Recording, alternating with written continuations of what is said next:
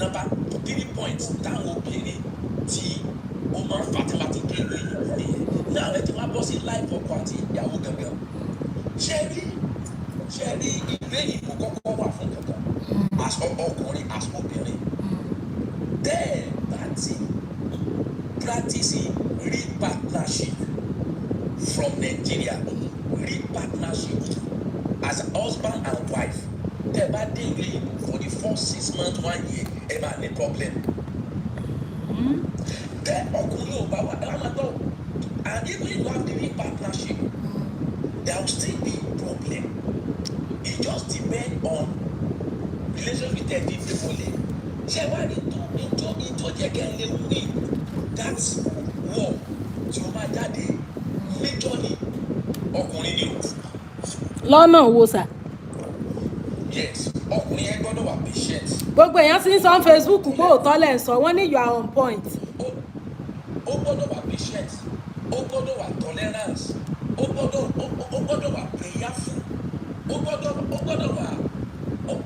gbọ́dọ̀ wà strong ó sì gbọ́dọ̀ lè look away because gbogbo tí average woman ó máa gbé wá fún ẹ will be ó máa torment psychological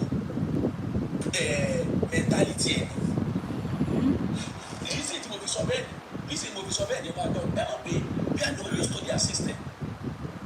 to their system so you can't expect a rosy and immediate balance to that system when you come in and obìnrin expect pé because of the mindset to be the man immediately to be marry they believe when they marry you as a man you should be responsible 100%. They should dominate you 100%. And life is not like that. So that mentality will now come in fully into that woman. Immediately they get to this system, they want to need power. So they will now be bringing it out in bundle to you. If now you are not patient as a man, you are not tolerant, you are not prayerful, you are not being diplomatic, you have concealing marriage, your last thing you will to 1 year, everybody can come to this UK, even consider people get pastor by get papa, no marriage, go say don't expect one challenges or the other. Because whether you like it, it's not our culture. It's not our way. Josa. Oh yeah. It has been decided that the two of you must put to the table. That's the way they design the system. Because could that be Nigeria to help méjèèjì kátẹ́fẹ́ méjèèjì ṣiṣẹ́ ẹni àdádi bọ́sẹ̀ ẹ̀jẹ̀ bá wa mú wọn ní school ẹ bá wa mú wọn tí wọ́n bá ti dé mú wọn lé yìí o tó bá da lẹ́wàá kó wọn it's not possible way somebody must be available for the child school runs when this other person is at work somebody will be available for the school runs when the other one is available for the school runs other person tó túmọ̀ sí pé indirectly you are working equally that is even tẹ́ ẹ bá wọlé in a good visa tó jẹ́ pé ẹ̀yin méjèèjì lè ṣiṣẹ́ the same hours but in some cases tó jẹ́ United Kingdom tó gbọ́ ọ̀pọ̀lọpọ̀ wọlé main applicants sóye yìí tó jẹ́ student lè má lè ṣe 20 hours lọ dependent ló ṣe 20 hours ló ṣe 40 hours ṣé ẹ ti mọ̀ pé the financial income tó kọ́kọ́ máa wá ti kọ́kọ́ wà ní balance in a situation tó bá dọ́kùnrin ló ń ṣe mọ́ ṣé get me fine ó tiẹ̀ tó máa rọrùn because I believe an ideal man to tell a married man should be able to put more to the table than the woman but in case it tell me to live physical you say well I'm not on social media discussion physical experience mo mọ ni o tí obìnrin bá fi tó bá dẹ̀ bí ló wà ní situation of dependent tó gba mọ́ ọ̀dọ́ ọkọ ẹ̀ lọ jẹ́ gẹ́tì ni ibi genesis problem ti máa wà nìyẹn we have some sensational cases lọ́wọ́ ọkùnrin mi náà is not good at all it's not good at all do you understand adini so that is one second aspect yẹn náà yẹn sọ wọ́n sọ̀rọ̀ nípa tí ìyàwó àwọn àṣìṣe ara wọn there is no way ṣẹ́ni you don't need a soothsayer to tell you some things nílùú yìí àwọn obìnrin ò lè understand it kankan is disrespect for you to pronounce some things for your husband is disrespect but as a man no matter the country you are ìyàwó mi wà bí iṣẹ́ ó ṣe night ó wà lé ṣé ìyàwó mi ní láti sọ fún mi láti sọ fún pé ìdíwọ́ ni o as to take care of the children ọmọ mi tó bí fún mi kí n settle kí n get one ready for school kí n gbé wọn lọ sí school did I need to tell somebody is my wife need to tell me because of ìwà burúkú tí ọtún wà lọ́wọ́ ẹlòmíì o alẹ́ ní àpẹ tó bá ti dàrọ̀ la o gbọ́dọ̀ tètè di àwọn ọmọ yẹn o gbọ́dọ̀ wọṣọ school fún ọ wọ́n gbọ́dọ̀ wọṣọ tó need you will I be happy to dress my children in dirty clothes which ordinarily you can't tell me that when I was in Nigeria. But you understand me? You can't tell me you are at work kí n máa expect me ibi iṣẹ́ tó wà náà ló tún ebi dẹ̀ pa mi kí n máa dúró díẹ̀ pé tó bá dé ní kó wá dáná I can't do that. The reasonable man will not do that. But àwọn obìnrin ọmọ the SSCC they just want to show because that day ibi táwọn wá yìí àwọn ní security they will now be saying they will now be bringing out unnecessary point issues tí ò yẹ kó wọ́n náà rí ibi problem mi tí mo wá nìyẹn ṣe get me nǹkan méjì ló dé máa ń ṣẹlẹ̀ like my brother said pé okay tell me about Nigeria 2 things mo máa ṣe lọ bí 3 things is it that you leave the country your wife follow you or you leave the country she doesn't follow you or you divorce it tó máa ń di most majority of marriage in the western world. Jọ sà tí ò bá wá tẹ̀lé ń padà wá Nàìjíríà sófurufú dáná jọ mọ́ gbé nílùú òyìnbó ńgbà tọkọ bá ti wálé. Let me now ask you a question. That is the reason why what the brother said the other time I was happy with it. The first thing a man, even woman. Precious Philip ẹ máa bọ̀ ní TikTok. Take care of yourself first. Take care of your family also.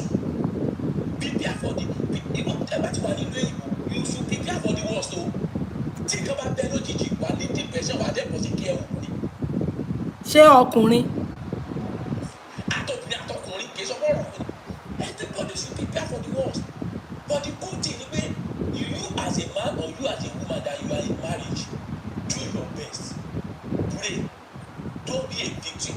Don't make yourself vulnerable. And God will always help you. Just understand me. But the marriage to one in way you don't work 100%. You don't know any marriage here. Yeah.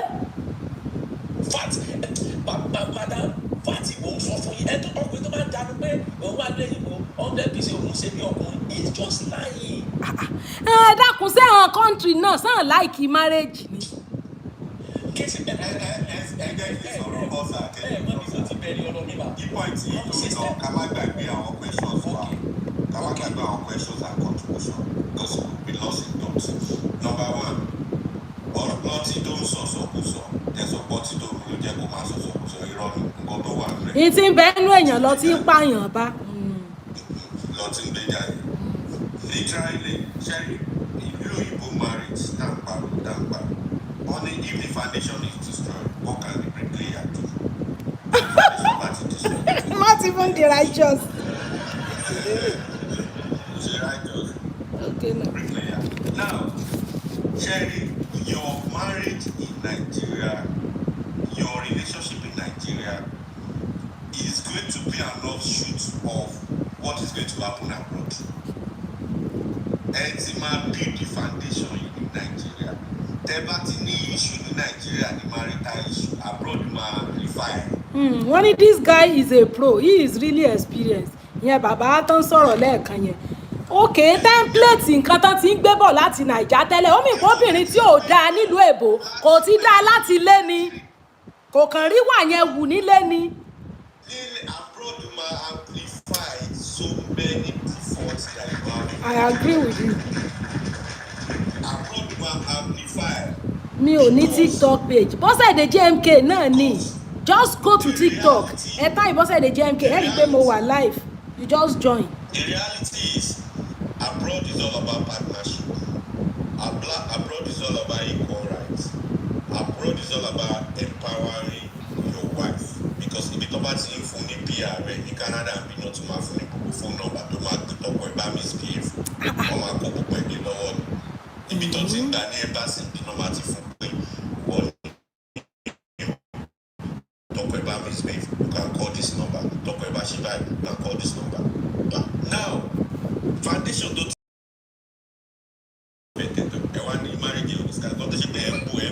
kò ní fi ọkọ ntẹ̀lẹ̀ ní sà kò ní fi ẹ̀ ní.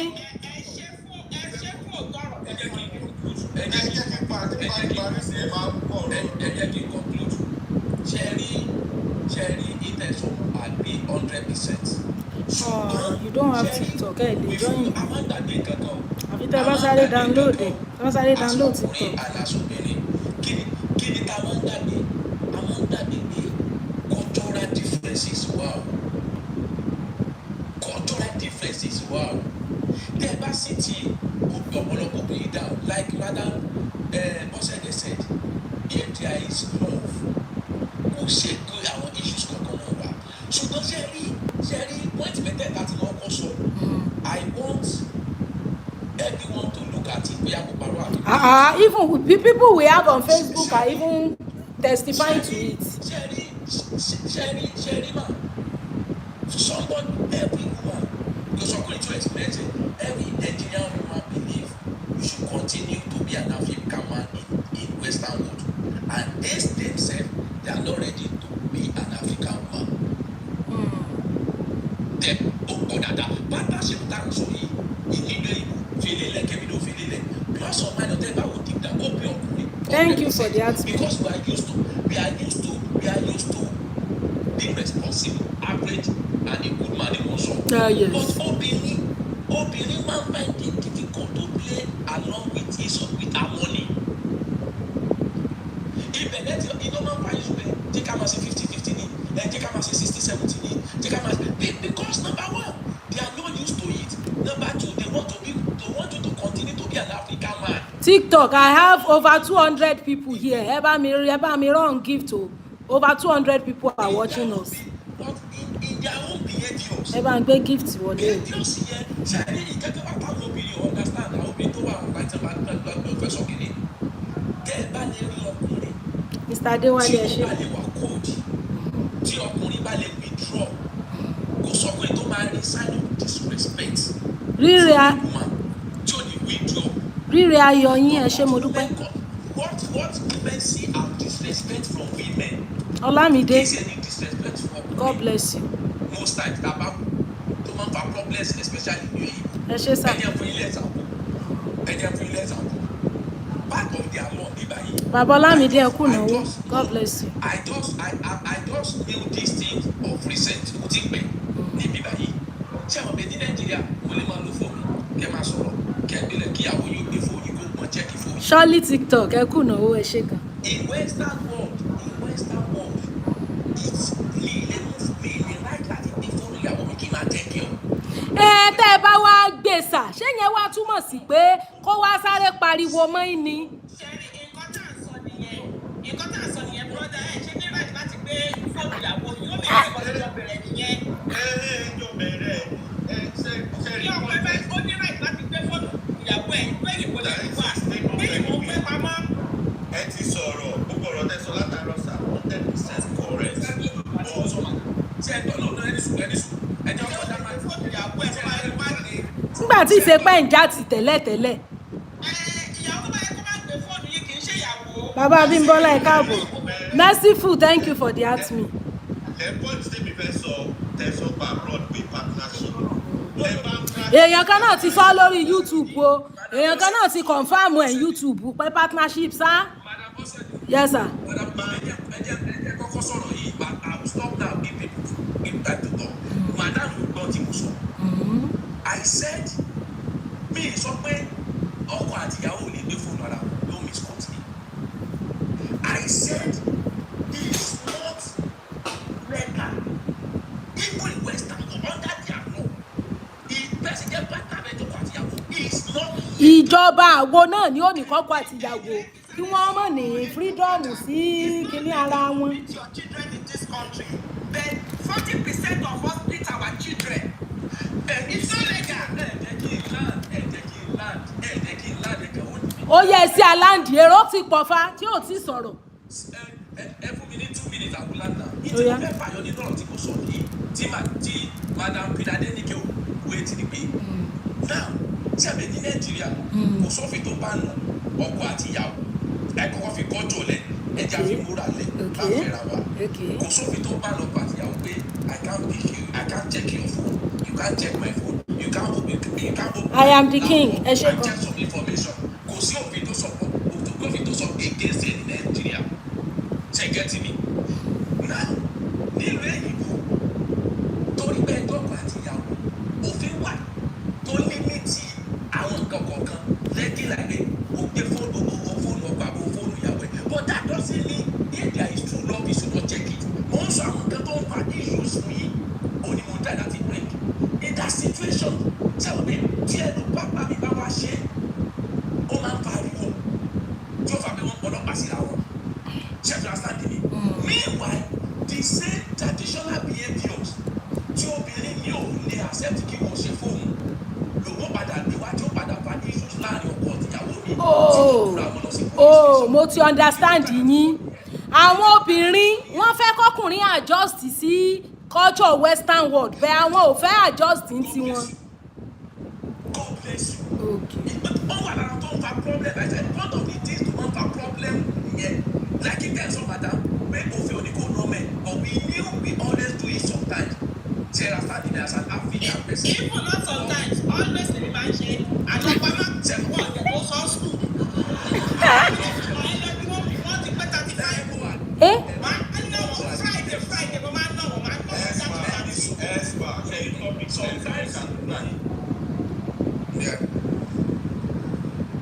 Ṣé mute? Ṣé understand me? So in conclusion, believe in conclusion ni pé for a marriage to work in Western world, you need tolerance, you need patience, you need to be diplomatic, you need to be and lastly you need to be prayerful. Mo ti rí òyìn tó sọ fún ọkọ ẹ̀ bíbá ẹ pé àwọn parents ẹ sọ pé o ti bọ́ sọ́wọ́ nílùú tó wà yìí mo fi Ọlọ́run tó dá mi búra they are not together again. Ọwọ́ ta ló bọ́ sí? Ṣé bandit? Bọ́ sí Ọwọ́ ta ni? ó fìyà jẹ.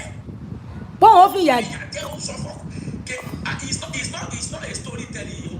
What I'm telling you. Ó ní kọ́kọ́ òun kó pe àwọn ẹbí ọkọ. Bọ́ọ̀lù ti bọ́ sí ọwọ́ bí ọkọ ti bọ́ sọ́wọ́ ké ọ̀rọ̀ tí mo sọ ìbò fi Ọlọ́run tó dá mi. Ẹ̀mí èṣù ń gbé náà yẹn ni ìyẹn ò lẹ́mìí o. Wọ́n ti gbẹ́ náà ẹ ṣe rí madam ṣe rí tẹ́ bá tẹ madam obìnrin níyìn ṣe rí tẹ́ bá pe àwọn ọkùnrin tá a wà nílùú èyìnbó dọ́kálẹ̀ tí ọkùnrin ní ìbá Adikaz ẹ ṣe sà. facing marriage tójú wa facing marriage you might be I'm not saying you are part of them but No, I'm not saying I do it, so I know what a lot of women can go through. that pass through yes me so big nobody our méjèèjì that don pass through kan but like if you really want to say the truth then okay èèyàn sọ fún ọkọ ẹ̀ náà lọ obìnrin ìgbọ̀gbẹ́rì láyé UK mo ti gbọ́ ní London pé ó lọ rìpọ́tù ọkọ òun rèpù lẹ́yìn ọmọ mẹ́rin tí wọ́n kó wọlú yìí. Rèpù bó sọ́kọ́ mọ́ rèpù ìyàwó ni ṣé bọ́ kú ẹni.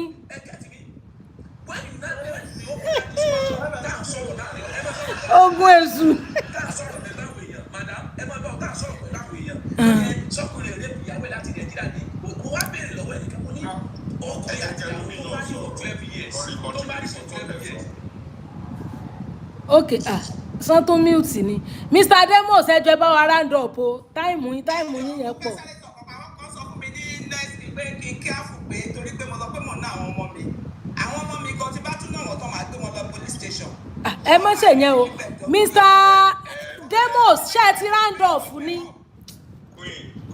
Queen Adenike ẹ correct but ṣe the reality ni pé. Bí o bá ṣe train ọmọ ẹ ní. Ṣe ọmọ máa bẹ̀ mí ni. ṣe rí tọ́pìkì another. Ẹ sáà mọ́ náà wọ́n bí tíjọba ó ti rí yín o. Àbí òye báwọn. Wọ́n tẹ̀ ti dàgbà, wọ́n ti dàgbà. Tó bá ṣe tẹ bá ṣe náà wọ́n sí ẹni sọ̀rọ̀ mà tẹ bá ṣe náà wọ́n sí náà wà emotionally distant from you. Precious Philip ẹ download TikTok. mo ti gbọ́ ẹ bá Fóònù tẹ́ fi pè sí orí WhatsApp ó ní mò ń lò fún YouTube Facebook wà mí. Gbogbo devices mi ló busy. ẹni bẹ́ẹ̀ bá ṣe tú ọmọ ẹ̀ ní. ẹni sọ̀rọ̀ Another topic nìyẹn. ẹni sọ̀rọ̀ ṣe tẹ bá ṣe nà ọmọ sí náà wà. Madam Funmi ẹ ṣé gan, thank you for the answer. Me agree Mr. Adewale me agree I don't agree with your statement. Any sùúrù now, ẹ jẹ́ kí expose, ẹ jẹ́ kí analyze it. That's another topic for another day. Expatiate. Ṣé rí bẹ́ẹ̀ mi ṣe wà ẹ́? Èmi náà ti dàgbà wá náà ti pẹ́jọ ayé. I grew up, wọ́n ṣe ń train wa, wọ́n nà wá. Mo sọ pé bàbá mi ò nà mí, mo sọ pé màmá mi ò nà mí. But there is a level of training tó ṣe pé ó máa ń lọ sí extreme nígbà míì tó ṣe pé ọmọ máa di sọ́kàn lọ́jọ́ alẹ́. Mo láìkí bàbá mi ju màmá mi lọ mo ṣe sọ̀rọ̀. Mo láìkí bàbá mi ju màmá mi lọ. Bàbá mi dẹ̀ nà mí, bàbá mi nà mí ju màmá mi lọ. But anytime tí bàbá mi bá nà mí, ó máa explain pé báyìí. But ìyá mi ò lè wọ kíkí tó gba ẹ̀ lẹ́yìn. Madam Fúnmi ẹ kú ìnáwó mà. Ẹ ṣé. Till today, tí mo bá sì fẹ́ send owó sílé, màá fún bàbá mi ju màmá mi lọ. Kọ́ mo ti di sọ́kàn láti kékeré.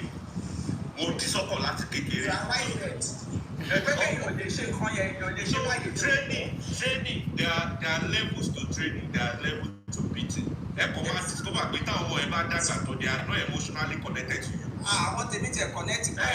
Ẹ ṣeun bàbá Ajíbọ́lá Táíwò. Thank you sir.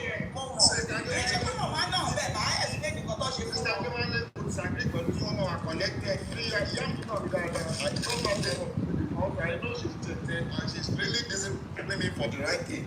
So mama mi máa bá mi wí nígbà mo máa ń ṣàdúrà fún mo ètí ẹ̀ nígbà tó kéré when she was beating me but when I now realize. Ẹ jọ̀ọ́ ṣé kò sẹ́ni tí ò tí ì sọ̀rọ̀ lókè?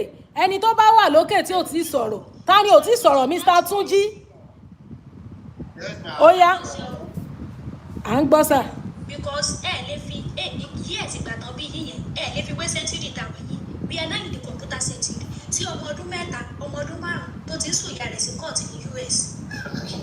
Yìí ṣe bí àwọn là ń sọ African child. Ọmọ 10 years tó can't say it in that way. Ìyá ò ní kẹ́yọ̀ má bọ̀ ọmọ wí náà díẹ̀ díẹ̀. Ìkéṣe náà ọmọ ẹ̀ là ń sọ. Bó lọmọ ṣe wá gbọ́n gbẹ̀yàn bàbá ọmọ wí téèyàn ọ̀nà mọ́. Yọ kàn rà bí ìdí yọ bàjẹ́ yóò ṣèdí ni. Àwọn ará bàjẹ́ kí lèèyàn bímọ fún tí ò bá lè kọ́ ọmọ tí fún àbímọ kò ní.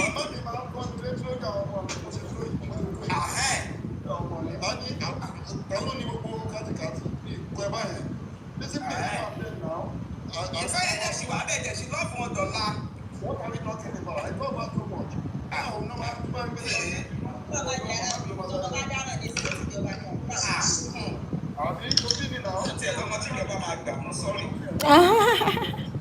Ó yá Mr. Túnjí ẹ gbóhùn sókè o àti ìgbóhùn yín látẹ̀ẹ̀kan o. Wọ́n take time wà gan.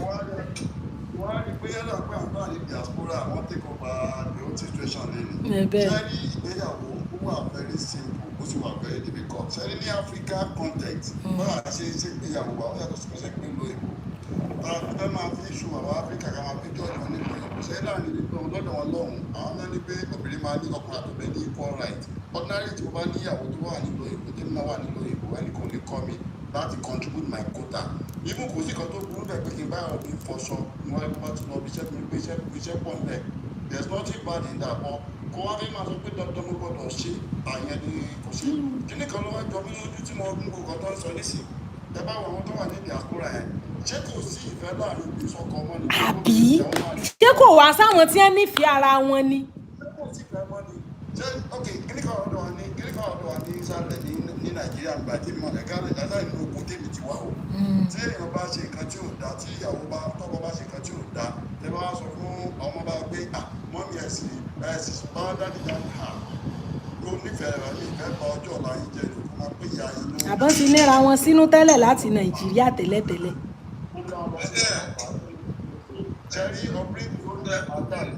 Ẹ̀rí pírọ́blẹ̀mù tí ọ̀pọ̀lọpọ̀ ọkùnrin lè sọ́kọ̀ dojú kọ ní diaspora náà pa egbò náà ní wípé bọ́ọ̀dì ìṣàtọ́rọ̀ Nàìjíríà ní àádọ́rẹ̀ ní ti jẹ́ ní. Àwọn lè change ẹ̀. Ìṣòro tí ọ̀pọ̀lọpọ̀ Ṣé àwọn nǹkan tèmi rí ní aspect yìí wípé Sá? ṣe rí òmìnira. Oh, okay, ó dáa sá, Ọlọ́run ó gbà. Ẹ ṣeun, thank you for your contribution. Báwọn kan wà báyìí maintain ní African culture yẹn nílò ìbò dáadáa. Irú example mo máa ń lára àwọn ìyá àríkẹ́ tí bá rò Yes, I used to give kudos to her. Ẹ̀bẹ̀ àwọn èèyàn máa ń nítorí pọ́kọ wọn jágbàlagbà níbẹ̀ it doesn't mean. Kò mí.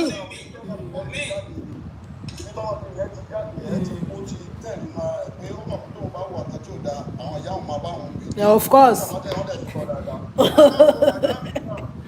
Princess tó wà nínú kìíní náà ní ìdí ìmọ̀ pé wọn ò wà think she will be right because ẹ máa rí àpẹẹrẹ pé wọ́n ní that dignity, integrity, family values. Bẹ́ẹ̀ inú ẹ̀jẹ̀ ló wà ni mo ṣe ń sọ pé àwọn èèyàn ò nífẹ̀ẹ́ ọkọ yẹn tẹ́lẹ̀ ni gbogbo cultural heritage tán fi bring wa up yẹn is still inside our blood.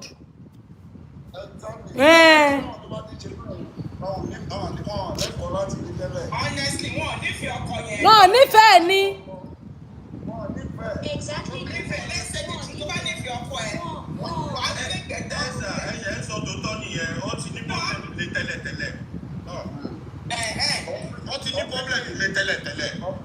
Ọ̀pẹ̀kẹ̀ mátà lọ́dún pẹ̀lú ọmọ bí wà tó ẹ pé tí ìyá ìwòrán kan tó gbogbo ẹ̀ lọ sí police station á ní ṣé òun gbé bàbá ẹ̀ lọ sí police station. Kí ló bá dé bẹ̀? Ọ̀tá ọkọ̀ àlẹ́fà àwọn ọmọ àtìlẹ́yìn ìgbéyà gbọ́ àyè tó lọ́kọ̀ yẹn kí nìkan ni. Ṣé mo máa ní ilé ẹ̀ máa ń ṣètò iṣu amicably? Ẹ bá láwọn gbogbo bá ṣe kọ́ ẹ́ ìgbéyàwó ṣe bákan ní Nàìjíríà náà níṣe. Aláwọn kan tó jẹ́ pé tọ́rọ̀ bá ṣẹlẹ̀ wọ́n á pe olórí ẹbí máa bá wọn yanjú ọ̀rọ̀ bí bàbá ọkọ ní ṣé Samuel ló ṣe báyẹn bá mi pè pé lórí fún mi pẹ̀lú fún Samuel gbọ́ tó ṣe fún ìyàwó ẹ̀ wọ́n máa bá wọ́n máa torí láti Nàìjíríà bí báyìí ọdún bá tẹ bá ti dán òun tán ọlọ́rẹ̀ kẹ́lí Spain ló wà ó lóun fẹ́ padà wá sí Nàìjíríà ìyàwó ẹ̀ lóun wá sí Nàìjíríà lóun lọ sí London ọ̀bẹ ẹ̀ tẹ̀ nìkan náà ẹsẹ̀ máa bá ń wáyàwó kéèké tó fẹ́ fẹ́ nísì ìgbà ìgbà running to 16 years old. Ẹ jọ̀ọ́ sà kí lẹ tíyàwó yẹn ò fẹ́ tẹ̀lé wọn wá tán bá wá ṣé kò ní mísì wọn ni. Freedom nísìnyí ìtọ́ ti bímọ ẹ̀ wọ́n àwọn àwọn àti bímọ tán kàdúrà mẹ́ta àwọn làwọn obìnrin ètò wa bímọ ètò wa lọ́kọ sẹ́lẹ̀ tó wa bímọ tó àti bímọ tán nísìnyí kò tó kápá lọ́kọ wọn. So ọkọ wa ṣẹ̀ṣẹ̀ ń wáyàwó.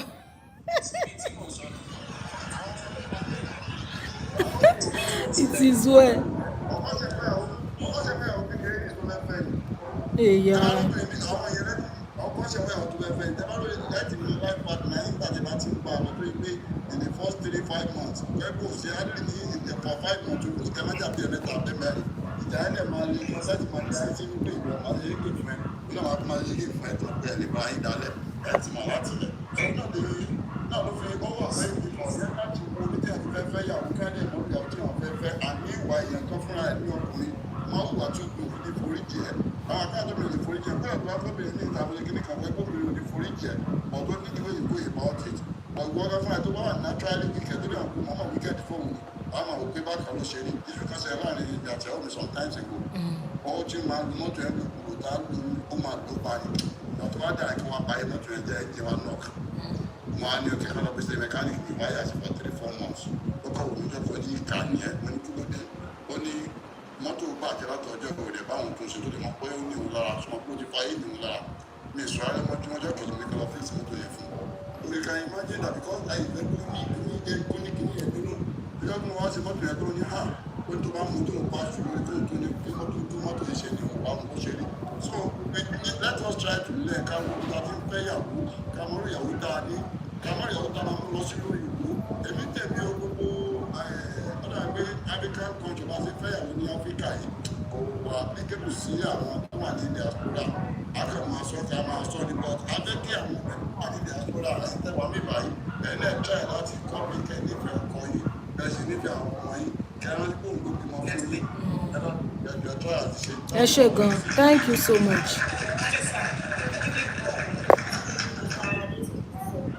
jẹ́rí tí òye ọ̀pọ̀lọpọ̀ obìnrin náà ní àwọn wà tí yẹn mélòó ni wọ́n ní ló wà ní ọkọ ẹlòmídẹ̀ lélẹ̀ àdéjọ 40 ó lè ti tọ́lé ọkọ márùn-ún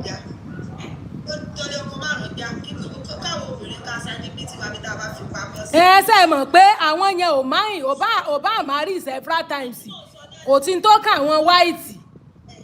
òfin wọn tán ṣe sílẹ̀ wọn ò fẹ́ káwọn gan fún alára wọn máa rí so kẹ má kọ́ bí tí ò dáa wọn ò ní pẹ́ ní ẹ̀dọ̀ mi lè wàhálà náà ló sì sára ní jẹ́. Ó lágbára.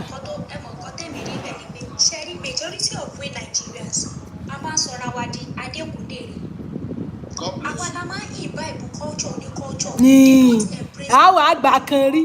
àwọn tí ẹni nǹkan gan wọn ránṣẹ́ mọ́ bíi tíá. kí ni ẹ máa wá sẹ́nu mi lára ẹ pé àwọn ọmọ nàìjíríà bí náà torí ẹ̀ ò dẹ̀ pé dáadáa tó máa dé ìlú ẹ̀ bóyá ọ̀gá ẹ̀ bóyá ó ní nǹkan tó ń sìn tó jẹ́ pé kò ní kọ́ ti pé èèyàn máa ń jí láàárọ̀ èèyàn máa ń kiri èèyàn tàbí tó bá kìyàn èèyàn máa ń dáhùn padà ṣùgbọ́n ó ní nǹkan ọ̀sìn tó máa ń jí kí láàárọ̀ kùtùkùtù tó bá wá délé ìwà burúkú yẹn á wá fi ṣáàgbàg àwọ̀ ẹ̀wẹ̀ adéfìlà àwọ̀ bàtà sí we always imbibe in bad habits ṣe rí àwọn ìwà mi wà tó yẹ pé àwa gan mọ̀ pé ìwà yìí kò tọ́ sọ́mọlúàbí torí pé àwùjọ wa ń wù ìyí ò sọ pé káwa náà pẹ̀lú ọ̀pọ̀ jágùlà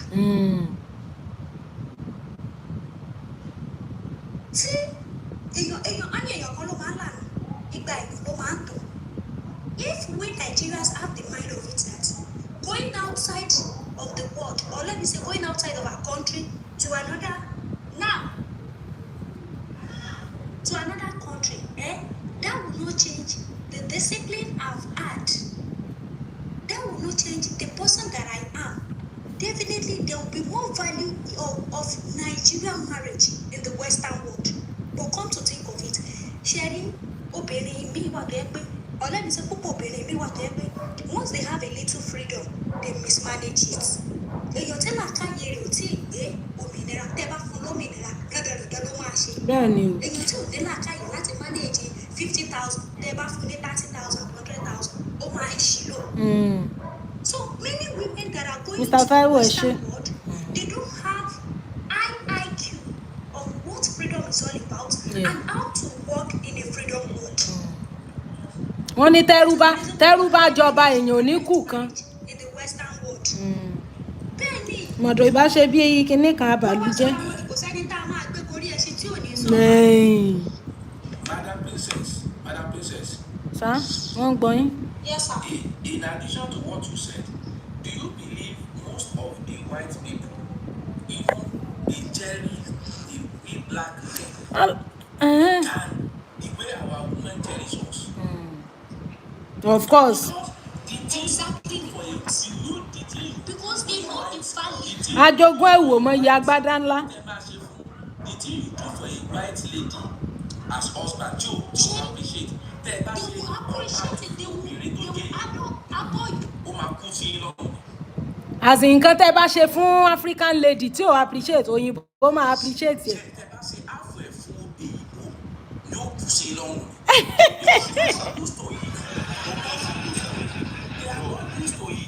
Yes, sir. Of course, because of the cultural difference. Àwọn ọkùnrin tí wọ́n ò ṣe irú nǹkan báyẹn. Kọ́jọ́ wáyé làwọn obìnrin kò wá appreciate tọ́fẹ̀kẹ́ bọ́ sí kọ́jọ́ ìlú. Ó yẹ dáhùn. They are not used to it. Tẹ́ bá fún ìlú ní 50 pounds, tẹ́ bá fún tẹ́ dáṣe, a máa wúye pé are you a billionaire? Because they are not used to it. Owó yẹn dẹ̀ jẹ́ big one lọ́dọ̀ yìí kó o lè dáṣe ní 5 pounds. Kó o lè ṣe fẹ́ fún yín. Kí lẹ fẹ́ ṣe fún tó fi 5 pounds? Ṣé wọ́n ìgbowó ọbẹ̀ ni? Èmi tún yìnbọn ńlá. McDonald lẹ́tì lọ́mọ bá wọn náà ẹ bá wọn bẹ̀ láàárọ̀ bíi 12 ẹ tún bá wọn bẹ̀ bíi 3 ìrọ̀lẹ́ ẹ tó bá ti kú ẹ lọ yóò ra ẹ broda tábà tó sọ yìí ká tó sọ àwọn yẹn náà mi wà against yìí o but there is advantage and there is disadvantage tábà tún lọ sọ́dọ̀ àwọn òyìnbó ìyẹn tó pọ̀ rẹpẹtẹ o. definitely. so ṣé ká bá lọ bẹ̀ lórí òyìnbó ẹ̀yin lè máa bóyìnbó máa ẹ̀yin lè máa lọ ṣe shopping fún ẹ̀yin lè máa bá ti prom ó máa lọ ẹ̀yin lè máa gbọ́ ọmọdé máa fi Ṣé sọ. Nàìjíríà yóò tẹ́ Am I not doing it for the wife that doesn't appreciate that? Am I not doing But it? maybe let me tell you, maybe the wife you married, honestly. No, it's not. I'm not talking about myself. I'm just talking about Nigeria. Are we not doing it? Ṣé nǹkan tẹ̀ ẹ́ sọ ni pé ẹ máa fa báàgì lọ́wọ́ ẹ máa kú ṣe ẹ̀yàwó ní ìwọ̀jáwó ní dúdú ọ̀ máa bọ̀ lẹ́yìn ní. Irọ́ ẹni sùn. Okay. Ẹ má kọ̀ tẹ́lẹ̀ kí ni èsì kọ̀ bí alẹ́ ní tell you one thing. Tẹ́ bá wo life ìyìnbó tó jẹ́ marriage culture wọn àwọn ti believe in partnership wọn máa lọ. Ṣé ẹ̀jẹ̀ rí like Mrs. Princess sọ lẹ́ẹ̀kan kò sí ìlú tó gbọ́dọ̀ lọ don't throw away your culture. náà táwọn òyìnbó bí kò fẹ́ kẹ́ throw away culture òyìnbó tẹ̀ sọ ni o. ògbọ́n oníbi tí mo lọ ẹbẹ̀ náà mo ń lọ sẹ́ ṣe rí cultural values tí ó wà dáadáa use as an African tí àwọn ìyàwó owó rẹ̀ dìbò àwọn ọkùnrin láti continue wọ́n wà àwọn ọkùnrin ká continue values yẹn àwọn ọ̀rẹ́ láti continue value yẹn as an African woman ó jẹ́ beginning of the problem for marriages in Western world.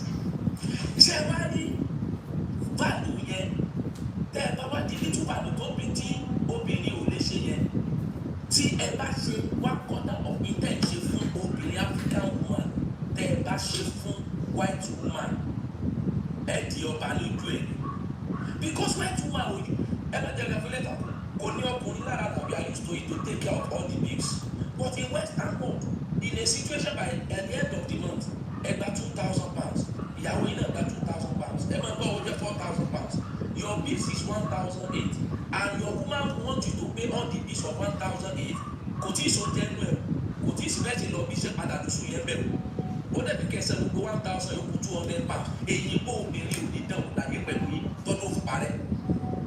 Yes, you are right there. So ẹ máa dàbí náà tó fún ibà wá sọ pé I can't do it let's contribute ó máa sọ pé tó o ti dáfẹ́ ìyìnbó náà o fẹ́ máa wà bí èyìnbó o fẹ́ máa ṣe kíníkan but the reality that is on ground is that the reality of what is on ground is can you be able to fit it because put in mind you have parents tó fẹ́ fún nìkan you have siblings tó fẹ́ fún nìkan you will as ọkùnrin your friend can call you ọmọ ìyá kò sí nǹkan tẹ́lẹ̀ àtẹ̀mí mi ò jẹ́ o bí ṣe £5,000 DSC we are used to that as a man now o ti wá san o ti fi gbogbo owó oṣù rẹ san gbogbo bí ìṣòkù 200 even ti 200 tó kò gbé lọ bí iṣẹ́ ó jẹ́ òtí sí bẹ́ẹ̀ o and somebody also having the other money òun kígbe ẹ má jẹ́ àtàrà yín ẹ má jẹ́ àtàrà wa tó bá rí ṣe tó bá rí agẹ́lì ọlọ́wà sọkùnrin ni ò ní complain. ó máa dìjà kò sí bí ò ṣe ní dìjà ìwọ ọmọ kó tiẹ̀ pamọ́ á máa ná tèmi tíwọ náà sì ń ṣiṣẹ́ tí ò yẹ kó o sọ̀pọ́ọ̀tì. wọ́n ti nígbà láti sọ ni pé ẹ tó ń gba £2,000 yẹn kọ́kọ́ náà gba £2,000 ó ti máa ṣó tẹ́ndẹ́sì yẹn Nàìjíríà kẹ́tó débẹ̀ yẹn o ó ṣe bẹ̀rẹ̀ ló ṣe bẹ̀rẹ̀ o. ẹgbẹ́ wàhálà olè má ṣòro Mo sọ máa ṣú ẹ̀ rí ni.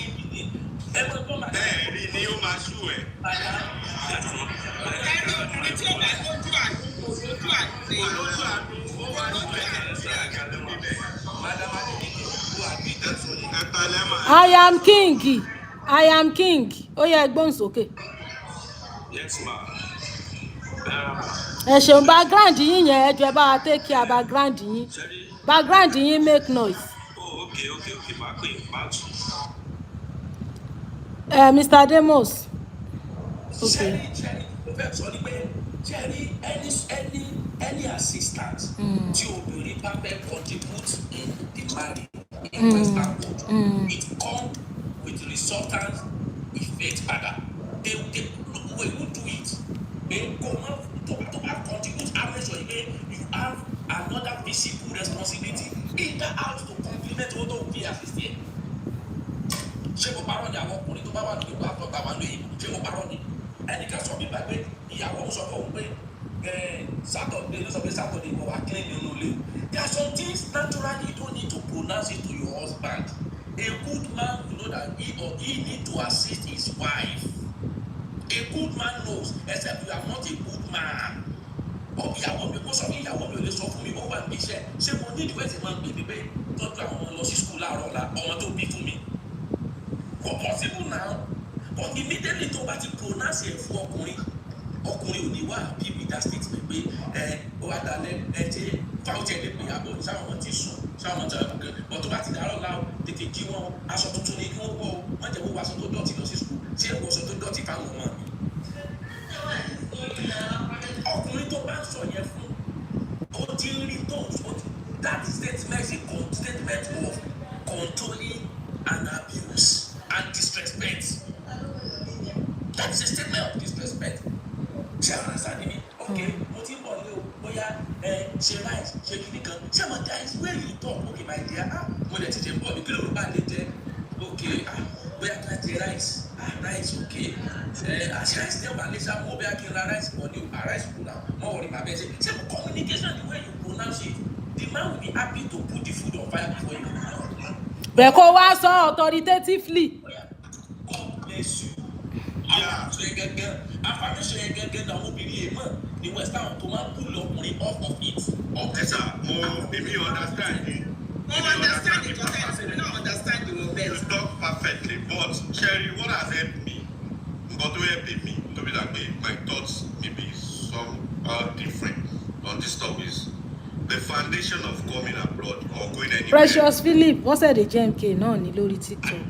The pressure, the reality of going abroad Yeah, or they living send your request. culture is that there is going to be loss of identity. Loss of identity. That's one thing that Japan will give to everybody to buy Japan. wọ́n ní the conclusion of the matter is good men don't find good women. ẹgbọ́n sókè à ń gbọ́ yín jàre. So the reality is they move Latin Nigeria, not in Libya. They move Latin Nigeria, not in UK or Canada. Number one thing, there is going to be loss of identity. There is going to be cultural erosion. So the challenge is obìnrin who very adjust, ọkùnrin náà who very adjust. That's the reality. Gradually we will lose our identity once we are abroad. We will lose that cultural edge to ní láti Nigeria.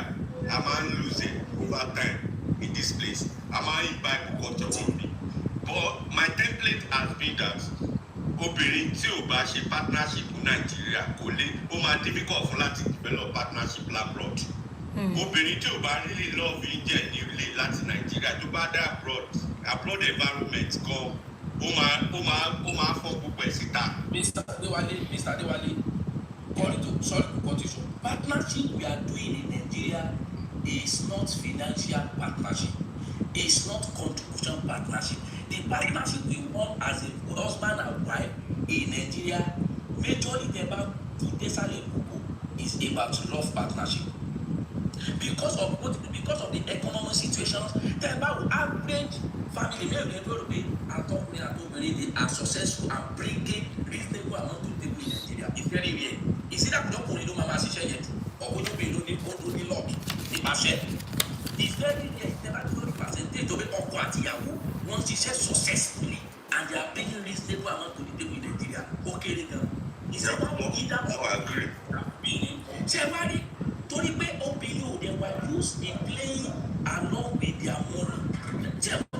Naturally, it's not our culture. The people who are talking, except when the people are financially stable because of the economic situation or only downtime in Nigeria. The people are coming to be exposed like that. The majority of people are in Nigeria is majority of the activities, not financial aspect, they must forget that. Kò ṣe gbogbo èèyàn sọ ẹ ti sọ pọ́ǹtì ẹ. Only majority. But now, Shabari, torí gbogbo àwọn ìyàwó wa, ọ̀pọ̀lọpọ̀ àwọn obìnrin wa, mo kọ́kọ́ use. Mr. Kehinde, thank you for the gift. Financial contribution within the marriage fully. Actually, love is a different case. Like Madam Adenike rightly said, if you have a true love, you should overcome every other things. That is 100% right. But Jerry, owó èso lówó. Ṣé naturally obìnrin dẹ̀ wà prudent lọ́kùnrin lọ? Tẹ́ bá dé ṣe ní percentage. Obìnrin wà prudent. Prudence obìnrin dẹ̀ ni. Rírì ayọ̀ ẹ ṣe gan. Àwọn ni prudence tó bí wọ́n bá wà prudent. Àwọn ni they don't play with their money. Bó bá tiẹ̀ fún ohun tí ó fi gbà padà gan-an kò ní níye. Ẹ ti ní two family. Bẹ́ẹ̀ ṣe tọ́jú family ẹ̀ tọ́jú family ìyàwó yìí. Ìyàwó yóò tóbi tó bá ìyàwó yìí láti tọ́jú family. Àbí bá jẹ́ good wife yóò fún bàbá yìí gan nìkan. Káwọn tiẹ̀ ti sọ sí place. Àkọ́jọ́ wa ní ẹ̀lẹ́bù. Ẹ̀ lè sọ fún ìyàwó ní pé ìjọ́ ló ti fún dáàdì mi lówó. Ọmọ kan sí ìtàsán Africa máa kò possible now. Of course. Ìyàwó ilẹ̀ sọ fún yín pé àwọn mi ní ìdí kan. Because of our culture. And tí ìyàwó ẹ̀ bá tó yà dáàdì àti mọ́mí dẹ̀ ní ìdòwò ó lè sọ fún àjọpọ̀ kílódé ìwọ ni fún ọ lówó náà ṣé bàbá àti ìyá mi ni kò possible lè. The pressure is more on the ọkùnrin. It's true. But dábàá ti fọ́ sí western world gbogbo activities tá a sọ yìí sí tẹ̀sán tí ò possible yẹn ìyàwó yóò àwọn obìnrin àwọn ọmọ most baby kan tó níbẹ̀ don contribute àbí even the remaining amount tó wà lọ́wọ́ rẹ̀ fẹ́ mọ̀ bó ṣe náà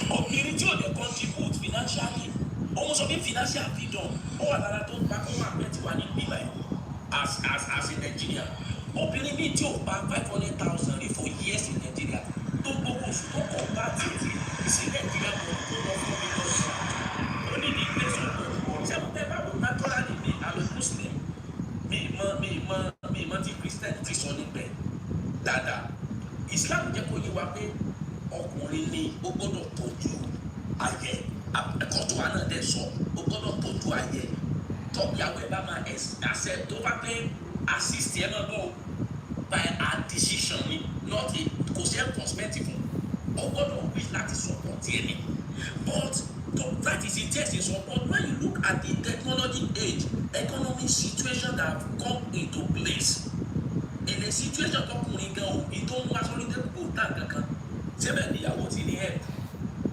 but naturally obìnrin wà sọ fún yín pé tóun bá fi lè ẹ̀pù yín ìwọ náà obìnrin tún dé bàbàtà ọkùnrin ṣe dé bàbàtà tí obìnrin bá ẹ̀pù yín ní kankan she expect you to contribute back in other way either by in kind in something else that is a fact that is a fact.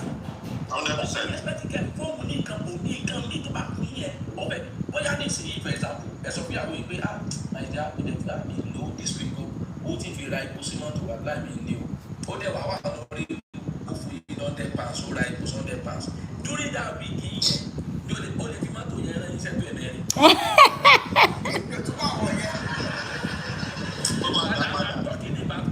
Madam, orí bàgbàlagbà ní experience ṣe get me. That so is not 100%, but that is the reality of what men does. Ṣé ti understand me? But ọkùnrin ò lè fún ìyàwó ẹ̀ lẹ́sìn tó fún ní nǹkan ní ìsinyìí. Ó expect me. Ó wá máa torí ẹ̀ táàsì. Because that is our traditional, that is the traditional responsibility as a man that was lose one. Táwa wá dé ìwé ìbò náà, ó rọrùn fún ọkùnrin to continue doing that. Ọkọ rọrùn fún obìnrin to continue to be the African woman. Ibi tó ń fa genesis of the problem ní ẹ̀ madam. Ẹ jọ ẹja power tap o, ẹ bá mi power tap. But this is possible for me naturally as a man. Ìyàwó mi ò lè bọ́ mi. I will accept it as a man. But that doesn't mean you should not help me in some aspect of it of life. We have to help each other. And you understand me? That doesn't mean you should not help me. When you are not helping me, does that mean that because you help me today, you should take it back in other ways tomorrow? It shouldn't be. Ṣé you understand me? Tó bí bá dẹ̀ ti lè dé lùí, wọ́n ti believe pé because of that stupid law, àwọn wá secure. Ṣé you understand me? So that is why they misbehave. Wọ́n mú jẹ́ sọ fún ilẹ̀ pé tẹ́ ẹ bá obìnrin Nàìjíríà tó kọ pé ìbò out of 100 ti bá dẹ̀ fi rí 20% rẹ̀ láti padà sí Nàìjíríà. Kí lẹ́tàn ìfífẹ́ padà wá ṣé wọ́n jù síbẹ̀ ni. Madam, two things ni mo ti sọ fún yín. Ọ̀yẹ́ kí lọ́dọ̀ tí wọ́n fi fẹ́ padà pẹ̀lú ẹ̀sìn orí mo fẹ́. Number one ni wípé ìwà mi ìtẹ́lẹ̀ omi ìtì lẹ́nu ìgbà tí òun àtọ́kọ ẹ̀ dẹ́rù yìí ọ̀bí níbi tó ń bá padà àjẹkúyàwó ló jẹ́ lọ́dọ̀ ọkùnrin. Sọ́kọ ni ó wà mọ́ wá ṣe dáṣe ródóródó lé. No, kì í ṣe meeting, ẹ má ṣe meeting. I'm not talking about the physical. I understand you sir. Bẹ́ẹ̀ tó bá jọ́kùnrin tí ò níyàwó mi sílé ṣó nìkan ni ó wàá darúgbó sílé. Fọkùnrin tó bá stupid. Ọkùnrin tó bá mọ̀ pé Ntí ò bá wá stupid nǹkan kí ni ó ṣe. Madam, three things in the decision as a good man tó bá wà ní. Number one, immediately I enter this country, mo mọ ọdún kọ́nà fún mi lẹ́nu ìgbà àtàlàfíà rà, mo mọ ọdún tí mo fẹ́ kú ní ìlú tí mo wà yìí. Mo ti dé èdè mi. The reason being that ẹ̀ẹ́dẹ̀ wá ń lè ìbò ẹ̀ẹ́dẹ̀ sí mi tẹ́lẹ̀. That is the way the system is. yeah. You can't rest because even if you have a mortgage tó nílé tó sanwó, you have a mortgage of 33 years. Never dey go average of people about that japa. We are at our late 40s, early 40s, late 30s, middle 40s. Ever had the way that never dey pay you collect the opportunity to our mortgage. Can't wait to 3 years, get that mortgage, at 140 plus. And had 30 years, 28 years, my mortgage, and then retire at 60 something. Your pension cannot complete your payment of mortgage every month. At the end of the day, this property is for them. So the only good thing about mortgage is for you to remortgage and collect the little to buy the dìgbà yẹn náà ẹni yẹn ó ti darúgbó yóò ti máa lọ 65. ọkọ̀ tó ń sọ náà nìyẹn. ẹjọ́ wa ti ní exit door ẹjọ́ wa ti exit strategy. madam I'm telling you categorically I'm leaving this country between 55 and 60 years kò sí nǹkan ṣe àti mo wà máa pọ̀ mi. tí àwọn yóò bá wá tẹ̀lé wá Naija ń kọ́. kó dúró pẹ̀lú àwọn ọmọ náà madam. ṣé wàá wá fẹ́yàwó bíi ni. Am I not? Ṣé àwọn nìkan lè fi ẹjọ́ láìpẹ́ ní madam? Ṣé ẹgbẹ́ jẹ́ sọ̀kan fún I will talk to her I will Thank see you for her that. my teacher will Really, see the her. father, pay enjoy life. Kí sọ bí nìkan lè fi ẹjọ́ láìpẹ́ ẹjẹ́ sọ̀kan fún yín? Ṣé ní I will talk to her I will sit her down I will let her visit. As of today my wife is not ready to go back but I understand then that was situation Nigeria náà ló máa bá ilé wọn but then àwọn éèjì kan wà tẹ́ bá ti dé éèjì kan kò sí ní condition fún wa Nigeria tẹ́ lè ní. At 55 and 60 years tó ti wà òkè tó ti ṣe one or two things tó ti lè tàbí bẹ́ẹ̀ at that age your responsibility as a man ó ti reduce to the barest minimum. ṣé ti understand me pé mo fẹ́ ràn wọ́n lọ sùkúl kankan mọ́ bí ọmọ tẹ́lẹ̀ at 50 yìí tó máa sanwó sùkúl ọlọ́run ní tẹ́ tó ti yẹ yìí so number two ni yìí tí màá jẹ gan ti wà reduce naturally àwọn dọ́kítọ̀ kó tí wọ́n sọ pé má jèlé. bẹ́ẹ̀. so the little money tó ní máa tó ẹ láti ná wà á kàn máa ṣe ní jáde lẹ́kọ̀ọ́ kan wà á máa lọ club old age from 60 years and above. ìlú yìí because ẹ bá wà nílùú yìí at old age depression máa mú yín ní loneliness ìlú yìí ṣe kékeré anything western world. èmi àti yóò lè wà ká jẹ́ gbàgbà kúrò àmọ́ alẹ́ máa ń dà kó 6 months. Yes, that is western world for you. Ẹ̀yin wà bí iṣẹ́ ẹ̀yin wà lọ́dún dé. Ṣé ń bẹ̀tẹ̀ ìgbà lọ́dún dé pàṣẹ bí kẹ́ máa lọ bí iṣẹ́? Ẹ máa plan over 3-4 months kẹ́ tó lè fix ọjọ́ kan tẹ̀ bẹ́ẹ̀ ní dání. It take grace of God. So when you look at the system, ìlú èyìnbó is a work zone. Nigeria is the home. Workplace ní western world o. All of it happen as a family. Tẹ́ ẹ bá ṣiṣẹ́ papọ̀, ẹ máa enjoy every day successfully. Okay, user 98 You need to work together as a family. Find challenges because family to road because marriage to the road 100%. There will be challenges.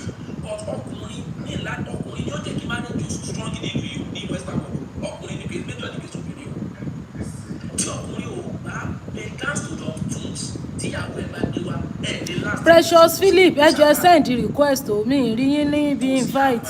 Kò dẹ̀ sí pastor tó lè pray sí tí ọkùnrin ò bá rẹ̀ láti overlook excesses and tó bá wò pẹ̀sẹ̀ 100% African man ẹ lọ lọ́tọ̀ọ̀tọ̀ ni o. mo ti invite Ó ṣe sọ yín. wípé ọ̀pọ̀lọpọ̀ marriage tó work ní bíbá nílùú yìí tẹ́ bá lọ dé lórí percentage ọkùnrin nínú marriage yẹn ó wà very patience ni o ó wà tolerance ni o ó wà lùkù títí sí ni o ẹ bẹ jà fún wa o. Sorry sir. Sorry sir. Sorry sir. Mo fẹ́. Okay. Sorry sir. Ṣé lọ́rọ̀ tẹ̀sán lẹ́ẹ̀kan yẹn pé ọkùnrin tó bá ẹ ti sọ tẹ́lẹ̀ kó ń ṣe mo bí bẹ́ẹ̀ sugar coat ni kẹ́ni ó wà tolerance ó mú mu ni ọkùnrin tí ó bá mú wọ́n fẹ́ lọ́wọ́ ìgbésẹ̀ ìdánwò òun ni mo ṣe ní pé wọ́n ti sọ tẹ́lẹ̀ kọ́ máa wá sugar coat ẹ̀ sí because ṣẹ́rí gbogbo tolerance àti àfi tó bá tó ọkùnrin àwọn ti rẹ̀ ní láti gba ìparí jẹjẹ because ṣẹ́rí àwọn obìnrin ta tó wà àwọn ọkọ wà tẹ́tí sọ lẹ́kọ̀ọ́ yẹn and before kí n tẹ́ tó continue mo fẹ́ kí everybody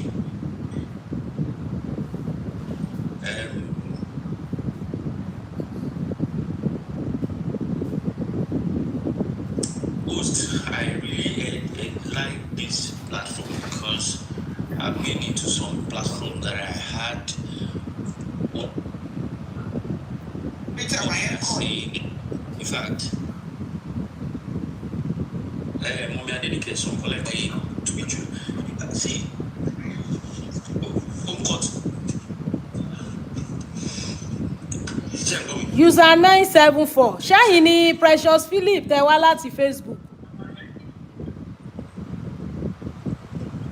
wọn ti ẹ̀ gbọ́ network òkìní network yín yẹn ń kọ́ tì ṣẹ́yìn lẹ join láti Facebook. àti gbọ́ yín sí. network wọn break.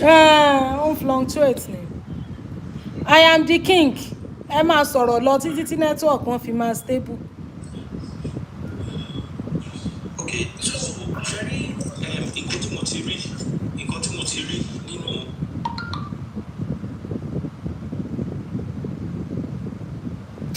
network yín yẹn ò stable o ẹ jẹ́ n sọ yín kalẹ̀ kí n tún yín gbé wọlé ṣe gbọ́. I am the king ó yá ẹgbọ́n sókè Ríre Ayọ̀. Kálẹ̀ gbogbo lè. ẹ ra mà. Very inú mi dùn láti wà nínú platform tí mo lè ti ń gbọ́ nǹkan tí everybody sọ látara. Ṣé rí nǹkan tẹ́mi kọ́ lè sọ nípa relationship ni o pé àwọn tó jẹ́ kọ́kọ́rọ́ relationship gangan asọ́nù. Irú ọ̀dọ̀ ti tèmi ẹ̀sìn mo máa béèrè pé kí ni ìdí gan tá a ṣe ń pọnú relationship. Majority of us àmọ́ okay wọ́n lọ́kọ èmi náà fẹ́ lọ́kọ wọ́n níyàwó èmi náà fẹ́ níyàwó kọ́kọ́rọ́ kan nìyẹn. Kọ́kọ́rọ́ ẹlẹ́ẹ̀kejì kí ni nǹkan gan tí mo fẹ́ nínú relationship. Ẹlòmíì ò mọ nǹkan tó fẹ́ o mo fẹ́ ẹjẹ́ ṣàjẹ́ àwọn èyí ó fáyìn ó lọ́mú nídìí àjẹfẹ́ ọkùnrin yìí ó gbogbo. ọ̀rọ̀ mú àti dì máa àrógó ayò. Ẹlòmíì ò mọ nǹkan tó fẹ́ ọkùnrin mi ó rí pé obìnrin yẹn wà hard working ṣáà ló ṣe fẹ́ kì í ṣe pé bóyá statue like pé bóyá ó like statue ṣùgbọ́n torí pé ọkọ̀ wà hard working yóò lè máa gbé bùkátà àánú lè jẹ́ ìfẹ́ ẹ̀rí stand bẹ́yìn. Ẹlẹ́ẹ̀kẹta nǹkan tá a need ó yàtọ̀ sí nǹkan tá a want. Nǹkan tá a need mo need èèyàn tí ó mọ bá mi gbé bùkátà ó yàtọ̀ sí pé ẹni tí ó mọ múnú mi dùn tá a jọ wá títí dọ̀jọ́ alẹ́ àwọn nǹkan tó yàtọ̀ síra wọn. Ṣé wàá rí abroad tá à ń sọ yìí wà láìtàláì correctional center ni o correctional center ó dàbí ìgbà tí ọmọ onínàkúnà tán bá àwọn tó bá ṣe rádaràda tán bá jù sẹ́wọ̀n. Tẹ́ bá wọ most of àwọn ọkùnrin wa tó ní wọn ò pẹ́ ní Nàìjíríà tán kó bèlè tán ṣe rádaràda tán lóhun tí àwọn para tán bá ti dá abroad ní orí wọn máa ń pè é. of course. Wàláì èmi máa ń gbàdúrà fáwọn ọkùnrin tó ń ṣe rádaràda ní kọ́nà jẹ́ kọ́nà lọ sí ìlú òyìnbó nígbà tó bá wà bẹ́ẹ̀ lódìdí oṣù mẹ́ta tó rẹ̀ ní bá sùn náà tó ṣe pé iṣẹ́ ló ń fà mọ́ra ṣé mo gbọ́ ni wọ́n á pè orí wọn á pè ṣùgbọ́n Nàìjíríà bíbí ayé gbàrà dáadáa ìtọ́ ẹ tó níyàwó lé gan yóò tún ní side chick bíi márùn-ún yóò tún náà sọ ìyàwó kódà ìyàwó òun ò ní side chick ìyàwó òun gan náà òun ní side chick. ibẹ̀ yẹn kò sí táyì.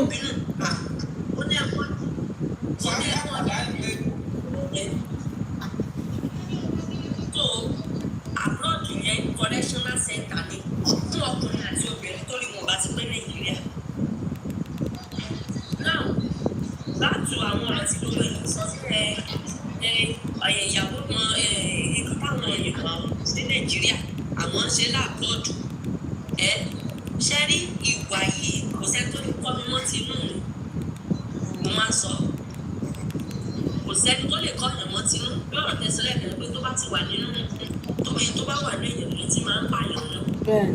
Ó dà ṣé mi tí mi ò mọ̀ bọ́ ṣe ń dọ́kúdéètì láti lẹ̀ láti finish bí ayé mi wá ni màá wá sọ pé òkè o èmi fẹ́ mọ dọ́kúdéètì nígbà tí mo ti wà ní ọkọ̀ tán. Àbí ọkùnrin tó ṣe é pé jẹ́jẹ́ kó lọ síbi iṣẹ́ kó jẹun kó tún lè ṣe kó ṣe tí kíní yẹn ti mú wá láti lẹ̀. Ibẹ̀ ni ó ti sọ pé àwòrán ẹnìkan jẹ́ nílẹ̀ Yorùbá wá ń bìbà yìí tó bá ti rọ́pò àti ìyàwó bí ọkọ rẹ̀ bá tún lè ṣe ń hẹ̀pẹ̀ díẹ̀. Most of us will listen to what people will say. People are saying ó ti lọ rí ẹ̀ ní ìkórìkò nọ́mbà ìbò lọ bá ṣe kíní kan. Ọkùnrin bí a máa sún láàrin àwọn ọ̀rẹ́ pòun ò lè bẹ̀ yàwó láíláíláíláí ṣùgbọ́n tó bá ti dénú yàrá á dọ̀bálẹ̀ á bẹ̀ ọ́. Tó bá ti dénú yàrá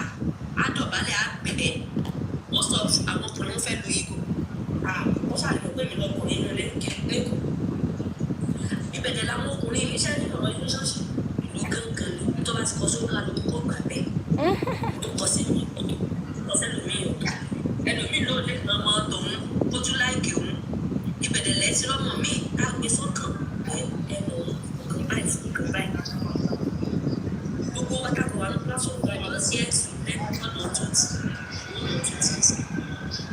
èmi gẹ́gẹ́ bí ẹnìkan tí wọ́n sì tún lórí mi tó wá sọ ọ̀rọ̀ mẹ́rin tó sọ pé mi sọ submissive to stupidity mo submissive wọ́n máa sọ pé òkè wọ́n sọ̀rọ̀ kan sí pé owó obìnrin òun ló ní owó ọkọ ìsàwámọ́ni nígbà tóbìnrin yẹn tó ti gbà pé owó púpọ̀ ti di tòun ìsàwámọ́ni lóòótọ́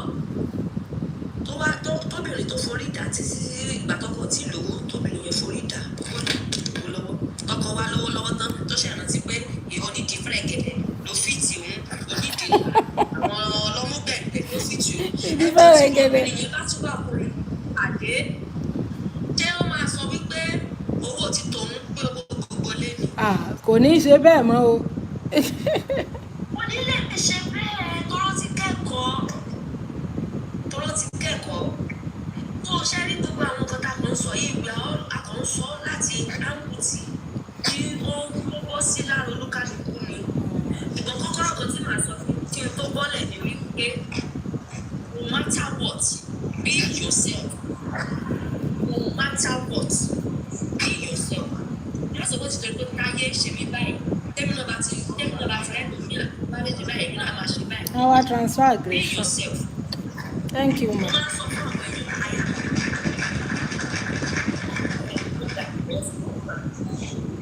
Play along with whatever comes, but you know that most people are just going to go in different way and not over to work as well. Where we are one day, thank you.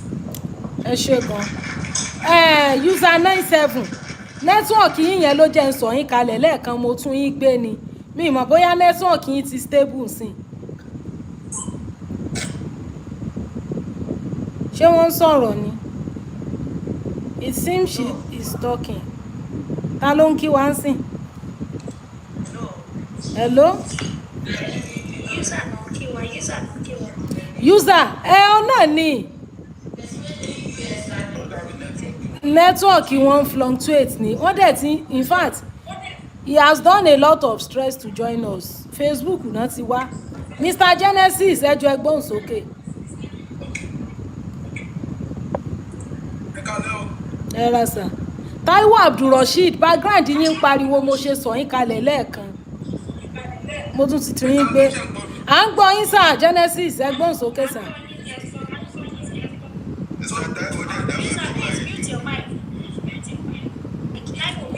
Mo ti mute wọn, I've muted him. Àmín o Jésù. Àmín.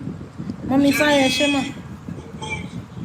Ọ̀rọ̀ ọkọ àti ìyàwó àwọn Yorùbá máa ń pè nìkan ní ìwà àjẹbí. Ìwà tó bá ti wà nínú oníkálukú kò sí bóyá fẹ́ ṣe ó máa manifest ẹ̀. Tí ò bá rí manifest nílé ẹ bá ti gbé ayé jáde lọ sí Western world. Western world will allow you to amplify whatever you are. Tó wà nú ẹ̀ tẹ́lẹ̀ tó ráyè exhibit. Yẹ́rí in Western world àwọn African woman wá ẹ̀yìn májì kóbìnrin máa sọ fọ́kọ́ ẹ̀ pé marriage in Africa marriage in Nigeria is a scam, it's a slavery.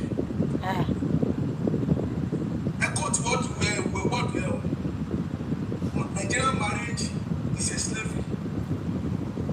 Ọkọ tí wọ́n sọ fún pé no matter the gathering you find yourself, even kò mọ̀ ọ́nà ààrẹ kó máa ronú ààrẹ pé your own marriage or whatever marriage you have gotten is a slavery. Opportunity tó wá ní láti wá sí Western world yìí ló wá ṣẹ̀ṣẹ̀ ní pé slavery don't say it out. Any place tó bá ti sọ o ti identify rẹ̀ o ti jẹ́ káwọn èèyàn mọ orú obìnrin tó jẹ́. Jẹ́ mọ̀ pé obìnrin bẹ́ẹ̀ o tún gbá mọ́kọ ẹni pé irọ́ ọmọ kan tó ń sọ o ń jàfára ẹni o ṣe kíní kan ní. Ọkọ tó ń bẹ̀ pé a ní ọmọ máa sọ̀rọ̀ yìí síta. Obìnrin kan nìyẹn. Bàdẹ̀ tí obìnrin àti Western world náà contribution táwọn family bá òun ṣe fáwọn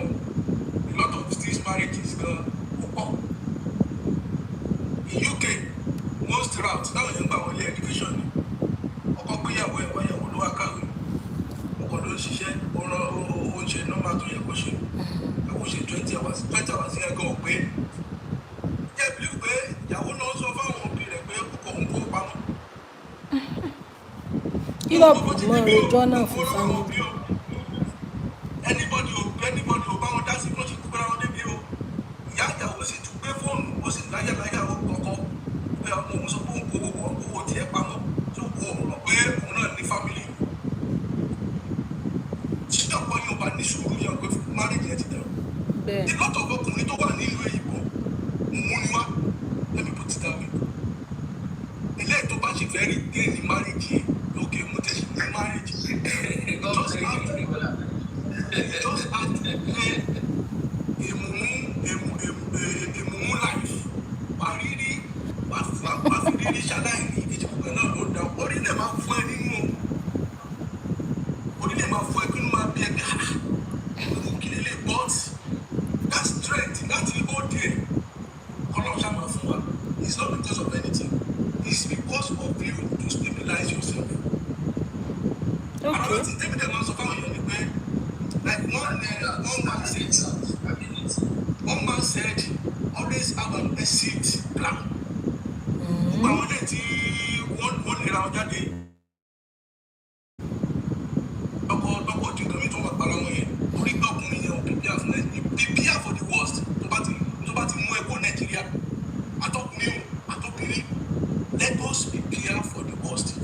By you preparing is to stabilize yourself. Then it's about the child right with them. Dandan kọ́ ni kò gba pálí, dandan kọ́ ni kò gba pálí ìlú èyíkó. Wọ́n ti ń lọ ìlú èyíkó tí bá wọn wá. Wọ́n náà ti bírèkì jí yẹn padà sílé. Ró nǹkan míì tó lè ṣe. Ìgbé kó wá sọ̀rọ̀ ẹ̀ di ẹrú èyíkó. O ti di ẹrú lọ́dọ̀ ìyàwó. Iṣẹ́ tà ń ṣe gan ẹrú láti mẹ́. This Western world is an advanced every environment.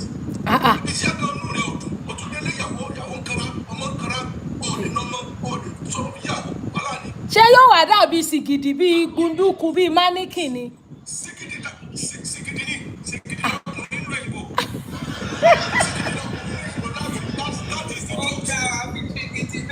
ṣìgìdì. Sìgìdì ọkùnrin nínú èyíkó.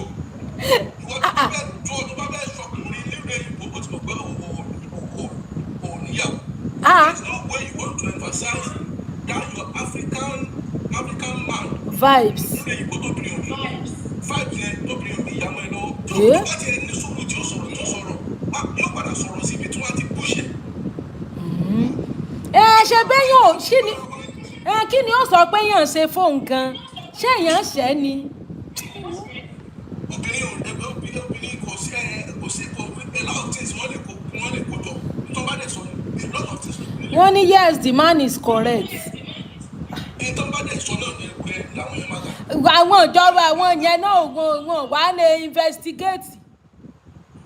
Investigation nílùú èyíkó lọ́dọ̀ obìnrin tí ní pé jẹ́ bá láti mọ̀ pé ti fẹ́ ìyàwó bẹ́ẹ̀ yẹn gbogbo àwọn evidence lẹ́yìn náà bá ṣáà lè máa keep well to save yourself and carry your bag ẹsẹ̀ dandan carry your bag go back home o Nigeria is the best o ìlú òyìnbó mo wà I know what I'm saying Nigeria is the best country kọ́dọ̀ bá wa tún ní ẹ̀ṣẹ̀. àmì ò Jésù. There is no place like kọ́dọ̀ bá wa tún ṣe. ẹ ṣeun. Another thing ni pé environment tá a tuntun wá ń ṣiṣẹ́ kò sí respect ní environment tó bá respect wọn jù pé wọ́n máa fi uncomfortable. ẹni máa jẹ́ kíyàwó yín máa lọ bá ìyàwó 60 sí àwọn obìnrin sí àwọn àgbàlagbà bíi 60 years old and above kọ́ máa lápò ọmọ náà lórí kọjọ́ máa kí fúnra wọn. jẹ́ pé irú rẹ̀ náà yóò tún gbé padà wá nílé. kò sí respect ilé environment yẹn. so ìwọ́pọ̀ yẹn náà ti wọnú ẹ̀ máa lápò ọmọ náà tún gbé padà wá fọ́pọ̀ ẹ̀.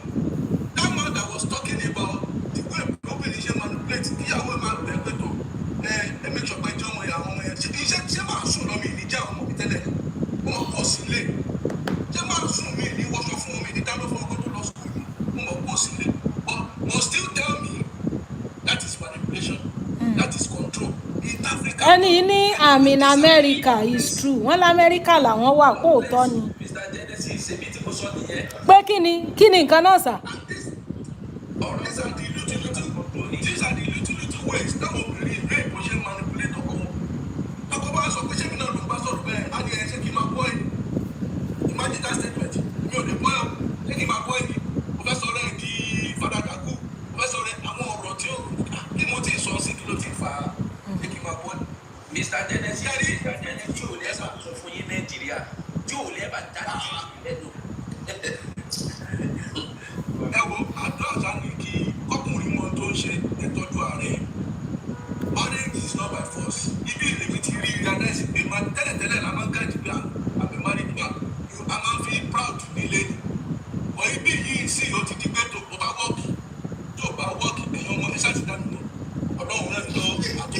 èwo ni ọ́sà ti diamond ẹnìkan sọ bí wọ́n ní men in Nigeria they are saying Nigeria is the best because they can do anything and go away with it ẹ gbọ́ wọ́n nítorí pé ẹ lè go away with anything Naija lẹ́sẹ̀ sọ pé Naija is the best what is their definition of anything? ẹ gbọ́ Kẹ́ni Gbadébọ̀ wọ́n ní kí ni definition anything tell me. Madam Bọ́sẹ̀dé Sá?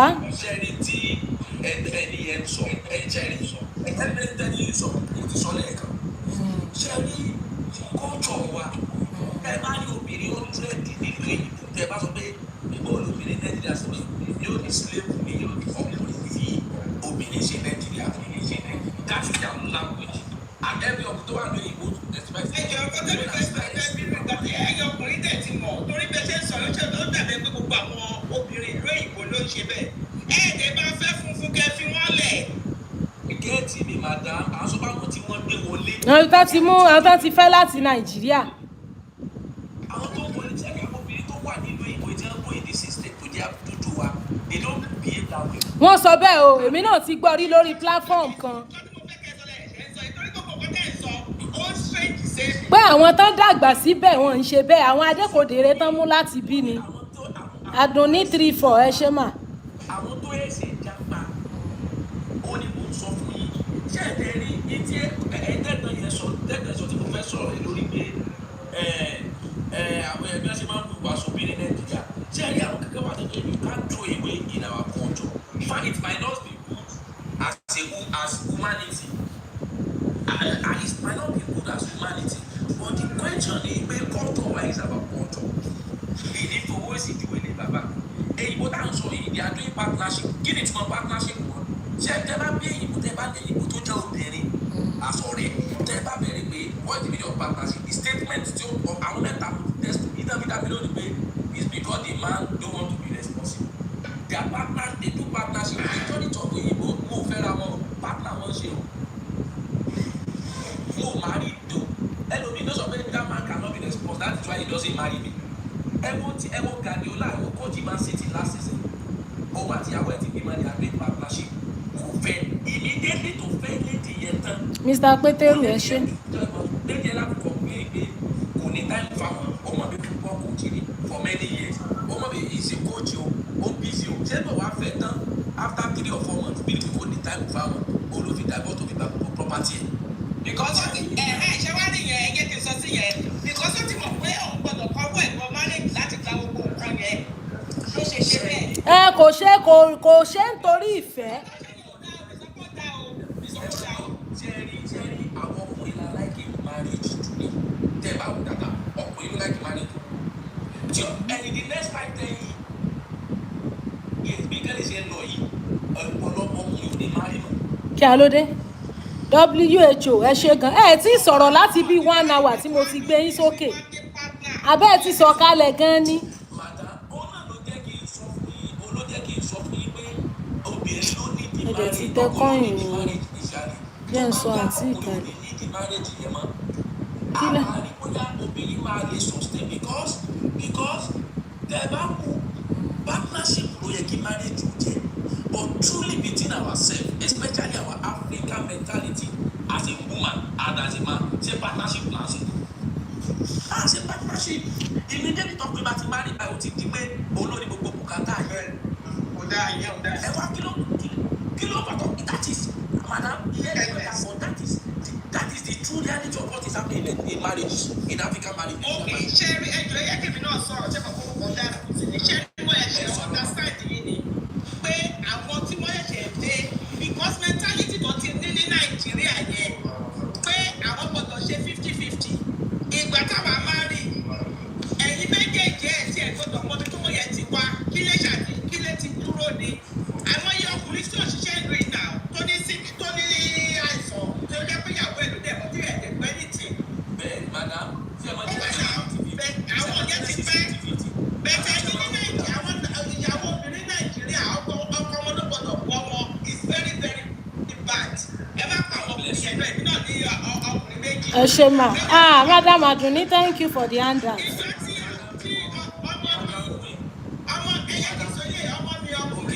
It's going to be 32.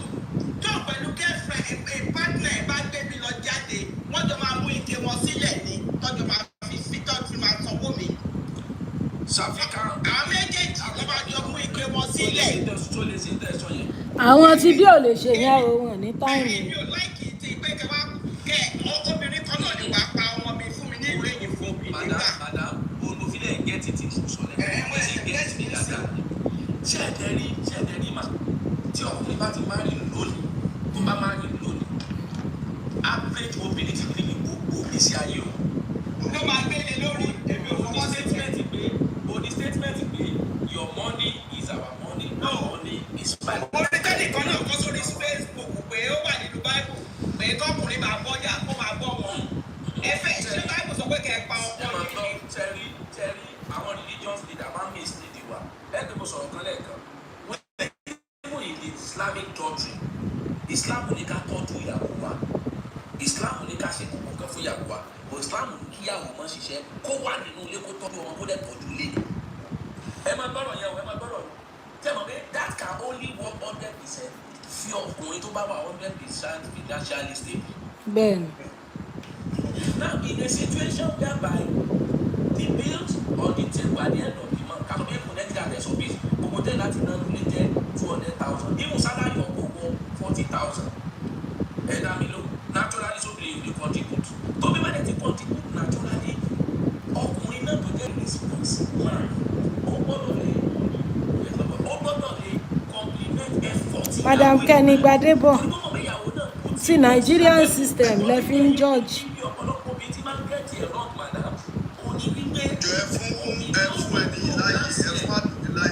Madam Adunni ẹjọ́ ẹgbọ́n sókè mà ẹgbọ́n sókè mà.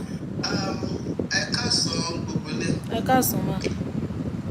ẹ jọ mi ní fẹ́ kéèyàn kankan interrupt mi. mo ti mute everybody everyone is muted. Now I'm going to start from the way we are brought up from Nigeria. I can blame our way. We are not going back to the foundation of what caused the problem. In our setting back home, taba fẹ́ train wọn, a train àwọn ọkùnrin. Nípa ọkùnrin òun wọ kitchen, ọkùnrin is a provider. A train obìnrin pé obìnrin wọ́n ló ń dáná oúnjẹ, wọ́n ló máa tọ́jú ilé. Àti kékeré láti fi that instinct sínú àwọn ọmọ. Now, kí ni yẹn graduate tí wọ́n? We are now complaining. Ṣẹ́rí ẹni tó bá gbé ẹbí ẹ̀ wá sí abroad bí ọ̀rọ̀ wá dàrú ẹ má máa jẹ́ ká mú lórí èrèfé ẹ jẹ́ ká dig deep into what caused the problem. Sometimes there are some of these men that tá bá gbé ìyàwó wọn wá tí ìyàwó wọn ti ń ṣiṣẹ́. I have cases that I have dealt with. Tẹ́gbọ̀n ọkùnrin mi ló ń tẹ́wọ́ gba owó tí ìyàwó ẹ̀ gbà tó máa yọ owó mọ́tò nìkan lé lọ́wọ́. Ní ìgbà tí irú àwọn obìnrin yẹn bá wá já síta tí wọ́n gbọ́ information tí wọ́n mọ̀ nǹkan tó ń kó wọn ní àárín ìlú, they turn back to bite their husband. Ṣé ẹ rí nǹkan tá a lè ṣe tó lè help ọ̀rọ̀ tó wà lẹ́nu pé ẹni tó bá gbéyàwó ẹ̀bù tó bá dé ìlú yìí give them orientation let them know how it works because it is not comparable to ibi tá a ti ń bọ̀ pẹ̀lú ẹ̀kọ́ tó ti kó sí wa lórí láti Naija. We can't compare the system. The system is totally different. Àfi obìnrin olórí burúkú wébèrè ló máa ní ọkọ òun kó lọ ṣiṣẹ́ àṣefẹ́ kó òun wá máa gbádùn. And one thing tó máa tún kàn fọ́ wàhálà dáadáa, I'm a marriage counselor, ni pé àwọn ọkùnrin wa that mentality dàgbé wa láti Nàìjíríà pé obìnrin ló ń kọ́ oúnjẹ is one of the major problems. Obìnrin tó ti lọ ó yóò lọ fa 10 hours ó lọ fa 12 hours ìwọ ọdẹ òde ṣáájú ẹsìn ilé there's nothing wrong. Take the soup from the fridge, take rice, warm it up, eat. Ọkùnrin ẹwà ògo ẹ ṣe mọ̀. àtòkò ní obìnrin tó ti jí lọ láti dájí tó ṣe èdè ó ṣe wá gbọ́ oúnjẹ fún un láti jókòó síbẹ̀ I expect gbogbo mi ṣọwọ́ ó ṣe gbogbo ẹ̀ back home we have helpers abroad millionaire kan ò lè afford helper ṣé irú obìnrin tó ti ṣe irú yẹn fún gradually you are going to lose your respect because if you love her so much you will know that pé ọ̀tún wé òsì òsì wé ọ̀tún òun lọ́wọ́ fi mọ́. These are things that we need to be telling our people that are just relocating because they don't understand the system. They don't. Tí wọ́n bá jọ help ara wọn kọjọ tọ́jú àwọn wọn it will work ó máa hit rock ni. Ẹ má máa jẹ́ ká máa mú lórí èrèfé. One thing that I know ni pé ọkọ àti ìyàwó tí wọ́n ti jọ fẹ́ ara wọn wọn dédé dìdì gbòlùkì lọ́sàn-án gbọ̀ngàn kí nìyẹn ti pọ̀ wẹ́rẹ́ tí wọ́n pay mind sí. Anybody tó bá ní ẹni tó ṣe èdè lẹ́gbẹ̀ẹ́ counsel them let them know pé ọjọ́ Naija ta ti ń bọ̀ ẹ gbọ́dọ̀ rọra yín lọ́wọ́ o ẹ gbọ́dọ̀ máa jọ ṣe kìíní ìpapọ̀ ní o tó bá wá yá tóbìnrin yẹn dé lálẹ́ tó ṣe ẹ̀kọ́ jẹ tán tó ṣe lọ sí orí bẹ́ẹ̀dì bóyá bí aago kan àtúndìdè láago márùn-ún inú ẹ̀ náà lè tún sọ pé ó yá o kó tún wá ṣe duty as obìnrin ìgbà tó ní yóò ní dàrú nígbà tó bá máa rò náà wò pé kò kúkú lọ máa dágbé ó pé òun ẹ jẹ́ ká wo kìíní dáadáa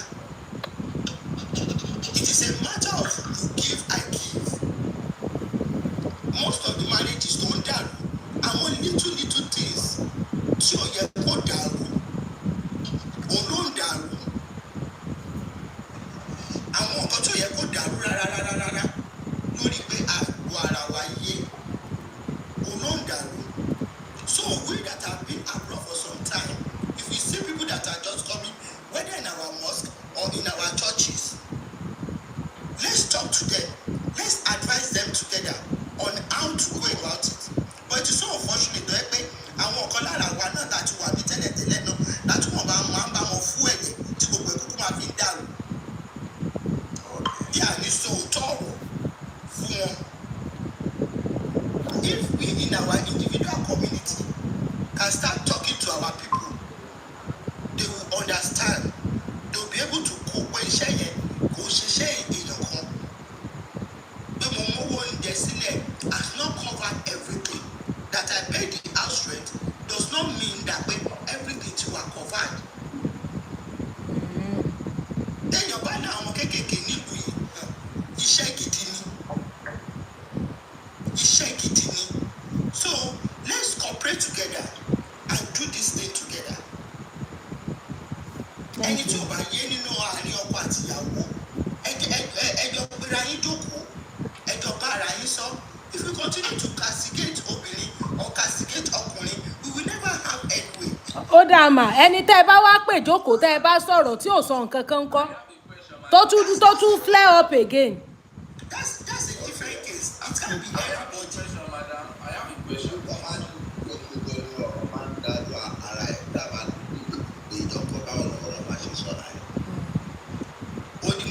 It can be everybody no matter what in the same pace like that. à ń gbọ́. Èèyàn kan sọ pé ó fẹ́ bèrè question. iná ni ṣẹ́ṣẹ̀ WHO ni. Èmi ni. Okay, sir. My first question is, you talk about training children bí wọ́n ti tọ́ wa láti kékeré. Are you saying our culture, the way they train us as children, either ọkùnrin àbúbẹ̀rẹ̀, it is wrong kó bá gbà mọ́ àbí kò dáa tó? Now, in the culture of abroad, kò bá lọ. Kẹ́nà ló mọ̀ ibi tí mo fẹ́ ibi tó náà second question ilé ẹ̀sán yẹn because Báyọ̀. ọ̀bí àkọ́jọ́ wa àti kọ́ọ̀tù ìlú ẹ̀ẹ́dẹ̀ẹ́dẹ́ ẹ̀kọ́ bí ààrẹ. Okay, let me ask you a question. Yes. If you are abroad, now, culture wa ò bá bí a ṣe ṣiṣẹ́ nílùú ìlọ, then any key, I'm not talking to you directly, a man generally now. You cannot be doing 12 hours and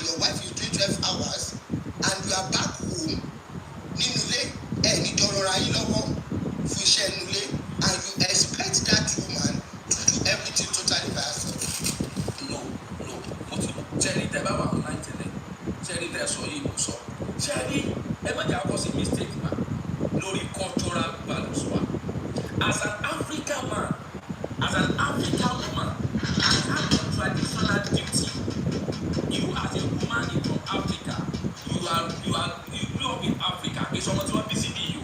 So grew up in Africa for at least 20-25 years in Africa, although you work for 18 years. You have our culture, our norms, and African duty as a man. And you have your African duty as a woman. Which we can't remove away from us. Number one. Number two, under the give and take you talk about, the African culture, or enrich one day, or should be the provider. She gets me. But when you now move to Western world, which their culture is different.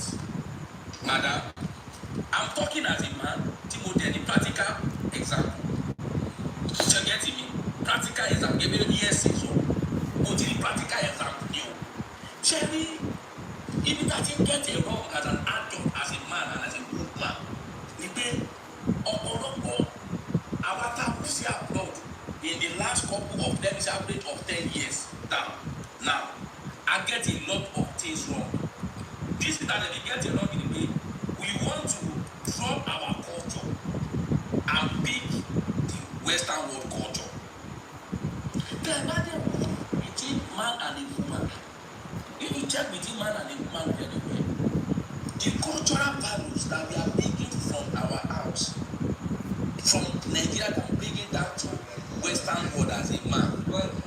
Naturally, I don't find difficulty in me to continue to take care of my family as a man, except if you are not a responsible man from Nigeria. It is so difficult for you. Check who are better for you, you are responsible. To back to by then, go to the party, go to the Shiran, go to the Shina, who are better. But the mama would deeply, the give and take, there's one very people. No matter the culture that practice, our Hello, sir. Can I ask you? Hello, sir. Can I ask you a question? What part of the culture are you talking about? What culture? What part of the culture are you talking about, sir? White person, a white man cannot go to Nigeria and pick our culture. So possible, madam. What part of the culture are you talking about? Irú culture wo sir? What culture in particular? As husband and wife, Nigeria, go and culture Nigeria, ọkùnrin ló gbọ́dọ̀ mọ provide ọdún obìnrin lọ sólẹ́mìlì èyí bò ní practice.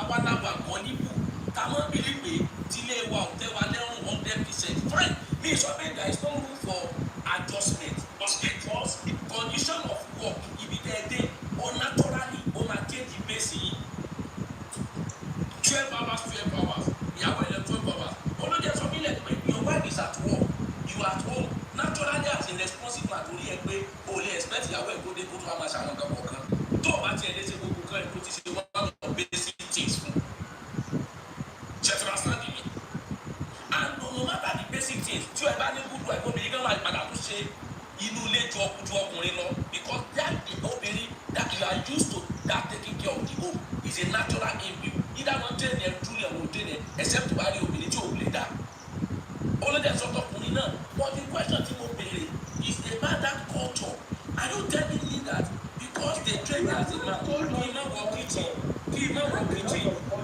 does it mean when I get to abroad does it mean when The same marriage culture. kitchen That's what it is. Culture ti marriage. yeah get me madam the question is because they train me as a man kí iná wọ kitchen does it mean kí n dé ní èyíkú kí n máa sì tìyàwó or kí n máa wọ kitchen does it mean wọ́n train ní torí pé wọ́n train ní obìnrin ipe kó máa contribute méjọ́lẹ̀ ọkùnrin ló gbọ́dọ̀ jù lówó orí ara does it mean kó dé ní èyíkú kó máa treat ọkùnrin it shouldn't be ibo láti sọ humanity wa ibo láti sọ conscience wa ibo láti sọ love yẹn nù. The problem we have in this issue is tẹ́rí ọkọ àti ìyàwó tí wọ́n bá ti jọ ní empathy towards me and this church. You are not talking. You are not talking. Tó bá jọ ní empathy towards each other, kò ní difficult. When you get to a place, you try to adjust the system of their place. A ti mọ̀ pé ìṣọwọ́ ṣiṣẹ́ ní abroad ó yàtọ̀ sí bá a ṣe ń ṣiṣẹ́ nílé. Nílé báyìí tó bá ti di Friday láti máa ṣe thank God it's Friday. There is nothing like thank God it's Friday. It depends on your strength.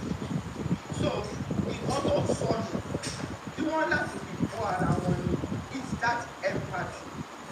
If I have empathy towards my husband, ó máa tó dé láti fi iṣẹ́ lẹ́nu fún àlè máa ṣe nǹkan tó máa fi jẹ́ pé ó máa tó wà lálàáfíà tó máa dé tó máa jọ tó máa rẹ̀. So when that empathy is lost, that is when we start misbehaving towards each other. Then ká máa ṣe ìtàn then tí àwọn nǹkan tó bá ti wà lẹ̀ tó ti ń borí ara tí wọ́n sort it out, it's kind of develop into ká bẹ̀rẹ̀ sí máa hate ara wa. That is why then pé tí kọ̀ọ̀kan bá ti ṣẹlẹ̀ immediately let's talk about it and sort it out. Ọkọ mi bẹ̀rẹ̀ ṣẹṣẹ lẹ́ẹ̀kan ní ìyàwó mi kan tó ṣe náà ẹ̀ẹ́dẹ̀ sort it out. But tó bá ti wá pile up lórí ara rẹpẹtẹ òun ló máa ń di problem. That empathy is lost. If everybody can have empathy towards each other, gbogbo nǹkan tá à ń rí ní bàbàrà yìí à ní rí ní bàbàrà mọ́.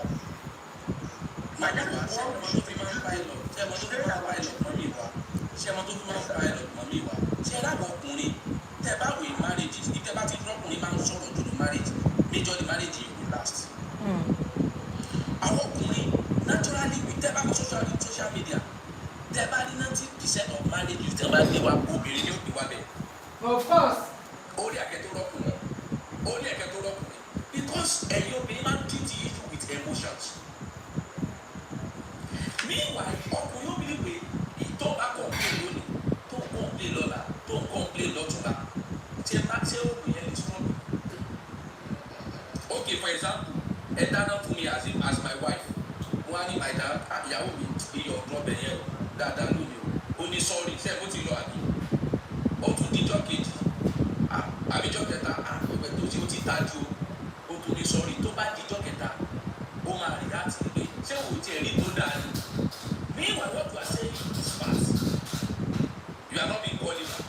Meanwhile disabled obìnrin òní ó complain aago kan láàárọ̀ 1:15 o'clock ó ṣe nǹkan mi yóò complain 1:30 ó máa complain 1:40 ó máa complain tó bá rí àti ẹ̀rọ sọ̀rọ̀ ó ní bóbi ṣe máa ṣe nìyẹn but if you don't talk they think you are stupid. ṣẹ́ni olóyè sọ lẹ́ẹ̀kan bẹ̀rẹ̀ mi tí ọkùnrin ò bá wà patient tí ò bá wà tolerance tí ò bá wà diplomatic lòdì ìbò kò jẹ́ lóyún kò jẹ́ nàìjíríà manage is start. The best and fami mọ mo ṣe ní ìwọ̀n pé àgbàlagbà lè máa jẹ́ àwọn experience tẹ́lẹ̀ tó ní when you are going on it's not what is happening at the present calibre of àwọn obìnrin tó wà ń ta ní ìsinyìí. Sir, I want to ask a question. Yeah, with you.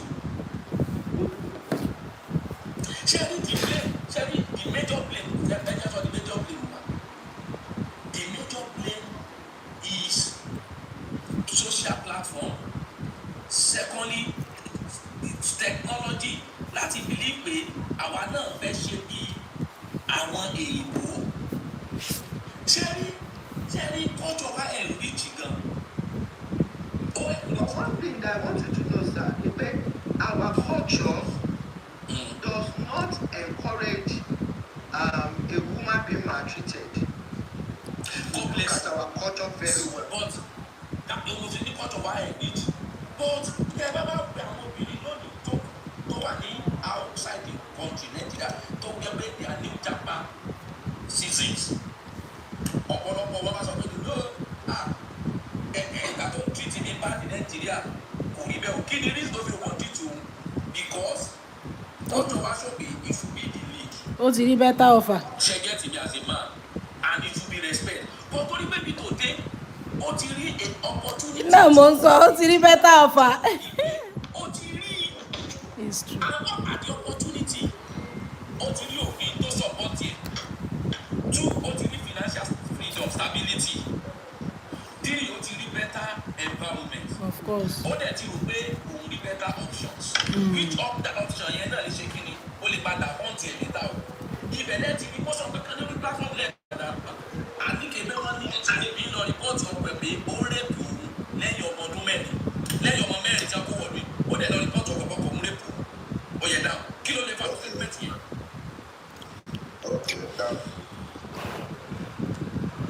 WOH ẹ tí sọ̀rọ̀ láti bíi 2 hours tí mo ti gbé yín sí òkè a ti lo 4 hours 43 minutes almost 5 hours láti lò lórí iṣó yìí. Mo ń gbọ́ gbogbo ẹ̀ mà, gbogbo ẹ̀ mo ń ok sir Mr. TJ Ombu àti ìgbóhùn yín náà láti bíi wákàtí kan. lóòótọ́ bí ọ̀rọ̀ yẹn ṣe lọ́wọ́ sí mi ò lọ wí pé ibùdó ìgbà àpapọ̀ mi ò lè gbéyàwó ìyàwó mi lọ. tẹ́ ẹ bá jápa ẹ̀ nígbéyàwó yín lọ. láyé mi ò lè ṣe é. sẹ́ẹ̀ni Honestly, that's the best thing. Honestly. gbogbo ọ̀rẹ́ tí mo ń gbọ́ ihò náà ti kọ́ mi lọ́gbọ̀ apart from this platform àmọye platform oríṣiríṣi àti Facebook àti TikTok tí mo ti ń gbọ́ the other part. Tíyàwó yín bá wá fẹ́ tó yẹ because ní Nàìjíríà máa ń rò pé ọkùnrin nìkan ló lè ṣe nǹkan tíyàwó yín bá lówó pé òun fẹ́ wá ń kọ́ ẹ̀ nígbà.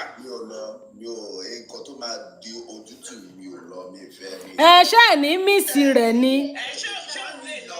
sáà funny enough ma àwọn ọkùnrin míì wà tó yẹ pé ìyàwó wọn náà ló gbé wọn wá that they still do the same thing to these women.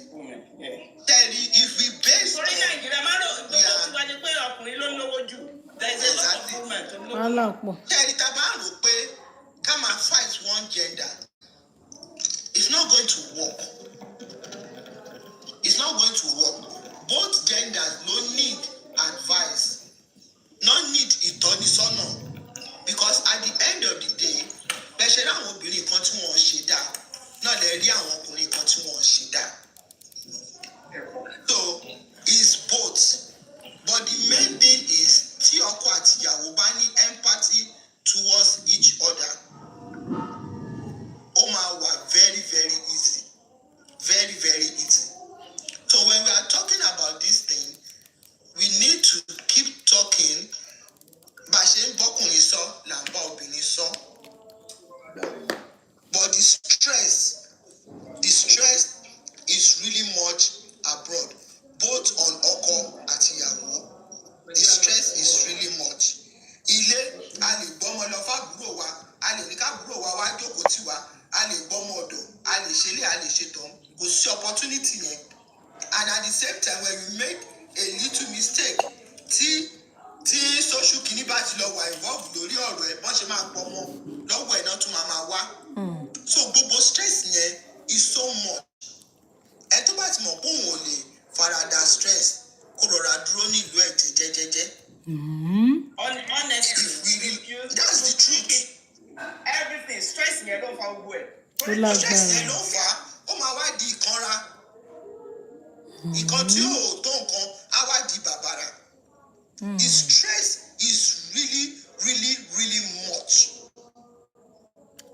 Oh God. But people don't know. Ṣé ẹni tí ò ṣiṣẹ́ rí ìgbà tẹ́mi kọ́kọ́ dé ìlú yìí ibi tí mo ti máa kọ́kọ́ ṣiṣẹ́ tán ni màá dúró lórí ẹsẹ̀ mi fún 8 hours mo ní ẹ̀yà wèrè ni mo ṣe máa dúró sórí ẹsẹ̀ fún 8 hours mo bínú mo lọlé kò sẹ́ni tó kọ́ mi nígbà tí mo padà lórí dúró Box of wealth ẹ ṣe. lórí dúró kò ṣiṣẹ́ wákàtí 10. The stress is much so ọkùnrin àtobìnrin should consider it. téèyàn bá ṣerú iṣẹ́ yẹn fún 5 or 10 years ṣẹ́ṣẹ̀ yẹn gan-an ṣé ò ti ní mọ̀ rẹ̀. Sisi Bọ́sẹ̀dé ṣé ẹ notice pé most àwọn tó bá ń wálé láti abroad they have issues with their legs. Òun ló jẹ́ sọ fún yín pé téèyàn bá ti ní exit period exit time jáde èyí ó ṣiṣẹ́ kú ni o. Ewo. Ọ̀pọ̀lọpọ̀ àwọn tó wà láàbùrọ̀d they are tend to have stroke. Exactly. Ìjọba ọ̀pọ̀lọpọ̀ fi máa ń gbéra energy drink wọn máa mú. Energy drink ìdẹ́ni ó máa lead to stroke at the end of the day. kábíyèsí olúwa. Ẹ tó bá tẹ̀ fẹ́ mọ̀ kó lọ sí airport kó lọ dúró sí yẹn mú kó wọ àwọn bíi mẹ́wàá tó dé látàbọ̀ agídí ló fún máa rí méjì tẹ́sẹ̀ ẹ̀ straight. àwọn tó ń ṣiṣẹ́ ní warehouse àwọn tó ń ṣiṣẹ́ warehouse. sọ̀rọ̀ exit tó o bá ti ní plan fún rẹ you won't be useful to your life. Seriously? Hey. No, it's not that easy. But our people don't believe that it's so easy. It's not easy, madam. It's not easy at all. Yes, you're not in that one. Madam, what said it? That money you are looking at, don't be careful. System here no bad. Okay, under 2,000. Box of wealth, Under 2,000, what's your book? Go bills don't only less than be 1,001. No one can. Oh, Jemo se book. Stress it off, you know when you're going to go. Kò dẹ̀ sí enjoyment nílùú yìí. Ìlú ilé ibiṣẹ́ store, ilé ibiṣẹ́ store, ilé ibiṣẹ́ store ni. Ìgbà wo lẹ wá ń sinmi gan? Wàhálà gan ti pọ̀ jù. Kò easy o. That is ẹ bá lọ easy kan tán rẹ̀. It's not easy. It's not. It's not. Kọ́ lọ bá wa tún lu wa ṣe ní kò sí tó dàgbà dólé dàbí ilé. Forget about it. Loneliness ló fẹ́ sọ ní depression ló fẹ́ sọ ní. Kí lẹ́nu pẹ́ lómi fi wá sórí TikTok tó fi wá tó sórí social media láàbọ̀. Wọ́n pa depression náà ni. Ẹlòmíì kò used to mọ tẹ́lẹ̀ but it's part of the ìgbé tó fi lè wá ìpè tó tiẹ̀ fi lè báwọn èèyàn sọ̀rọ̀ tó fi lè settle gbé. Just to express his mind. Ẹ ti gbà á. It's not easy. Kẹ́wàá tún máa ní problem in the house couple with that. Ìdá ọkùnrin ìdá obìnrin. Sẹ́mo bí ó máa wà toxic gan. Ó ní agbára o. Ẹjọ́ ẹ̀yin viewers mi, I have close to 200 people. Ẹ bá ń gift àwọn guest mi o, please gift me and gift my guest o. A kàn gbọ́dọ̀ lè ṣiṣẹ́ papọ̀ partnership yẹn tí ò bá ti lè work the best advice ni pé ó ń kálukú lọ lọ́tọ̀ọ̀tọ̀ because ìtọ́ máa ń dùn mí ni pé ẹ mọ̀ pọlọ́pàá síra yín ẹ mọ̀ ṣe kíní síra yín ẹ mọ̀ madam Queen sọ̀rọ̀ kọ́lẹ̀ kan. Where is that love? How will you be happy for your partner to go to? And it don't do me, Sherry. It don't do me. It's not that I'm gender based. No, it's not that I'm gender based. No. The problem is that about population based on the record of àwọn tó lọ report. See, àwọn tó dẹ̀ ní problem. 90% of ọkùnrin ni obìnrin put in a problem. Tell me to a prison nísìn. Kí ló dé ń fà is because of that mentality tí mo sọ lọ́lẹ́ẹ̀kan.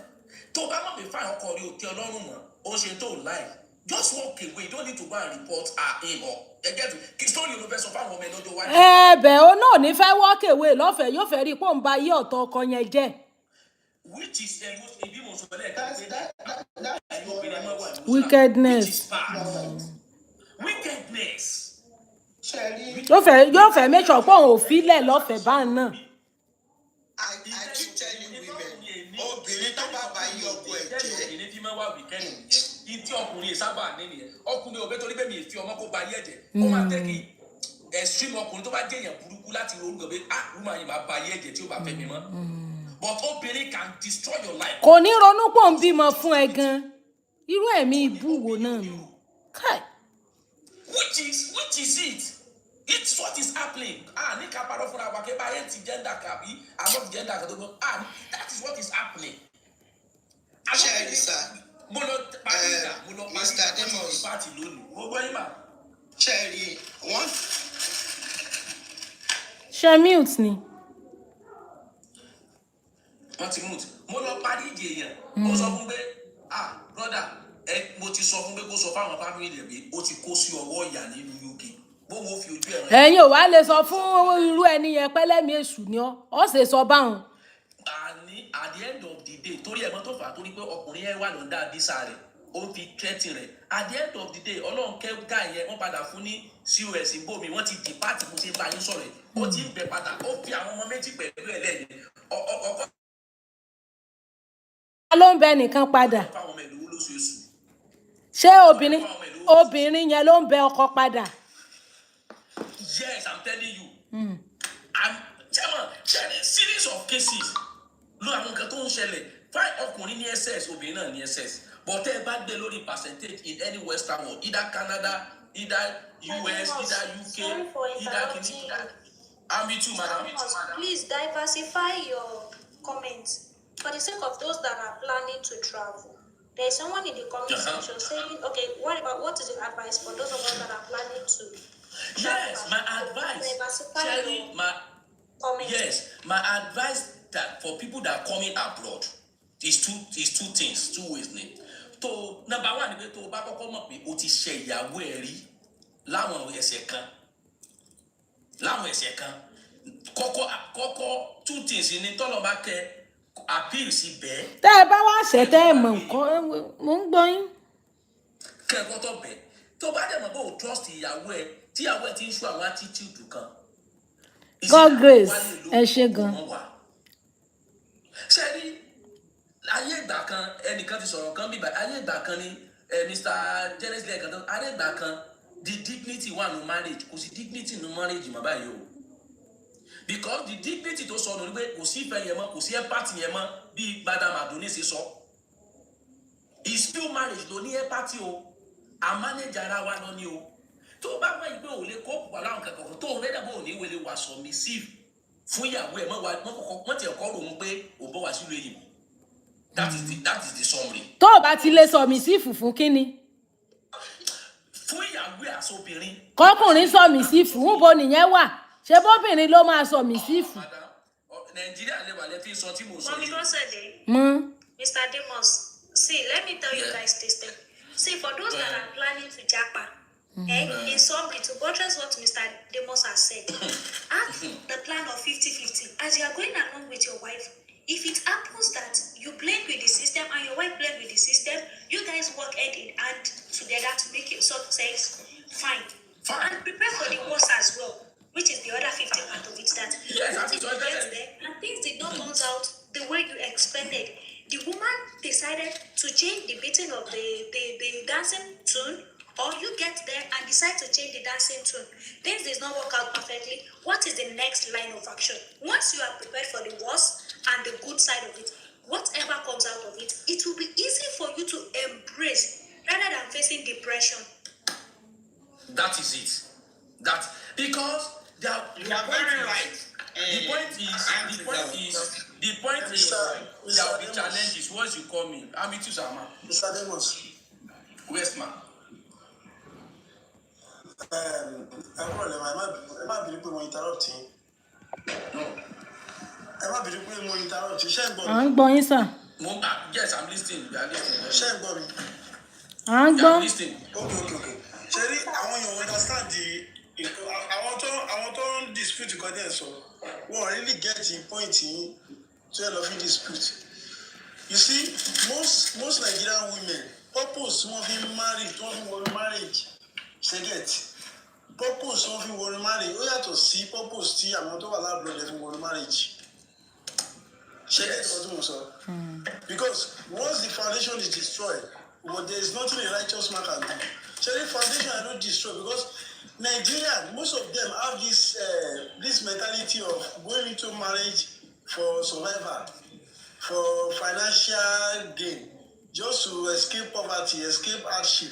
Now, ẹni tó ti ní mentality yẹn tó wá wọnú marriage, ṣe get tí tó ẹni bá fi sọ fọkùnrin pé ẹni obìnrin tó bá fẹ́ ṣe get tó bá kó pẹ̀lú ẹ ọlá pípò rẹ ní tó da jù ẹ lọ ìjọ tó bá rẹ tó bẹ́tà jù ẹ lọ ó máa lọ fún ẹni yẹn ṣe get it's only few of Nigerian women that has a mentality that okay let me stay with this man obìnrin tó ń fẹ́ yẹn tó ń gbé gẹ́gẹ́ yẹn tó bá rẹ tó lówó jù ẹ lọ tó bẹ́tà jù ẹ lọ ó máa lọ fún ẹ̀jẹ̀ta ló ó máa lọ fún better offer yẹn because women ṣe ọkùnrin ló máa ń lo ọkùnrin ló máa ń pity obìnrin pé I want to pity woman let me pity her let me marry her obìnrin ò kí pity ọkùnrin tóbìnrin bá wù ẹ́ lójú tí ò bá láìka sọ lóun ò láìkẹ́ ni ṣẹ́gẹ̀tì bọ́ ọkùnrin ló máa mú mi gbọ́ rí láti ìgbà tí mo ti gbọ́ kí pé obìnrin mú ọkùnrin láti inú gọ́tà mi gbọ́ rí ọkùnrin ló máa ń mú obìnrin láti inú gọ́tà of course máa gbé lọ sórí palace. òótọ́ nìyẹn I agree with that. À ń gbọ́ yín sà. Yes, it's because you cannot give what you don't have. You can never give what you don't have. And if you are if tẹ́ bá gbé ọmọ ìdọ̀tí láti lẹ́lẹ̀ tẹ́ bá gbé sórí bed ṣẹ́gẹ̀t ó máa tún yí bọ́ padà sórí ìdọ̀tí because ọmọ ìdọ̀tí ni. It's very hard for you to see a woman that has a financial upbringing, a financial background, that will now go with you to abroad and mess up. Because you are financially trained. Oti taste wealthy, oti taste salary. So she has been able to build her financial capacity. So when she get there, all those things there she will not be carried away by all the luxuries. But most of our own being, most of them, they came from a very poor background, a very poor family. In fact, they see you as the helper. They see you as ẹni tó wá láti wá messiah tó wá help wọn. Now, tí wọ́n wá dé abroad yẹn, they will not begin to, because the Bible says that Bible believe mo fẹ́ lo Bible reference o. Bible ní by their fruit you will know them. Anything that is not in you can never be your fruit. Nǹkan tó ṣe ní àwọn kan tó lè wá nínú wọn yẹn tó wá dé abroad yẹn wọ́n wá bẹ̀rẹ̀ sí máa ṣó síta. 90% of obìnrin Nàìjíríà tó wọ́n ẹ̀ di ọkọ ẹ̀ tó bá ní opportunity láti sún ọkùnrin yẹn láti persecute ẹ̀ ó máa ṣe. Because Nigerian system does not yes, I'm telling you. Of course, I agree with you. A lot of them torí poverty torí àìlòlọ́ni. Yes. Máa bọ́ jáde lẹ́jọ́ mẹ́ta because that man is one of the billionaires. Ó ní ó sọ̀rọ̀ kan ó lóun ò lè fẹ́ obìnrin tó bá poor tó wá from poor background because it's true.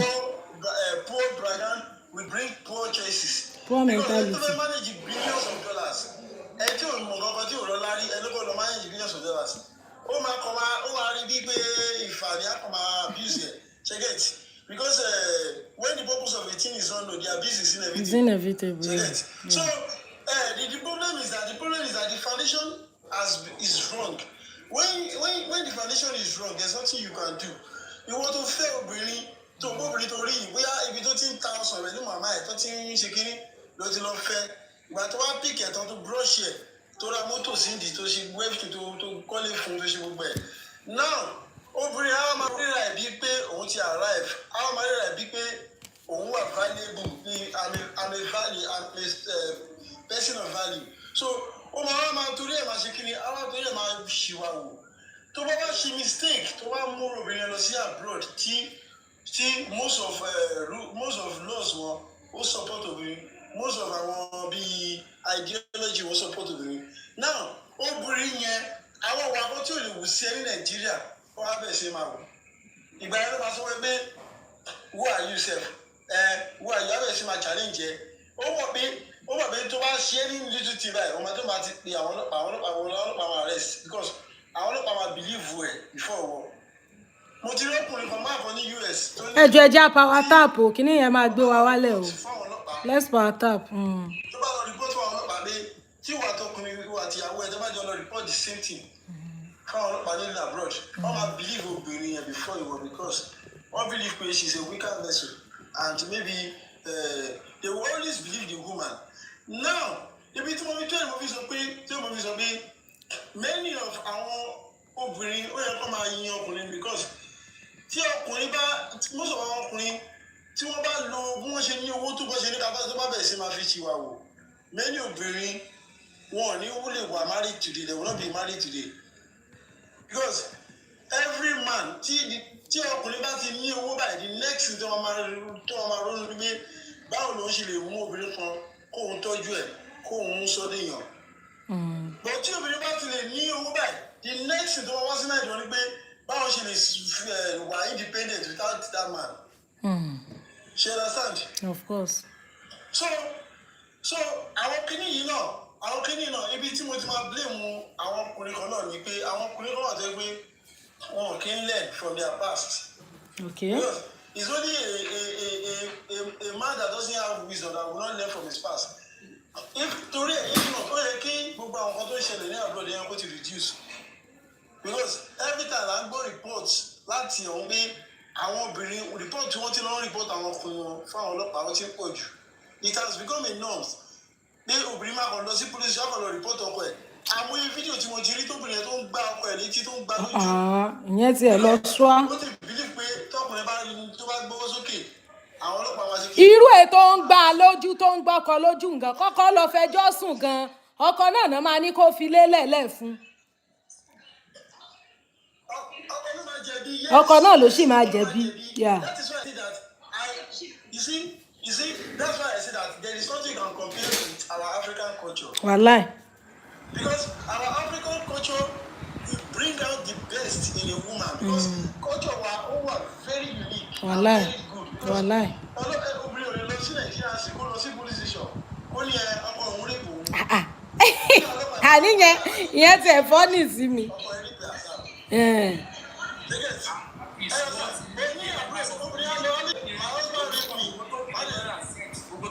Accept in Nigeria, parents, children, obvious baby, it's not obvious baby, it's like going to would the so probably for either married for 10, 15, 20 years. No go back there, populate back. Say to go and any concept like that. Hey, madam. Something. Is a good okay. Yes. I want to ask you. Oh, mama, fẹ́ kó bọ́kọ ni. See. Yes. A man in Nigeria, before you bring your wife to the Western world, if you want to deal with person as a human, you deal with them with the level of capacity. How mature is this person? Bó lẹ́sẹ̀ wá mẹ́ntí ọmọ ṣúọ̀ bó lẹ́sẹ̀ mẹ́ntí ó ṣe ń jìbọ̀ bá dọ̀hún.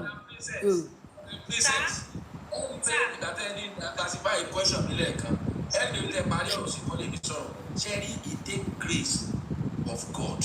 The simple caliber level obìnrin tẹ̀lé ní Nàìjíríà bí ọkùnrin tó bá dé Western world àwáyé it take grace of God. Mo mọ tí mo sọ fún yín madam.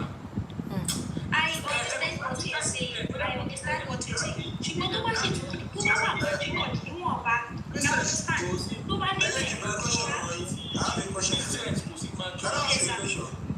Go ahead. Do you believe that Nigerian women, they know how to pretend? Especially if they know that. Original 100%. 100%.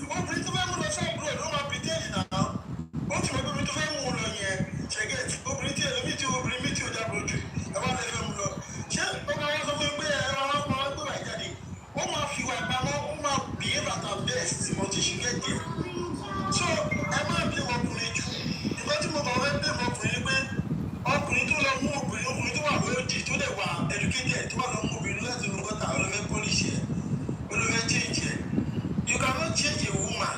You can never change a woman. Obìnrin tó bá fẹ́ change wà á ti change before kó tó rí ẹ. A woman that cannot change when she's a woman cannot change when she's a wife. So you need to change. You need to be a wife before you now say you want to be married. Party fragrance. God's grace. ẹ jẹ́ kí n contribute ẹ má rí fún to the discussion. Oh yeah, 2 minutes. Ilé ayé ìkọlọ̀ mú ọ̀rọ̀ gbogbo wa lọ́wọ́. Ṣé ẹni kan tó kọjú sẹ́yìn ọ̀kan?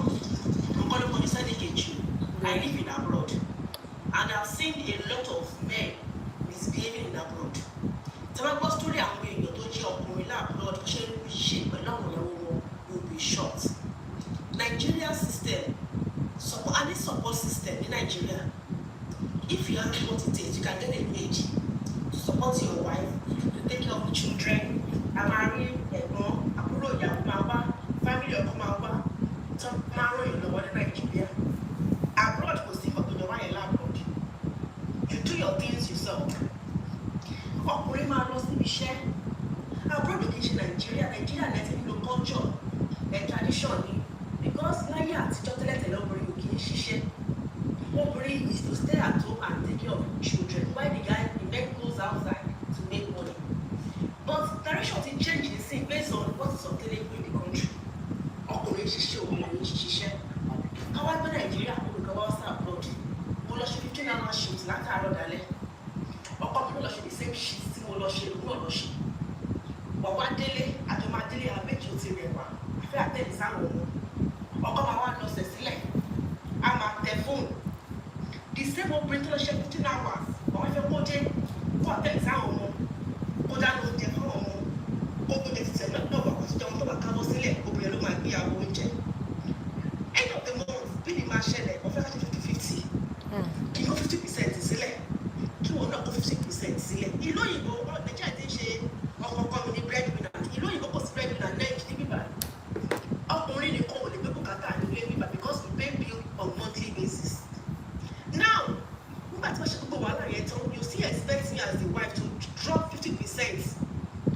maintenance fee nínú ilé at the end of the month ìyá máa ṣẹlẹ̀.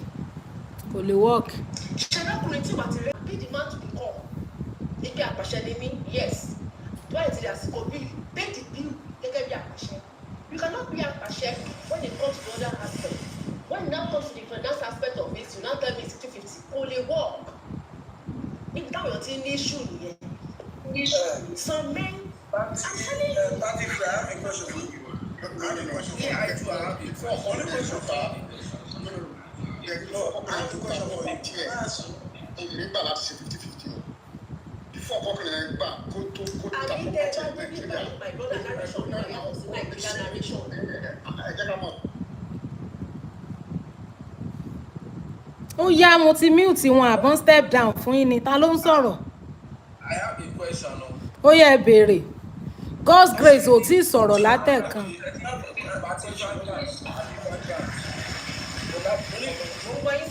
But I want to ask a question. I want to ask a simple question.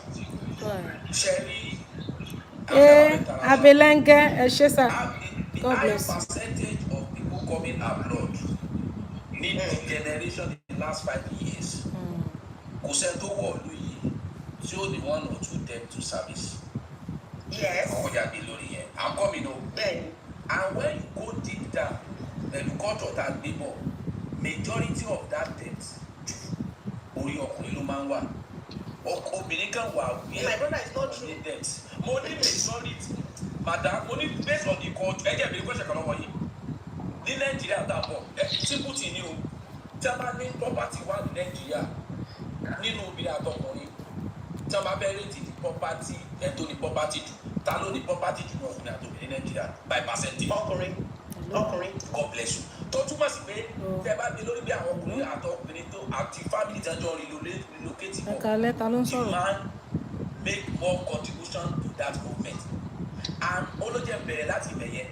Ẹ wá ní mo wà lórí live stream as husband and wife and help to service in Nigeria. So mo sọ kan ẹsẹ̀ wọlé ni inú mi dùn tẹ̀ sọ ẹgbẹ́ madam bọ́sẹ̀ mo sọ kan mo ní no woman àwọn ìtuntun sọ lónìí no woman will make his assistance for a man tó ní expecting something back in return kò sí obìnrin yẹn ọ̀pọ̀ òtún bóyá wọ́n ṣe bí lọ́la ẹgbẹ́ mo ti sọ̀rọ̀ ẹni bóyá wọ́n jẹ̀bi lọ́la. ẹ máa bá ẹgbẹ́ party branders wọ́n confirm ẹ̀ nínú statement wọn. Now, ẹjọ́ ẹjẹ́ àbáwá táàpù àti lo over 5 hours. Everybody knows that you kò sọgbọ́n tẹ̀ fẹ́ dá everybody ètò lè make life meaningful sí wa nílò ní pé kájọ contribute. But ẹ̀fà mo wá sọ nǹkan pé jẹ́rí mọ ọwọ́ ọkùnrin mo sọ̀rọ̀ ọdún ilé mo sọ̀rọ̀ you cannot understand my point very well you understand. Ọkùnrin ò ní problem láti assist yín nínú ilé o. Ibi táwọn ọkùnrin ti máa ní problem pẹ̀lú yìí is that affirmation. Táwọn ẹ̀yin tẹ̀ ń sọ̀rọ̀ ní ìsinyìí pé olódodo ẹ ṣe. ẹ̀yin tẹ̀ ń sọ̀rọ̀ nínú yìí ní ìsinyìí pé ó yẹ kí ó jẹun ó lọ fọwọ́ kó assist fine. Dìṣẹ́ bóyá ọkùnrin ló ra mọ́tò tí ẹjọ́ ń kó mọ́tò sọ́kùnrin lè sọ fún pé mọ́tò yẹn ti dùn tí lọ́fọ̀ọ́. Tẹ́lá domestic attention nínú ilé náà ni àbí ẹ̀yìn èso ara domestic náà. Bọ̀ tí lóyìnbó wà rí bẹ́ẹ̀ mọ́tò ẹ máa gbé mọ́tò rẹ̀ tí wọ́n bá yín fọ́ tẹ́ máa sanwó ni. Sẹ́yìn lè sanwó yàrá ẹ̀ lọ sanwó yẹn. Ìṣe Nàìjíríà ẹni sùúrù sẹ́ madame ó níbi tí mò ń lọ èyí náà ẹ̀ fara balẹ̀ jọ́ jara ni ṣé èyí náà lọ sanwó yẹn àbẹ́ fún mi lówó yẹn tí màá fi fọ mọ́tò yẹn. Ṣẹ́rí yẹn ó depend lórí agreement husband and wife. ẹni wọn bá rí i pé mọ́tò dọ̀tí. madam ẹni sùúrù ẹni sọ̀rọ̀ 50-50 sẹ́ ibi tí mò ń lọ ni pé iye tó bring about 50-50 nílò ìbùsẹ̀ mọ́mà. It is because àwọn ọkùnrin ò accept ìtẹ́yìn obìnrin bí wá pé ká become the 100% African man tẹ́ kọ́kọ́ máa ń jù sí wa when we enter kò sóbìnrin tí ì jù sí ọkọ̀ ẹ̀ tó bá kọ́ débi. Kò sí obìnrin ọ̀hún tó sọ pé ìmídéèdì tó ń dé lóyún ìbò lòun á gbé pẹ̀lú ọkọ̀ òun with 50-50 ìjà ló máa ń bring 50-50 most times. sharing ìlú òyìnbó kò sọ́kùnrin mo I stand àfọwọ́n tó bá yẹ kó bóyá they are professional to be called tó dẹ̀ ríṣẹ́ gidi ṣe kò sọ́kùnrin tó lè gbé bíìgì ìlú òyìnbó bí Nàìjíríà ọdẹ percent. Ọ̀tẹ̀ ló kò ní kọ́kọ́ sí ẹ̀. Tí madam ó sọ genesis problem gangan ní tí ọ̀pọ̀lọpọ̀ obìnrin kú ti fẹ́ pọ̀ tré sí ọkùnrin at initial stage tó ń fa issue nìyẹn tọkùnrin ò wá set. That is it. Ta ló ń kí wa yẹn? Olódodo. Ó yá ẹ jọ̀ọ́ 2 minutes.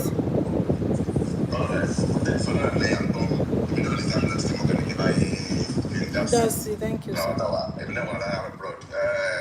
Ọ̀pọ̀lọpọ̀ ọ̀rọ̀ tẹ́ sọ bẹ́ẹ̀ lórí èmi náà kàn fẹ́ dá sí fún advice fún àwọn tó bá fẹ́ wà advice ti mi nítorí gbogbo ń tẹ̀ sọ yẹn ní tí àwọn brother mi ti sọ àtàwọn sister mi ti sọ one right bad advice tẹ̀mí ni pé fún ẹjọ́ bàbá pé kú èyí máa judge àlejò gbogbo èèyàn ọ̀dà sí gbogbo èèyàn ọ̀dà ni wọ́n dá lé bẹ́ẹ̀ àwọn tó ti wọ̀ wọ́n ti lọ bọ àwọn ẹbí wọn gan kó tó fẹ́ mọ́ ọkùnrin sì wọ́n dẹ́dí lóyún ìbòyìn òun tẹ̀ sọ yẹn yóò ṣẹlẹ̀ nígbà sọ yẹn yóò ṣẹlẹ̀ ní dáadáa tí wọ́n fún bí èyí nǹkan tó ń rọrùn ìyẹn rárá tẹ̀sí sọ náà ní pé environment wà mẹ́ ibi tẹ́yìn rí sí mọ́ interest wà mẹ́ ẹ̀dí mẹ́sàn gbogbo yẹn interest wà mẹ́ ọ̀dọ́ ní ẹ̀ṣẹ̀ wọn láti bìkínì kó tó fẹ́ yàn so advice tèmi ni pé kóbìnrin ọmọ délé. Ilé ibo Nàìjíríà. Ọgbà lẹ́yìn Nàìjà ọkọ̀ ló máa bà nítorí mo mú àwọn ọ̀rọ̀ tẹ́tí sọ náà ẹnìkan náà ti mẹ́sàn gbé báyà wọ́n wà nígbà yìí wọ́n 50-50 náà play separate kankan ẹ wá bọ àwọn ọmọ yẹn náà kọ ẹ bá yẹ àwọn ọmọ yẹn náà jẹ. Mélòó náà máa wá fíṣítì ara wọn. ìgbà tó bá lè lọ ni ọ wá sàn nítorí éèjì ló judge nítorí tó fi sọ báyìí jẹ éèjì judge ìgbà tó bí bá ti dàgbà tó ti bí mẹ́ta ọmọ mẹ́ta ọmọ mẹ́rin tó ti mọ 40 òṣèlú ẹ̀ bí tó mẹ́ta máa ń lo ipò yóò farada. ṣùgbọ́n àwọn jẹ́ sí òsọ̀rọ̀ òsì tí o kò dẹ̀ sọ́ọ́ lórí fífi ìjì kéèyàn ti ní máìlì pé ọmọ tẹ́lá bí káàdì tó ọmọ méjì ọmọ mẹ́ta ẹ̀ ti bá yá àwọn jẹ. Bẹ́ẹ̀ni. èmi nìyẹn tẹ̀lé bí sẹ́mu wà sá. Ẹ ṣeun bàbá, thank you so much. Taiwo Abdulrasheed ó ti tó 2 hours tí mo ti ń sọ yín kalẹ̀ tí mò ń tún yín gbé.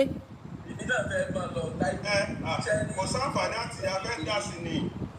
Ó yá à ń gbọ́. Ta ní conclude? ẹ ṣe. Taiwo Abdulrasheed ẹ mọ̀ sọ̀rọ̀ lọ. ọ̀rọ̀ ẹ ṣeun sista Bọ́sẹ̀dé. àwa náà ní ká dá sí ètò yìí lálẹ́ yìí ọ̀pọ̀lọpọ̀ àwọn èèyàn wọ́n dẹ̀ ti sọ̀rọ̀ tó pọ̀ rẹpẹtẹ. ṣé rí àkọ́kọ́ nǹkan tẹ̀mí kan lè sọ because mi ní fẹ́ gba táì púpọ̀. òun ní pé àwọn àgbàlagbà ní ọmọ tó bá sọ lẹ́nu ó ṣàkóyàgbọ́. ìran èèyàn dúdú Yorùbá Nàìjíríà ní kọ́ ló ń gbé ní abroad. a rí àwọn ẹ̀yà oríṣiríṣi tó ń gbé bí. táàdẹ̀ bá súnmọ́ wọn àbá wọ ọ̀dẹ̀dẹ̀ wọn. a rí àpèjúwe wọn díẹ̀díẹ̀ níta bí wọ́n ṣe ń ṣe. èyí tó ṣe pé àǹfààní láti máa dárúkọ àwọn ẹ̀yà ìlú mìíràn.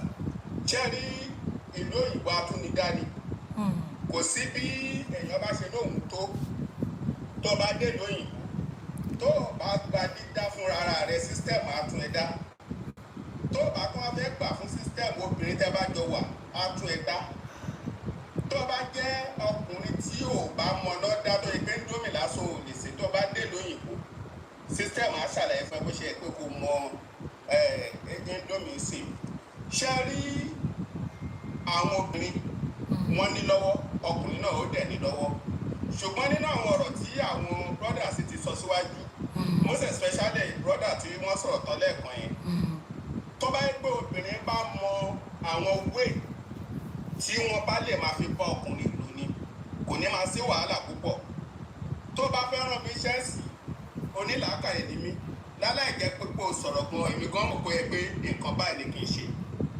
ṣùgbọ́n kó máa sọ pé lọ ṣe nǹkan báyìí èmi máa rí ní ìrí pé òun gbé mi kalẹ̀ ẹ̀dẹ̀ mọ́ pọ́kùnrin Áfíríkà àní ẹ̀fà gbà láéláé ṣé wọ́n rí nípa 50-50 tí wọ́n sọ yẹn tí kò bá ṣe pé èèyàn bá ń kówó òlú kan jẹ tó fi ń gbègbè ayé ní abroad n ò bí ẹnìyẹn rí brother kan náà tún sọ̀rọ̀ ń bẹ̀rẹ̀ lẹ́ẹ̀kan wọ́n ní ó pẹ́ jù táwọn bá fi ń lo 50-60 àwọn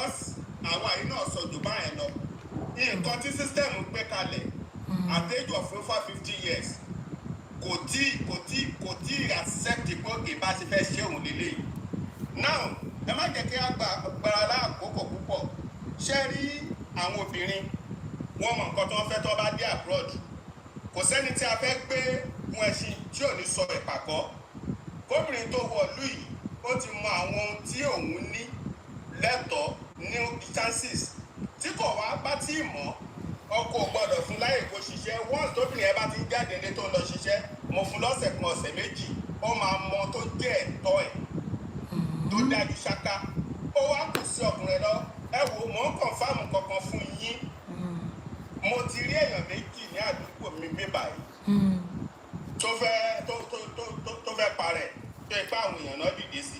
ọkùnrin àbóbìnrin. ọkùnrin. kí ló ṣe án. ẹ̀yin náà tó ṣẹ̀ṣẹ̀ dé yìí náà ni o. kí ló tán fi fẹ́ para wọn. bó ṣe dé ọ̀ràn ìyàwó ẹ̀ lọ léèwé ó ṣiṣẹ́ tàìsùn tó ṣàṣiṣẹ́ bí àwọn ṣe parí léèwé tí ó dẹ̀ ríṣẹ́ gidi báyìí ó wá sọ fọ́kàn yìí pé òun fẹ́ lọ sọ́dọ̀ family friends àwọn kóun tiẹ̀ lọ sinmi wàhálà skul yẹn fọ́yá bí ọ̀sẹ̀ méjì wọ́n dẹ̀ ní ọmọ ẹyọ kan ọkọ ẹni kó máa lọ òun máa mọ́ lọ sí skul òun dẹ̀ máa ṣiṣẹ́ ìyàwó bá wọn wálé bí ẹ̀kọ́ kan ẹ̀mejì lọ́sẹ̀ nígbà tí ọ̀sẹ̀ méjì yẹn pé ó tún lu extra ọ̀sẹ̀ kan sí ló wá padà dé bá ọkọ nígbà tó wá padà wá sílé ló wá fún ọkọ ní bad news pé òun ò rò pé ìgbéyàwó yẹn ó lè tẹ̀síwájú mọ́ pé kí kálukú kó move on. kí ló sọ pé ọkọ ṣe fóun. náà kọ́ ni pé level yẹn ti yàtọ̀ nǹkan tó náà lò as an excuse nìyẹn. level wo ni yàtọ̀. level gbọ́dọ̀ study ó ti ríṣẹ́ gidi. ṣe bọ́kọ ló ràn lọ school. tẹ́ ẹ bá wo iye first salary tó ní kọ́kọ́ fẹ́ gbà ọ máa dọ́kun nǹkan tí ọkọ ń gbà. ṣé nursing ló lọ ṣe ni. nursing ló study. ṣé torí ẹ̀ lọ́kọ ṣe wá fẹ́ para rẹ̀. ẹ wo lẹ́yìn ọlọ́run àtàwọn táwọn bá ń sọ̀rọ̀ lala ọkọ. wọ́n tètè gbé jáde tó tètè ṣe the necessary thing. so kí ni mò ń sọ ni wípé atúnidá ní ìlú òyìnbó kí ọkùnrin kó dẹ̀ jẹ́ kí orí ẹ̀ gbé. ọ̀ṣẹ́ rí èyí tó dáa nínú àwọn obìnrin ó tún kù síbì kan. èmi ti rí obìnrin tó ń sọ fọ́kọ ẹ̀ pé òkè ibi táwọn gbé bá ìgbéyàwó àmọ́dé ní lọ́kọláya pẹ̀lú ọjọ́ orí àwọn yìí nílùú òyìnbó yìí o kò yẹ pé kí àwọn máa dára àwọn dúró fún kankan mọ́. ẹnu pé káwọn gbé báàgì tóun bá ti lọ síbì kan kọkàn sọ fún un pé ó dàbọ̀ ni. òkè ká máa gbọ́ ọjọ́ gbé bíi flatmate.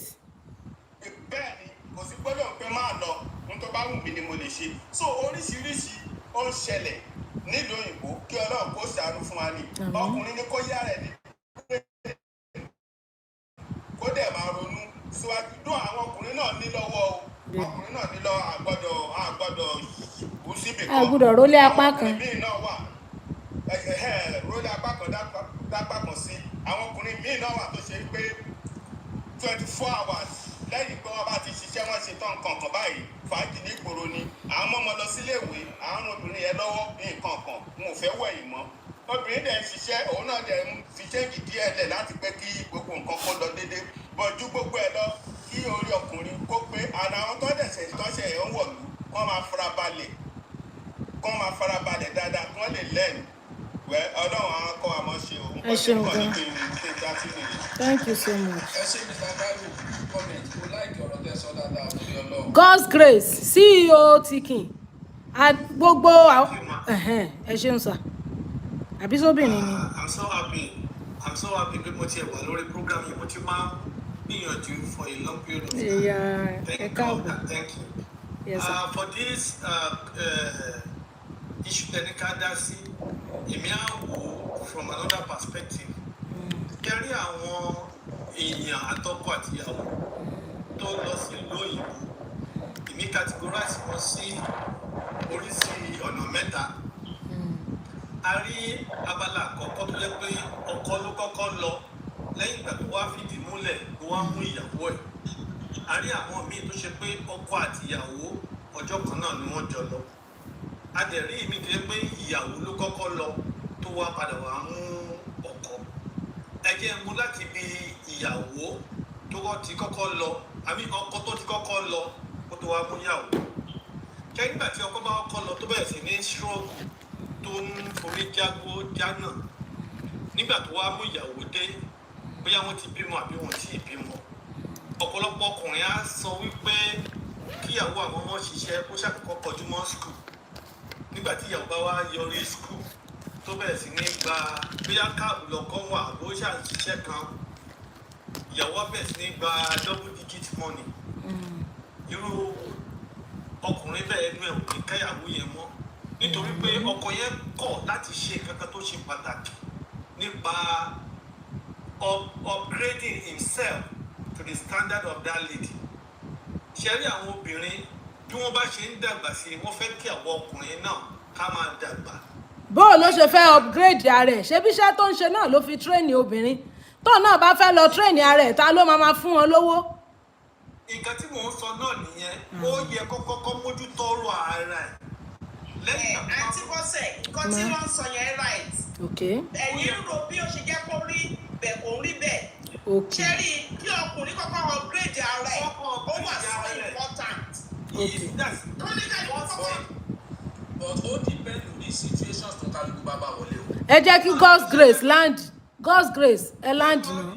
yes ma ṣe pé ìpín mẹ́ta ni mo pín sí ní situation tí mò ń ṣàlàyé lọ yẹn ọkọ ló yẹ kó ti kọ́kọ́ upgrade ara ẹ̀ tó ti dá to the standard pé tíyàwó yẹn bá dé òkè báyìí ló gbọdọ̀ ti máa wọ ọkọ ẹ̀ bí ó pé ọkọ yẹn ló wá máa fà lọ́wọ́ sókè ṣé wá rí ibi tó máa ń fà á ní pé òfin ìlú òyìnbó 80% ibẹ̀ ó kó agbára lé obìnrin lọ́wọ́ the system respect and allocate more power to women ìyẹn tí ò dẹ̀ sí ní orílẹ̀-èdè nàìjíríà ṣé rí tí obìnrin bá àti ibi tí obìnrin bá dé sí àti àwọn ẹgbẹ́ tó ń bá rìn àwọn obìnrin ní ìwà tó yẹ pé nígbà tí wọ́n kúrò lórílẹ̀-èdè nàìjíríà they are so nice in behaviour in everything nígbà tí wọ́n dé ìlú òyìnbó they continue in that good behaviour nítorí pé wọ́n yà bàrà nípa association tí wọ́n lọ link ara wọn mọ́ ẹni tó yẹ kó òun àtọkọ ẹ̀ ló jọ ń gbélé tó ń bọ̀rọ̀ sọkọ lẹ́nu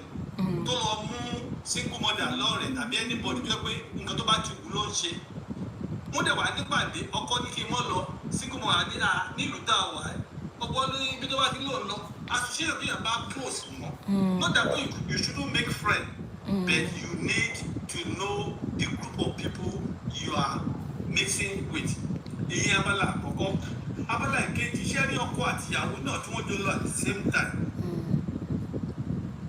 nígbà tí wọ́n bá débẹ̀ àwọn méjèèjì wọ́n gbọ́dọ̀ jọkọ́ jọ lọ́kàn pé báwo la ṣe fẹ́ sọ̀rọ̀ ọ̀rọ̀ ara wa lórílẹ̀‐èdè nàìjíríà tàbí lórílẹ̀‐èdè áfíríkà ajagungun responsibility ilé àdálẹ́ ọkùnrin lórí pé ọkùnrin ṣáà ní olórí ilé bá a ṣe fẹ́ jẹun báyìí fẹ́ sanwó náà báyìí fẹ́ ṣe bá ọkùnrin ni ṣe nílùú òyìnbó ọkùnrin tó bá lóun fẹ́ dáyà kọ irú responsibility bẹ́ẹ̀ ìsídà kò ní stroke gbẹ̀yìn àti jẹ́ pé flower kò ní wọ́n fi máa respect wọ́n fi máa rántí. Jésù olùgbà. ọdún responsibility ìlú òyìnbó yìí kò ṣeé dáyà kọ kò ṣeé dáyà kọ àti rí ọkùnrin mi lọ pé iṣẹ́ méjì tó ṣe é ṣe ó ṣe struggle àti save nínú ẹ̀ ni. then irú situation yẹn tí tọ́lọ́wọ́ bá yan ìyàwó ènìyàn fún yàn tí kì í ṣe pé èèyàn ṣẹ̀ṣẹ̀ gbé àwọn ìyàwó mi gan wà wá sọ fún ọkọ wọn pé mo mọ̀ pé mi ìbẹ́ fi gbága ṣùgbọ́n nínú 100% màá máa fi 40% sílẹ̀ ìyẹn ò dẹ̀ sún sọ pé kí wọ́n kọ̀rọ̀ sọ́kọ wọn lẹ́nu ṣùgbọ́n àwọn ọkùnrin náà torí obìnrin tó ń fi 40% sílẹ̀ tẹ́mi fi 6% sílẹ̀ màá wá lọ síta owó tó yẹ kí n ná sínú ilé màá tó lọ ná síta irú obìnrin ògọ́ náà owó tó yẹ kó máa ná sínú ilé tó fi ń gbóbìnrin ṣe understand ṣùgbọ́n ní kókó ọ̀rọ̀ òfin orílẹ̀-èdè ìlú òyìnbó ó bu ọ̀pọ̀lọpọ̀ agbára fún àwọn obìnrin nígbà tí ọkùnrin àtobìnrin bá ń jà tóbìnrin yẹn jẹ̀bi wọn ò tiẹ̀ ní gbọ́dẹ̀nu àwọn ọkùnrin tí wọ́n á ti máa sọ pé you need to leave the house you got to pack your load. kí a ló dé. ilé kẹta ilé kẹrin síbi ògùdọ̀ kọjá bẹ̀ ògùdọ̀ gbáwájú ilé kọjá mọ́. Tó bá ń sọ gbogbo yẹn ṣe bí ìyàwó náà mọ̀ gbọ́ yóò wà ń bẹ̀ ṣìṣẹ́jú ẹ̀ náà ṣe máa ń sọ bẹ́ẹ̀ fọkọ rẹ̀. ìṣẹ́bọ̀ náà ṣé she will be very happy. mọ gẹ́gẹ́ madam Bọ́sẹ̀dé. She will be very happy. jọ̀ṣọ́kọ yẹn nà ni. ṣe rí ìdí ní ẹ bá rí àwọn most of the video ṣe rí pé most of the video tá a máa ń rí lórí internet ẹ rí pé nígbà tí obìnrin yẹn tó bá na ọkùnrin yẹn máa fi bẹ́ẹ̀ kó iṣẹ́ pípa láti rí. ìkọ́kọ́ ló dọ́kọ̀ dùbúlẹ̀ tó ń gbà báyìí tó ń gbà báyìí tó ń gbà báyìí tó sọ pé shut up. Because record video record yẹn ló máa lò bí evidence a jẹ ti rí obìnrin míì tó yẹ pé olóòkè ọ̀bẹ yára ẹ̀ tàbí tó ṣe ẹ̀ léṣe gbàdá ọlọ́pàá dé ó ní ọkọ ló ṣe ń bẹ̀. àwọn yẹn náà dẹ̀ believe what happened to investigation wọn ò lè ṣe investigation. ok èmi àti ìyàwó mi nìkan láwà ìrọ̀lẹ́ sáà ní wọ́n ti pàdé Bọ́sẹ̀dé àti fẹ́ lé. àwọn ọ̀rọ̀ yìí ọ̀rọ̀ tẹ́ sọ́nà àìtẹ́rì àwọn ọ̀rọ̀ yìí àwọn òyìnbó inú UK lọ ọbẹ̀ wọ́n padà realize pé ọ̀pọ̀lọpọ̀ African women wọ́n parọ́ wọ́n máa ń parọ́ ni olóòpá òfin tí wọ́n ṣe pé when you report your partner now you go back home. they will do tẹ́lẹ̀ sẹ́ni tẹ́lẹ̀ when you report your partner wọ́n máa ìgbà míì gan wọ́n lè cancel visa partner yẹn wá fún days but days yìí ẹ̀yin méjèèjì lẹ́jọ́ máa lọ ẹ̀sẹ̀ tó bá jẹ́ pé kéèsì ẹni yẹn report ó jẹ́ bí domestic violence tó wà clear pé ọ̀nà partner ẹ̀ bóyá ọkùnrin evidence yẹn tẹ̀ strong but ní òní wọ́n fi lè fi ilẹ̀ but ní ìsẹ̀yìn méjèèjì lẹ́ẹ̀ máa lọ that is number one òfin tí wọ́n ṣe ẹlẹ́ẹ̀kejì láti kọ́ọ̀bù kìíní yẹn ni pé ọ̀pọ̀lọpọ̀ àwọn obìnrin wa tẹ́ pé torí bá fẹ́ lọ fẹ́ yìnbó láti tètè gba ìwé wọ́n á parọ́ mọ́kọ wọn after few months wọ́n á lọ fẹ́ yìnbó yẹn wọ́n á dáwé ní ìsinyìí you want to marry any citizen tó ti níwèé you must go back to your country. to go and do what. ti UK law ló sọ fún yín o to go back àti kọ́ńtẹ́ ní o ti padà wá fi ọwọ́ wọlé wá. so ìgbà tí wọ́n ti ṣàwọn òfin yẹn ní ìsinyìí ó jẹ́ kí kíní yóò reduce gan compared to 2023 2024. I'm waiting for your question, sir. ó yá ta ná láwọn fẹ́ bí God's grace in question. Somebody said he has a question for God's grace. Mr. CEO ni. ó yá aṣọ tún mute ni. Okay, as I was saying. gẹ́gẹ́ bí ẹ̀kọ́ tètè mi kí n máa lọ èmi tí ń lọ madam Bọ́sẹ̀dé ẹ̀jẹ̀ jẹ́ nǹkan fún kankan ẹ̀jọ̀ kí n lọ. ó yá 1 minute ọjọ́ ti lọ a ti lò 5 minutes 5 hours 31 minutes running to 6 hours láti lò. Go ahead with your question.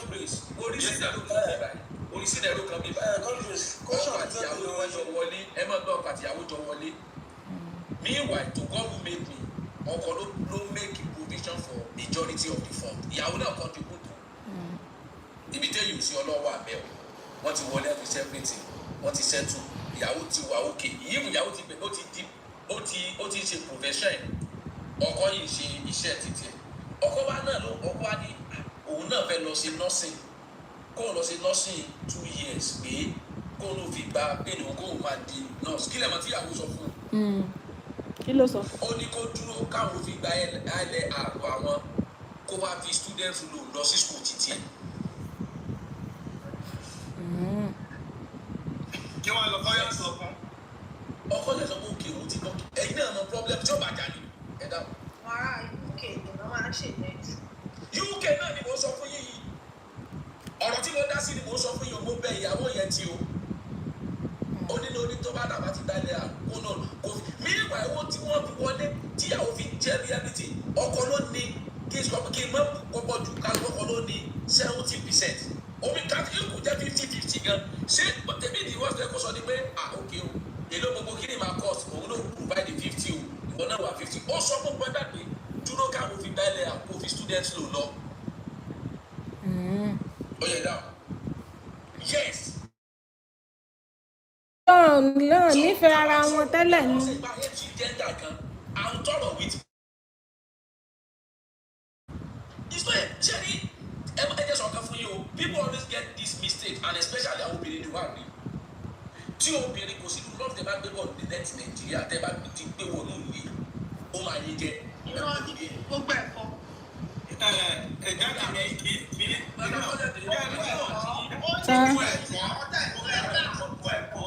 ìdílé ẹ̀dọ́ wípé kẹ́rí environment tí ìyọ̀bá tí irú obìnrin yẹn bá ru ẹ̀ lọ́nà ó bá rìn.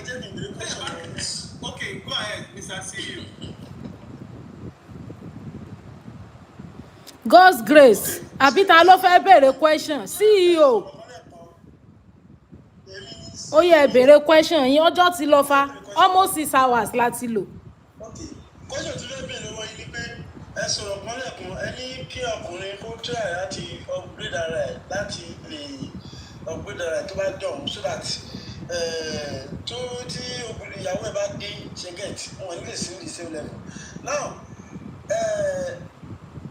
èmi believe pé ṣé ẹ believe pé ọ̀rọ̀ yẹn lè work because ṣé ẹ̀yin gan fúnra yín gan ṣé ẹ agree pẹ̀lú mi pé 80% of obìnrin tó wá sí abroad tí ọkọ wọn gbé lọ́wọ́ sókè wọ́n máa ń ní tendency láti grow ju ọkọ yẹn lọ láti surpass ọkọ yẹn débi pé mo sọ fún wọn máa padà ṣe dáadáa ju ọkọ yẹn lọ tó pé wọ́n máa fi misbehave sí ọkọ.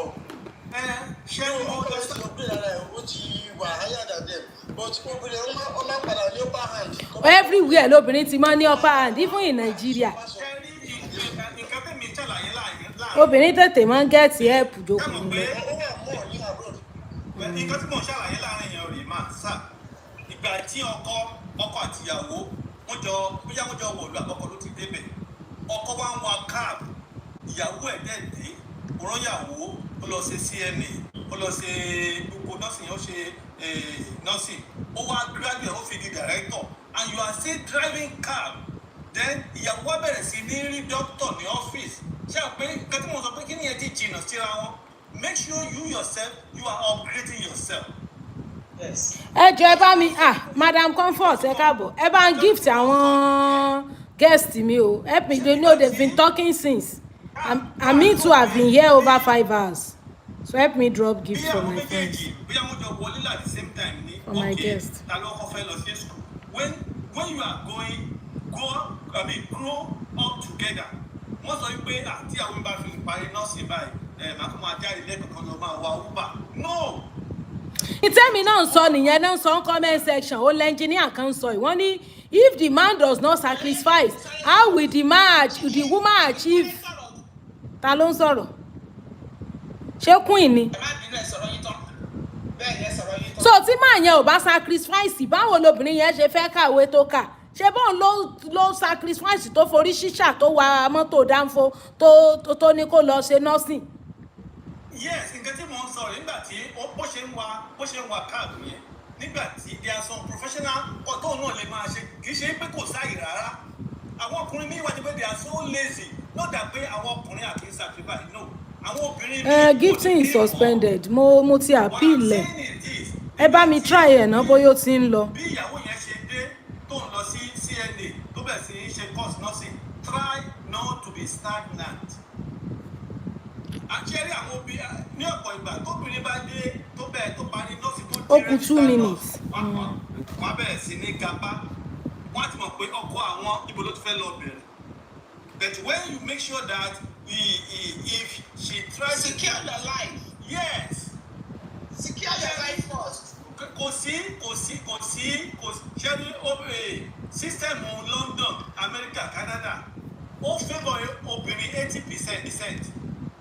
Therefore, you need to secure your environment, secure your life, secure your situation. Ibi tẹ̀mí ń lọ nìyẹn. Ṣé àwọn tó jẹ́ aráàlú ìgbọ̀ngàn tá a bá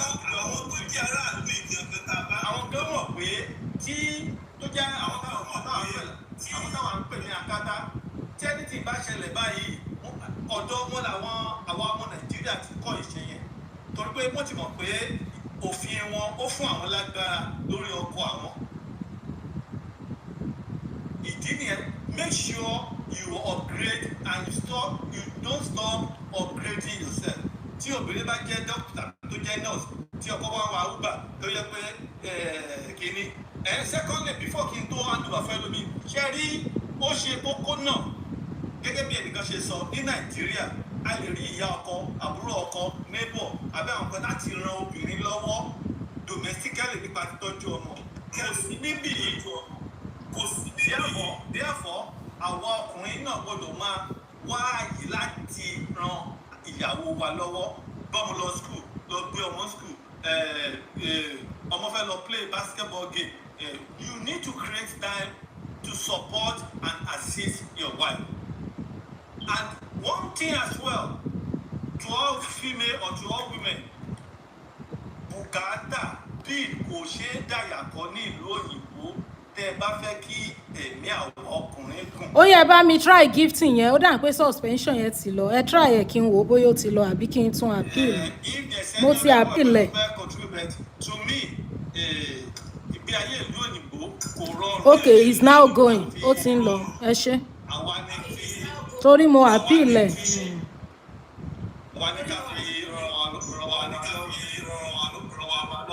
Ẹ ṣeun gan ta ni ò tí sọ̀rọ̀ báyìí ẹ jẹ́ á máa round up kó ta ló fẹ́ sáré sọ̀rọ̀ Abẹ́lẹ́ngẹ́ ẹ̀ tí sọ̀rọ̀ látẹ̀kan jẹ́ ń sọ bàbá ìkàlẹ̀ ó yẹ gbóhùn sókè mọ́. Comment section FYP akitiyan yín látàárọ̀. Thank you. Nǹkan tẹ́mi kàn fẹ́ sọ nípa ọ̀rọ̀ yìí kò ní pẹ́. Mo kàn fẹ́ mú káàkiri gbogbo àwọn ọ̀rọ̀ tó ti sọ.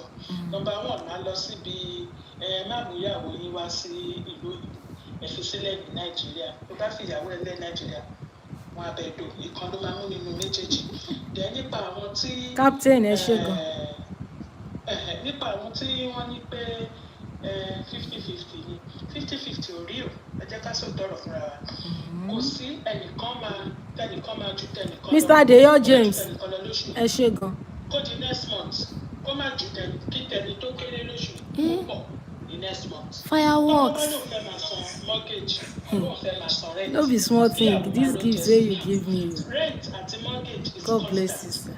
ọtọ lè dá African store lẹ́yìn. Ọmọ ìyá ológi ẹ kùnàwó God bless you. $150. ṣé ń gbọ́. À ń gbọ́ mà. Ó lè di ìwọ ní ìyàwó tó ní òkè wọ́n máa lóúnjẹ sílé. Kí ráìsì $90 ó di $150. Iṣu $80 ó di $220 ní bíbá yìí láti bí oṣù mẹ́ta. So kò 50-50 yẹn kò rí aṣọ àwọn ọmọ seasonal ni. Captain ẹ ṣe ẹ kùnàwó. Aṣọ sọ́mà tó rà lọ́dún yìí ó lè má pa àwọn ọmọ mọ́ ní next summer. So kí gbogbo wa kákọ̀ fẹ́ràn ara wa ni tàbá tí ò bá ti fẹ́ bẹ́ẹ̀ kò lè work ọkọ tó ní pé òun máa san rent àbò máa san mortgage òun náà tún lè tàbí níbi oúnjẹ náà ká mo rí pé oúnjẹ tí wọn ò èmi náà ra nǹkan báyìí wá lè wà gbà kó fowó kówó jẹun.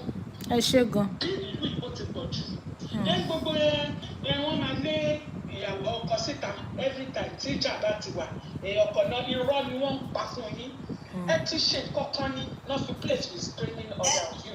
ẹ ṣe àti o. kò ṣe nǹkan tó kọjá nǹkan tó yẹ kó ṣe bóyá ọ̀nà ìyàwó ẹ̀ àbó nu àwọn ọmọ àbí òwà abusive wọn ò ní ever sáré gba ilé wọn ti gba ilé o àwọn misinformation tẹ máa ń fà àwọn ará Nàìjíríà nìyẹn and that is a lie you must have done something tó fi sọ pé kó má wálé tẹ tọ́lọ́tẹ bá tẹ̀ lágbímẹ̀ tọ́lọ́pàá bá wá bàbá ní kọ́kọ́ kúrò ní wọn sọ pé kó kúrò ní kò kẹrù rọ́lẹ̀ pa pé kò kọ̀ kúrò kó lọ sọ́dọ̀ rẹ̀ àbí kankan tó bá máa fi di few hours ọkọ̀ yìí méjèèjì àti balẹ̀ ẹ̀ ti padà wálé padà ẹ̀jọ̀ sẹ́jọ́ ó dàbí normal train náà ni pé ìjáde ọkọ̀ mú ṣẹ̀tì ó jáde lọ láti de-escalate ìbínú tó ń ṣẹlẹ̀ tó bá dẹ̀ yà á tún padà wálé ẹ̀ jókòó ẹ̀ sẹ́tù ẹ̀ gbogbo ẹ̀ wọ́n lé ọkùnrin kúrò lẹ́yìn. Ẹ ṣeun bàbá Ọláyínká dára sí mi.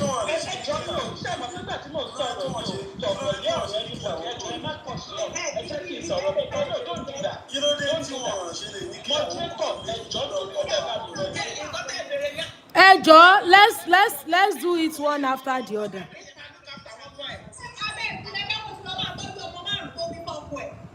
Ẹ ṣe wọ́n ní kí ló dé tí wọ́n fi jẹ́ kó obìnrin náà ní kó mọ̀ kúrò nílé. because obìnrin èmi làwọn ọmọ nítorí náà àwọn ọmọ ti sẹ́ àti pọ́pẹ́sẹ̀. torí àwọn ọmọ mi náà ókè ṣé òun fẹ́ kó ọmọ máa lọ tó bá jẹ́ òun ló ń tẹ̀kì àwọn ọmọ yẹ kó dúró kó tẹ̀kì àwọn ọmọ gbà náà èmi á jáde fún ẹ tó bá jẹ́ yẹn. ṣe ní gbogbo ẹ náà 50-50 ẹ kọ́ lè lè yàgò náà kúrò ní. ẹ̀ẹ́dẹ̀ ilé máa empty dẹ̀ kò make sense. ọmọ ìyá ológì God bless you ẹ kú ìnáwó thank you for the kò make gift. sense wọ́n ní pé kó kúrò kí ó tún ìyàwó tí ò bí wọn tí ò lọ́mọ lọ́wọ́ ó ṣe wá jẹ́ pé ọkùnrin wá kúrò ní. nítorí ọlọ́run tí mo lè sọ sórí kan ṣé kó wá fún ọ̀sẹ̀ ọ̀sẹ̀ àti ẹ̀jẹ̀ sọ̀rọ̀ fún sọ sórí kan. ẹjọ́ jẹ́ kí n sọ̀rọ̀ mi torí pé mi ò ẹ jọ̀ọ́ mà ẹ jẹ́ kán land kẹ́ tó sọ story yẹn abelẹ́ngẹ́ máa sọ̀rọ̀ yín lọ. ẹ ṣe so gbogbo rú yẹn mo ti mute everybody. tó bá ní kọkùnrin kúrò lé tó di escalate wàhálà yẹn wá padà wá ní nàìjíríà náà ọkùnrin máa ń múṣẹ̀ tẹ̀ tó máa ń kúrò lé fúnra ẹ̀ láì ṣe pọ́lọ́pàá tó ní kó kúrò lé wọ́n kàn ń ṣà kẹ́ má bàa para ní kẹ́ má bàa dúra yín pa òun ni wọ́n ṣe sọ pé kẹ́nìkan kúrò ó lè máa ṣe padà wá lálẹ́ ọ̀ ó máa padà wá létà ó máa padà wá jọ́kejì ó máa padà wá 2 hours later 3 hours later tó bá ti di pé ìjà tẹ̀jà òun ń ṣe ìjà tó le tó di pé ẹ ti mẹ́jẹ̀ lára ara yín ẹ ti nọra yín physical kìíní ti wà so tá a bá sọ̀rọ̀ ẹ jẹ́ ká máa mọ̀ kọ́tà ká máa là á. parọ́ tí divorce bá dẹ̀ wà tó jẹ́ pé òkè ẹ ti fa wàhálà yín di pé ẹ fẹ́ divorce wọ́n máa ń ta ilé yìí wọ́n ń gbélé fún obìnrin kan wọ́n máa ta ilé yẹn wọ́n á divide owó fẹ́ méjèèjì níbi tẹ́mi wà yìí o èmi ò tí ì rí ní gbogbo divorce mo dẹ̀ ti wà nínú yìí ó ti wà 20 years divorce tó bá ṣẹlẹ̀ wọ́n máa ta ilé yìí wọ́n á dẹ̀ pín owó tó wà lórí ẹ̀fẹ́ méjèèjì kó kálukú jọ̀gàn tó bá jẹ́ wípé nípa àwọn ọmọ wọn ṣe custody ó ti bẹ́ẹ̀ lórí nǹkan bá fàjà tó ẹ pọkọ ló wà tó sì fi tó nà ọmọ tí evidence wà wọ́n máa ṣe investigation gbogbo wọn ṣe investigation wọ́n kàn ní wọn jáde irọ́ lẹ̀ ń pa irọ́ bàbá irọ́ ni tó bá rí pé lóòótọ́ wọ́n máa bá àwọn ọmọ sọ̀rọ̀ wọ́n máa lọ school wọn wọ́n máa béèrè question lẹ́yìn. iná mo ṣe wò pé àṣé wọn ní investigate ni. débi pé máa ṣojú sí wọn tó bá rí pé ìwọ ẹjọ́ ẹ náà fàtúnyẹ jẹ́ kí n láàyè ìtẹ̀yìn ìròyìn. You too, you are lying. Calm down. You too, you are lying. You can't say that it's lying. It don't have to be yes. Any say yes.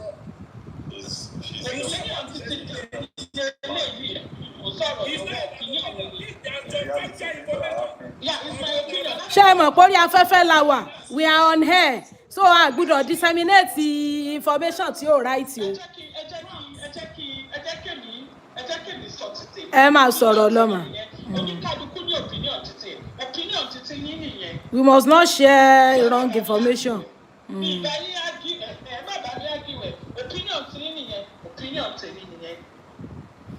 Okay, I'm.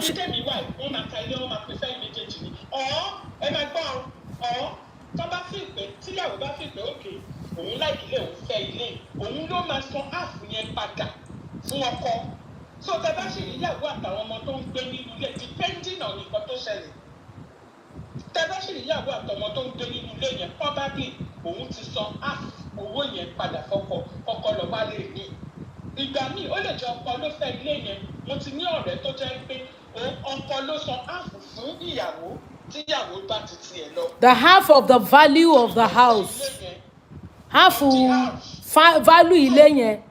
bẹ́ẹ̀ni òun ló sọ fún ìyàwó bá tiẹ̀ lọ torí òun fẹ́ ilé yẹn ó láì ilé yẹn. ìyàwó ọ̀dẹ̀ mind ẹnìkan máa gbà fúnra wọn ni àwọn míì wọ́n dẹ̀ ní lára ẹnìkan kan ilé yẹn àwọn máa ń pín owó ilé yẹn ó dìbẹ̀ lórí iye owó kan ti san nínú mortgage nínú ilé yẹn bí tẹ bá gba alẹ́ let's say for example ẹ̀rọ alẹ́ 100,000 ẹ̀ ti san 20,000 nú ẹ̀ 20,000 lẹ́ni nínú ilé yẹn kò ń ṣe 100,000 torí 80,000 yòókù sì belong sí bank. so ẹni tó bá fẹ́ gba gbèsè ilé yẹn tó fẹ́ dúró ní ilé yẹn á san 10,000 tó ti jọ san lórí ẹ̀ kẹ́ni yẹn bàbá tiẹ̀ lọ́wọ́ máa continue mortgage. ó dà ta ló lẹ́ni other opinion ẹ ṣeun mà.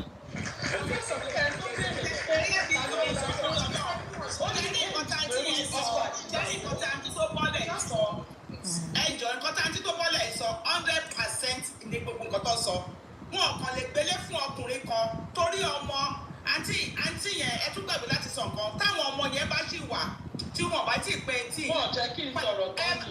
ẹ máa pín gbogbo owó yẹn ni wọ́n máa fún àwọn ọmọ yẹn náà ní owó. wọ́n máa fún àwọn ọmọ yẹn náà ní owó ilé yẹn. exactly.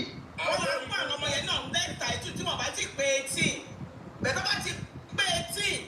bá ti pé tí ọkọ àti ìyàwó ni. ìlú yóò ṣe wọ́n ṣe ní trade ṣe wọ́n máa sọ pé ní èyí ò fẹ́. wọ́n ṣe kọ́ bẹ́ẹ̀ yẹn. wọ́n ti ilé obìnrin kúrò nílé fákùnrin rí ní bíbá. wọ́n pé ìdúró yóò rí níbi ìjọba náà rí ẹni wà fún ìṣòro yẹn wọ́n lè gbé ìyàwó yẹn kúrò nílé fún. ẹgbẹ́ tó ṣẹ̀ ní ká máa gé ẹyẹ parọ́. It's not even about the house. I'm not interested about the mortgage. And this is a bit can parọ́. And when you are talking about your opinion, Intel is not about opinion. It's about law of the land. Oh, your opinion is Intel ascertain own opinion. Anybody can talk about opinion.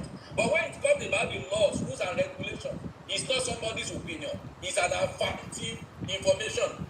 Cherry, brother to kọ́kọ́ sọ̀rọ̀ tí wọ́n sọ̀rọ̀ lórí pé bóyá ọkùnrin jáde ní Western world. Mo ti wà UK over 10 years ní ìsọmọ kékeré bí báyìí. Ní Western world, tí wàhálà bá ṣẹlẹ̀ láàrin ọkọ àti ìyàwó, tí ọlọ́pàá bá dé, kò sí investigation kankan tí wọ́n fẹ́ rílì kọ̀ọ̀kan ṣe. The first procedure under the law ò ní pé ọkùnrin wọn máa sábà mú jáde, and because of 2 reasons.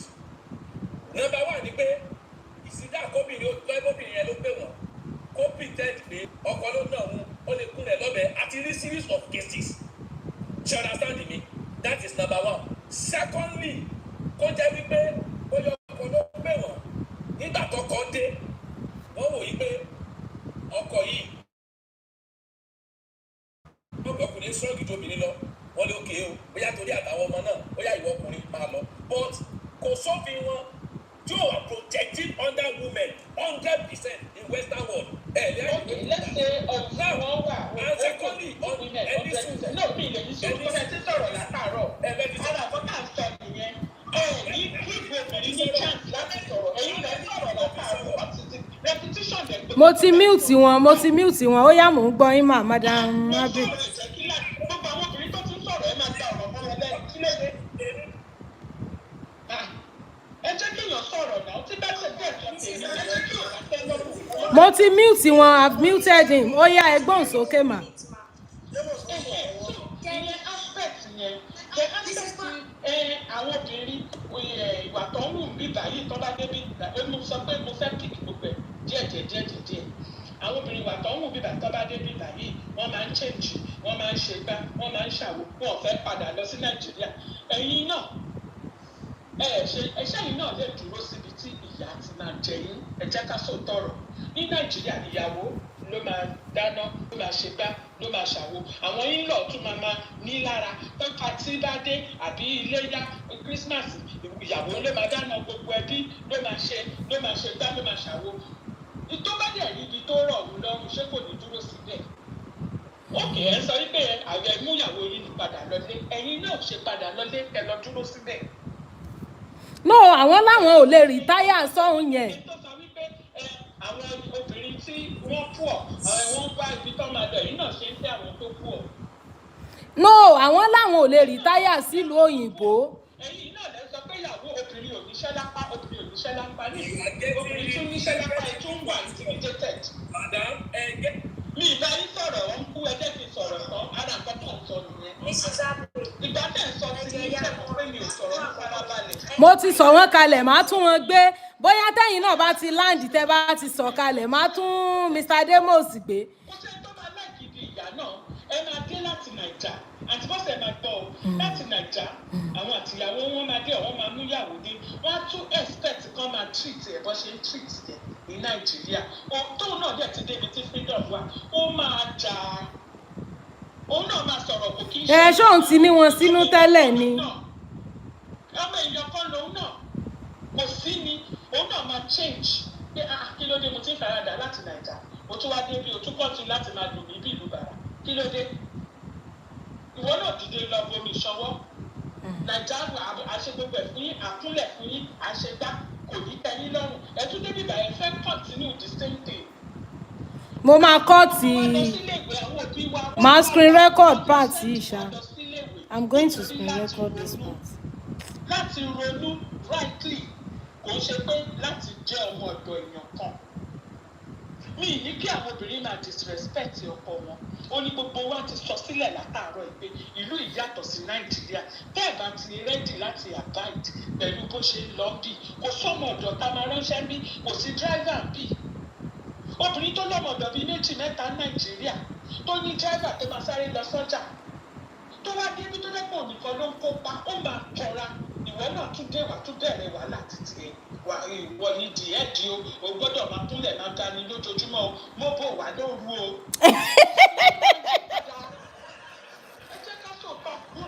The mobile wa lóru one, that one is funny o. Mobile wa lóru. Àwọn akẹ́kọ̀ọ́. Ẹ dákun, ẹ wo ṣe rí mọ́mí Abe yìí wọ́n dìdí mi business ni.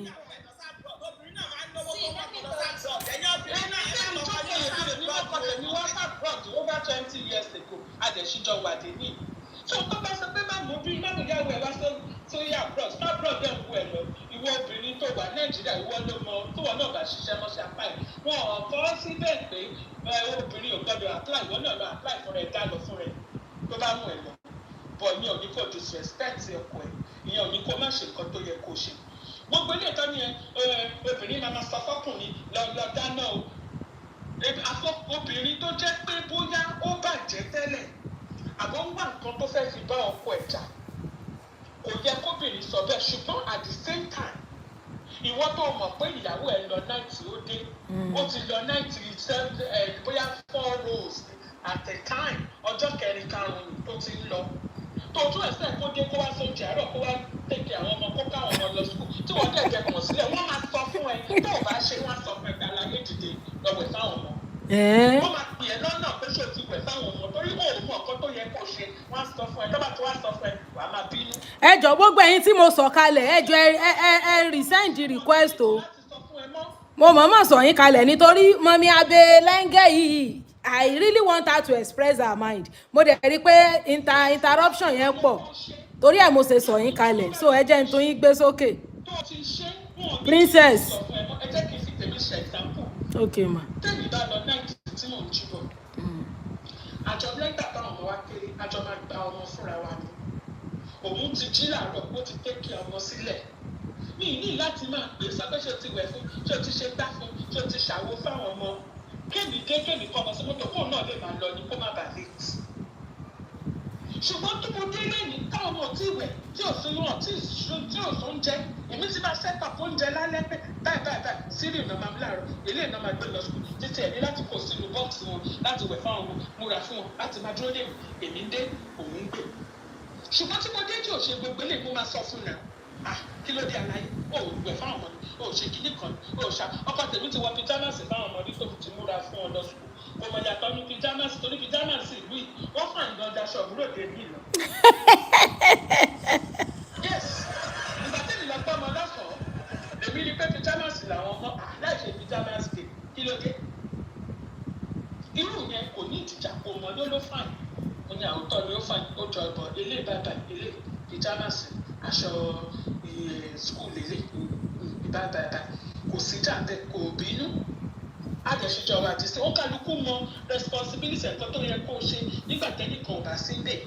Tẹ́mi bá fọṣọ títà mi ti tó tẹ́mi sáré lọ bí iṣẹ́ kẹ́mi tó dé òun àti ìjà sí dráyà. Ọjọ́ náà máa tún kó sórí bẹ́ẹ̀. Mr. Banwoti, thank you for the money gone. Ẹ ṣé gan. Continuation ni ṣùgbọ́n tẹ́ bá ní ẹ̀yìn ṣe yẹn ẹ fẹ́ máa ṣe African man ẹ fẹ́ tó ẹ̀ lè ṣe African man nídìí ẹ̀ ní yóò gbé kájọ ṣé ni ọwọ́ méjì ló ń gbẹ́rù lórí. Mr. Banwoti, ẹ kú náwó. Tí wọ́n ṣọ̀gá tẹ̀mí ṣọ̀gá márèèjì ò lè wọ́ọ̀kì. Ẹ wá ní wọn fẹ́ padà sí Nàìjíríà a lè padà sí Nàìjíríà bí ẹ ti máa fi gbágbá wa lórí o. A lè padà sí Nàìjíríà ibi tí màá ti lọ rìpọ́ọ̀tì wípé ọkọ mi náà mi ó fa gbogbo ojú mi yá tí wọ́n ní kí n padà lọ lé family problem mi tí wọ́n ní bá mi pè é tẹ̀ bá mi sọ̀rọ̀ sí ọ bá mi bá sọ̀rọ̀ pé rọra o títí wọ́n fi lólúwẹ̀ pa ẹsẹ̀ mẹ́fà ni wọ́n fẹ́ yàwó mi kó tó sí ẹ́ kó tó dọjọ́ sìnkú wọ́n ti fẹ́ yàwó mi wọ́n lé ọkùnrin ò lè dá wà ṣùgbọ́n dáńgbóbìnrin ni ọdún méjì tó bá rí pé ọkùnrin lẹ́gbẹ̀ẹ́ wọn ló ti ń fẹ́ tẹ́lẹ̀ kọ́kọ́ ẹ̀ tó kú ẹni tó bá parẹ́ ni o ẹ̀yin obìnrin náà ẹ ọ́ zù o kẹ̀dẹ̀ wà informed kẹ̀dẹ̀ wà educated ọkùnrin tó mú ọ̀yàwó náà wọlé tó ń ṣe kàbí tó ń rányàwó lọ nursing òwò náà upgrade ara ẹ̀ wọ́n máa fi ẹlẹ̀ lọ o ò lè níyàwó as nurse kó máa ráwọn doctors níṣẹ́ kó máa ráwọn pharmacist rí gbogbo wọn kó wá rò pé wọ́n fẹ́ lọ dínà kan ó wá gbọ́kọ̀ kàbí lẹ́yìn lóòótọ́ ìwọ ló train ẹ̀ bọ̀ ìwọ náà upgrade ara ẹ̀. wọ́n wá ń wọ ká ló wà dáńfó. upgrade ara ẹ̀ náà níbi kàbí yẹn náà tó dà tí bá ń sọ̀rọ̀ máa ní ọkọ mi òun ní CEO bọ́sẹ̀ transport company. ṣé wọ́n ń ṣe competition status ni. kò sí ó máa ń fàjà kò sí competition bọ́ọ̀ máa ń jà. ẹ jẹ́ n bí wọn mo mọ̀ má fẹ́ fún mọ́mì yẹn ní táìmù ni mọ́mì Abe ṣé ẹ ti láǹdì. mo ti ẹjẹ láǹdì.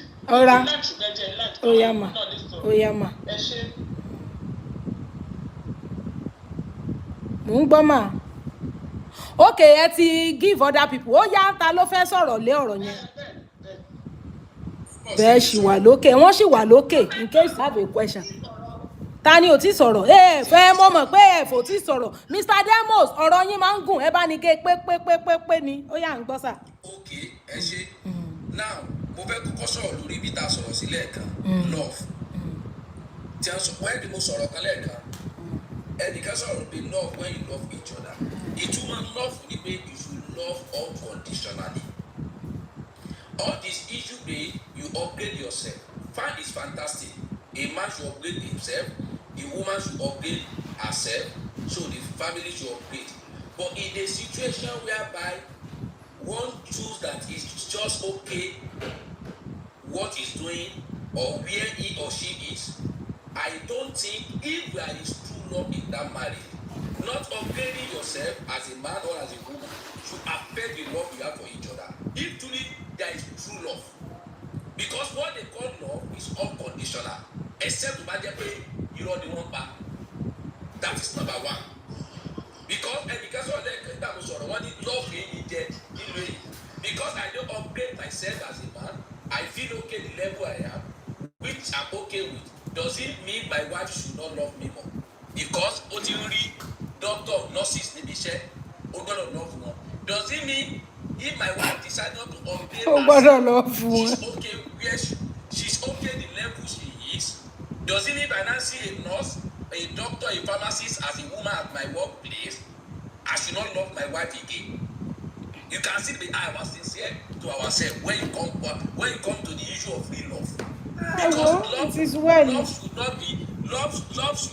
love should be unconditional bí wọ́n ṣe máa ń sọ that is number 1 point mi number 2 point lórí tí woman yìí sọ mi Madam Abe thank God obìnrin ló sọ inú mi dẹ́ pé owó tá à ń sọ Madam Bosede you can pick one of the things you have been saying lẹ́ni tí wọ́n confirm náà mo fẹ́ bọ́ sórí point wọn lórí the issue of wọ́n sọ̀rọ̀ nípa pé àbí ìyá jẹ obìnrin ní Nàìjíríà but the same obìnrin tó sọ pé wọ́n fi ìyá jẹ òun lọ́kọ ẹ lọ ṣe conductor lọ́kọ ẹ lọ ṣe transport taxi driver ọkọ ẹ lọ ṣe kórópé driver ọkọ ẹ wọ ọ̀kadà láti aago 5 to bring means to the table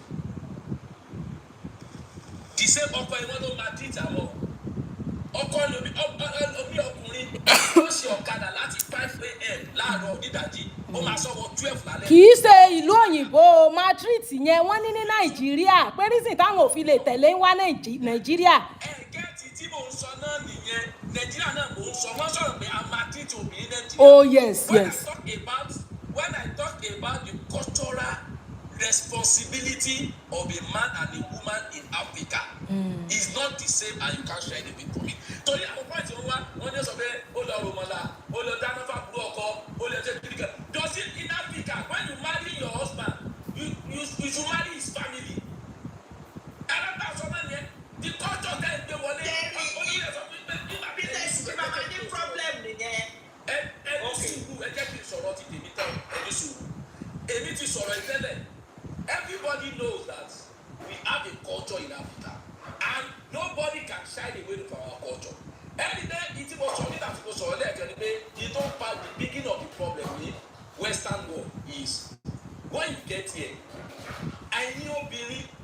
ọ̀pọ̀lọpọ̀ obìnrin want ọkùnrin ọ̀pọ̀lọpọ̀ obìnrin sọ want ọkùnrin to become that African man in terms of financial responsibility tó ti débọ̀ láti Nàìjíríà but they are not ready to become that African woman they are used to also in Nigeria in UK tí wọ́n débọ̀ láti Nàìjíríà ọkọ̀ fàbẹ́jọ́ problem it don fa 50-50 tó máa ń lọ́pọ̀lọpọ̀ wa it's a gentleman discussion okay my wife okay no worry I'll take care of all this bill come out delete it over you wan take care of it there is no crime in that which is a normal system but immediately tí ọ̀pọ̀lọpọ̀ family ti débi ní ọ̀pọ̀lọpọ̀ obìnrin bí fi pé àdúgbò owó ìdíwọ́ máa pass away at the end of the month no ìwọlé ẹ̀kọ́ máa wà responsible to majority of this thing because you are the African you are the husband that is when they see you as the husband but when you now said no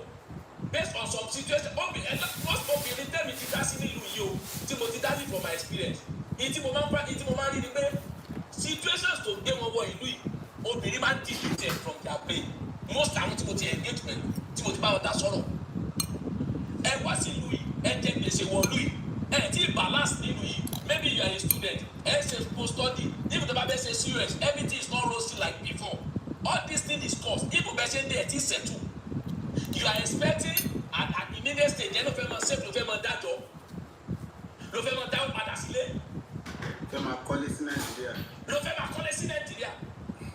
A good man will not think of that when he has a lot of debt to service. No man will think of that when he has a lot of debt to service. Ọkùnrin òní ló ń bọ̀ fẹ́ lọ ra ló fẹ́ lọ kọ́lé tó dẹ̀ jẹ́ gbèsè.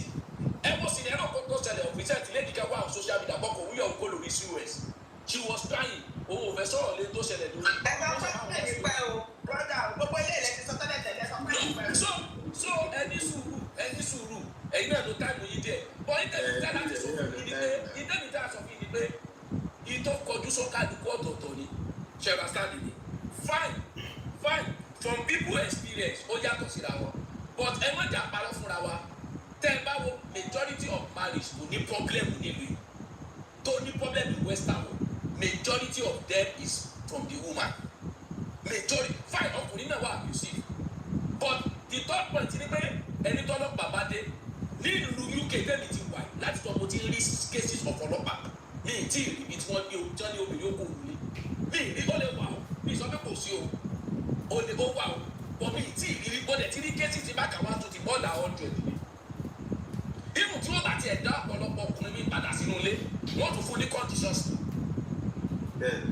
obìnrin àtúnlóbi tó bí tẹ́jà tó fọ̀ bẹ́ẹ̀ yára ẹ̀ náà n ò sọ fún mi mo rí fídíò mi rí náà kò ṣẹlẹ̀ sí mi but I've seen it àwọn àìtí kọjá sọkùnrin tí ẹ̀fẹ̀ ṣẹlẹ̀ sí olóde tó láàárọ̀ lẹ́ẹ̀kẹ́gbẹ́ patience tolerance diplomacy and prayer ọkùnrin ní ìdí mẹ́rẹ̀ ni ẹ̀ tó hold kò sí ọ̀rùn tí ò ní ṣe tó bá dé western world ṣé kìí yẹn máa wá you just need to be strong as a man to be tolerant to be patient because a lot of things ma come up and no matter bá ṣe lè wà nínú èyíkó tó a lè gbọ́ culture wa 100% kálá asọ́nù a máa misguide as a man or as a woman torí pé ìbò gangan tí a máa lọ sí ìlú mi ìwé ìsọkọ́jọ wọn èyíbó ò lè wá sí Nàìjíríà kẹ́ni kọ́jọ yìí yóò bí àwa ni adékòdóore àwa ni nǹkan tí wò ní túmọ̀ sí wa. The same culture tẹ́ ẹ sọ pé wọ́n máa tíjọ obìnrin yìí the same culture yẹn lóbìnrin bí wípé ọkùnrin lọ́rọ̀ tọ́jú family rẹ̀ kó tọ́jú family tòun náà the same culture tẹ́ ẹ lọ́ máa tíjọ obìnrin yìí o. So we are not saying that there's no issue but we are talking about the statistics when you look at the statistics they will not fit you unless you want to shy away from the truth.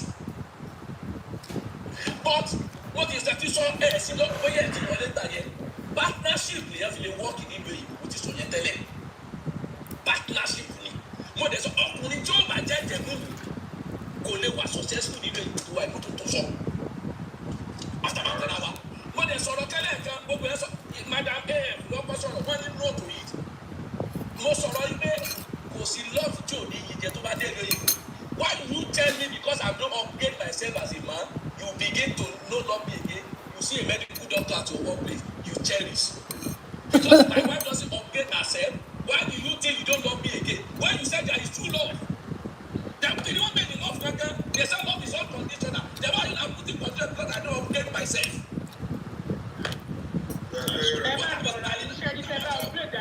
For your own self, not for your own.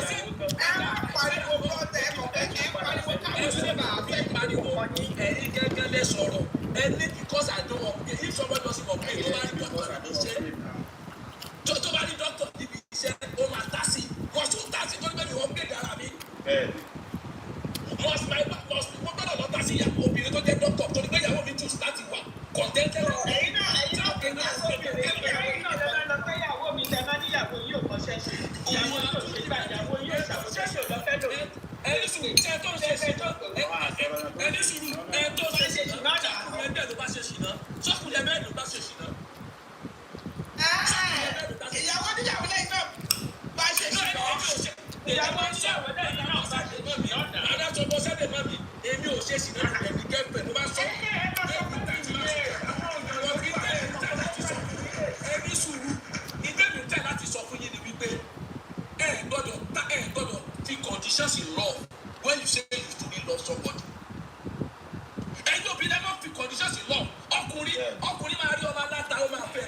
Obìnrin mélòó ló máa rí ọkùnrin tó ń pa ẹran tí ó lóhùn lọ́fẹ̀ẹ́. a ti lo over 6 hours lórí show yìí àbí 6 hours 10 minutes ẹ jẹ́ àmọ́ round up o Obìnrin tó wà òkè ò lè fẹ́. àbí round up Obìnrin tó jẹ́ graduate so ti ní mọ́tò so ti lókè. Bàbá tó bí ọ̀gá gan is a farmer. kẹ́rì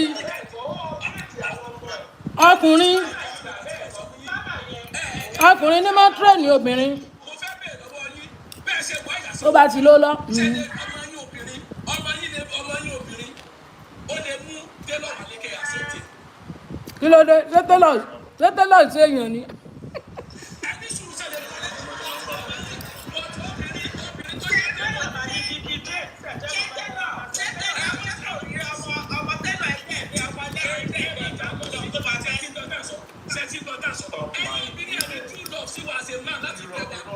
You marry us with conditions. That is just the thing. You marry us with conditions. Men are in love, and men are Indians. What about the Indian people in abroad? Box of wealth. Indian people in abroad, you see them maintain their culture and their respect for their husband. The lady, I won't be here, man, maintain respect more from. Ẹ bá wọn gbé. Can I say something? Indian people respect their culture. Yes, can I say something? Ẹ bá wọn gbé. Ta ló ń sọ̀rọ̀ lọ Ọlárewájú Pópóọlá. Can I say something? Continue. Okay. Indian people, they have to culture our Indian. Ní abroad, they still want to respect ọkùnrin to the last. I work in oil company here in Nigeria. I have a friend tó jẹ́ pé ó wá láti US. Who happen to fẹ́ another Asian lady, Filipino. You see, ó ní àwọn àbúrò òun, àwọn sisters òun, wọ́n fẹ́ corrupt lady yẹn. But that is why wọ́n á gbé sá kúrò ní US. Wọ́n gbé lọ sí another country because ó ní tóun bá délé pé ìyàwó òun á gbé tóun bá ti ṣiṣẹ́ tóun bá délé ìyàwó òun á gbẹ́sẹ̀ òun sínú omi gbóná àti àfàbáwọn fi òun ló máa bọ́ ṣẹ̀kẹ́ ló máa bọ́ stocking òun ló máa yẹ kí ló máa tẹ̀kẹ́ òun bí ọmọ kókó just like the way we have in Africa here. Because only at the time pé tóun bá tó àgbóúnjẹ wá fún un ó máa kúnlẹ̀ wọn ẹgbẹ́ ni pé àwọn àbúrò òun wá sọ pé no you don't have to behave this way you are not a slave. Now that is the culture our ladies our women they are learning from the American way. They don't learn from the Asian way. They don't learn from the Indians that don't respect you ọkọ wọn to the last no matter what. Even àwọn òyìnbó àwọn American wọ́n lè fẹ́ ọkùnrin tó ń gbálẹ̀ wọ́n lè fẹ́ ọkùnrin tó jẹ́ pé cleaner ni mind tó jẹ́ òun dẹ̀ jẹ́ doctor wọ́n lè fẹ́ cleaner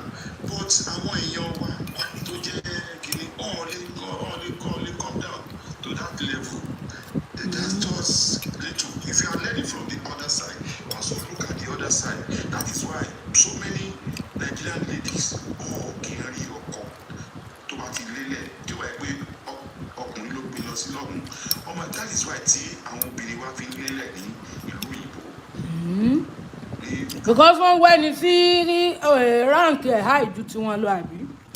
Exactly.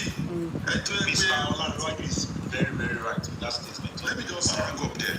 Nigerian girls and other tribes.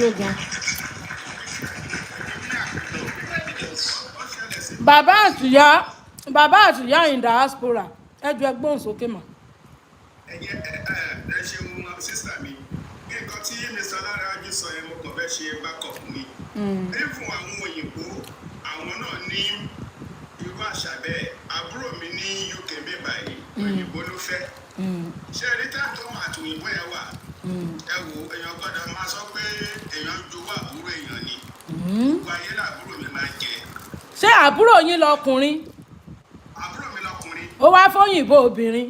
ó fóyìnbó ṣé rí tó bá dé láti ibi iṣẹ́ òyìnbó yẹn gbọ́dọ̀ rí pé ìkọ́nà ẹ̀gùn tó bá dé láti ibi iṣẹ́ àbúrò mi dẹ̀ bẹ̀rù tútù gan tó bá fẹ́ sùn ó máa dì bí àlùbọ́sà báyìí ni tó bá ti dé láti ibi iṣẹ́ òyìnbó yẹn máa ti wọ́ ọmọ mi kalẹ̀ tó kọ́kọ́ máa gbẹ́sẹ̀ sí tó máa ṣe bíi bébì tí bá lọ sílé ọ̀dọ̀ ọba mi kí lè pẹ́ńbẹ̀ máa tètè jáde ni. kí ló dé. ṣé rí àwọn nǹkan tí mò ń rí ni níbi ayé jíjẹ fàájì ṣé rí ṣé òtítọ́ ọ̀rọ̀ bá wà ẹ jẹ́ ká sọ tí kò ṣe kò sáńgẹ́lì mi kan ọkùnrin ní lọ́wọ́ obìnrin náà ní lọ́wọ́ bọ́ tí ẹ bá wò níbi 2-3 years ago àwọn ọlọ́pàá bọ́ síta ibi tí ìrìnàjò ẹ ti bẹ̀rẹ̀ ni ẹ tí wọ́n wọ́n àwọn obìnrin á gbé kan stop láti máa gbé àwọn sí ọkọ wọn ní gbogbo ìgbà kì í ṣe àwa nìkan ni àwa ní ìlú òyìnbó nínú àwọn nǹkan tí Mr. Olanwaju sọ mo sọ kọ́kọ́ lẹ́ẹ̀kan mo ní ọmọ tó bá sọ ilé nù ó ṣàkóyàkọ́ ẹ lọ wo àwọn iṣẹ́ mélòó ni wọn lè máa rí níbi tí wọ́n ti ṣiṣẹ́ mélòó lè máa rí nínú àwọn ọkùnrin tó ń lọ sí school tó bá ti ń ṣe taxi àbí wọ́n ṣí àwọn offlances nǹkan kan yẹn wọ́n ti wẹ̀ náà. God bless you. God bless you. Now tẹ́lẹ̀ bá wọ àwọn family business and they maintain it. How many of us maintain our family business here? They maintain it.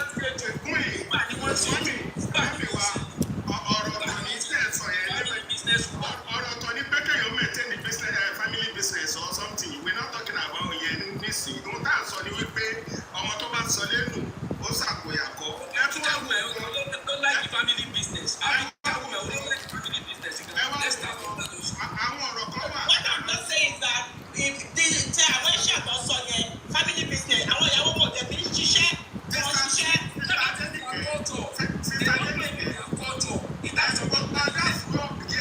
kọ́sọ̀ wọn nìyẹn nísìnyí tẹ́ bá wo another thing tó ń ṣẹlẹ̀ ẹ wo àwọn ọmọ tí à ń sọ àwọn ọmọ ìlú Asia kọ̀ọ̀kan tá a sọ yẹn ẹ wo bí wọ́n ṣe fi èdè àṣà gbogbo kọ́sọ̀ tó fi kọ́ àwọn ọmọ wa ṣé ní gbogbo fúlẹ́ńgẹ́ tí àwọn African parents tá à ń ṣe mo ti bímọ sílùú èbó kìnìkan what most of us wá tí a realize ni pé we are losing this child because n ti ń jẹ́ culture àṣà èdè most especially èdè àkàrà àwọn ọmọ yìí along kó tó di pé mo bọ́lẹ̀ sista bọ́sẹ̀ kó tó di pé mi bọ́lẹ̀ ẹ jẹ́ kí n sọ ọ̀rọ̀ ìṣẹ́jú kankan tó ṣẹlẹ̀ mo ní ọ̀rẹ́ kan bí báyìí gbogbo ìgbàdo máa ń lérí pé tí òun bá ti dé retirement age òun lọ padà lọ sí Nàìjíríà láti ọjọ́ tó ti ń sọ ìyàwó rẹ̀ ẹ̀fà dá sí pé báyà ò fẹ́ tẹ̀lé lọ ó máa ń wọkọ̀ ẹ̀ nírọ̀ ni ó wá dijọ́ kan wọ́n jẹun alẹ́ tán ọmọ wọn obìnrin méjì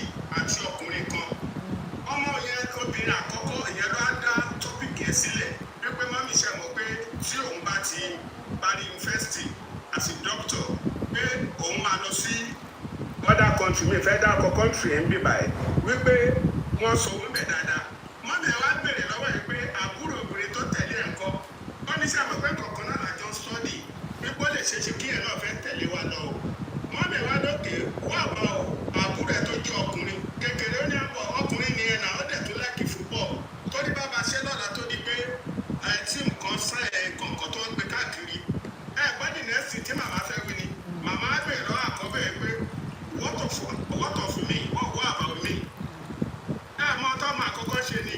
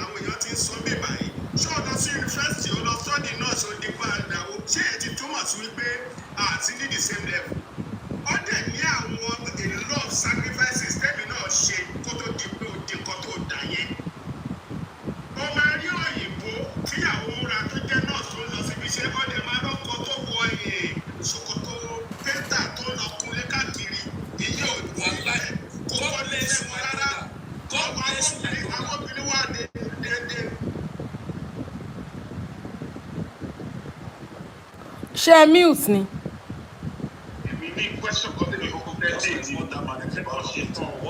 Àwọn obìnrin wá ṣe kí ni? Bàbá àníyá in diaspora. Kí lẹ láwọn obìnrin wá ṣe? Wọ́n láwọn obìnrin wá nídìí iṣẹ́ láti ṣe. Ṣé ẹ rí gbogbo flege yẹn? Ẹ wò ẹ jẹ́ ká gbèjú sílẹ̀.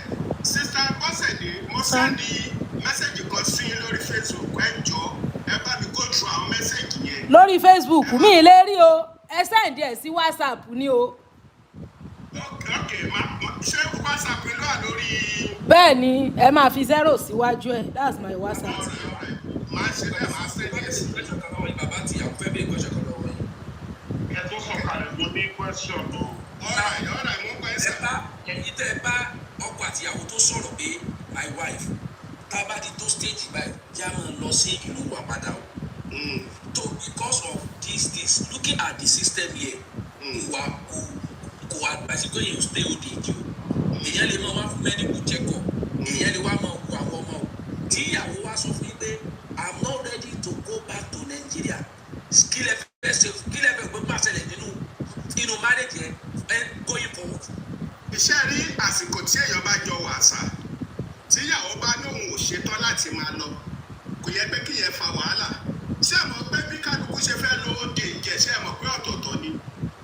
Wọ́n kàn máa ń sọ pé obìnrin máa ń fìyà jẹ ọkùnrin ní òde èjì ni.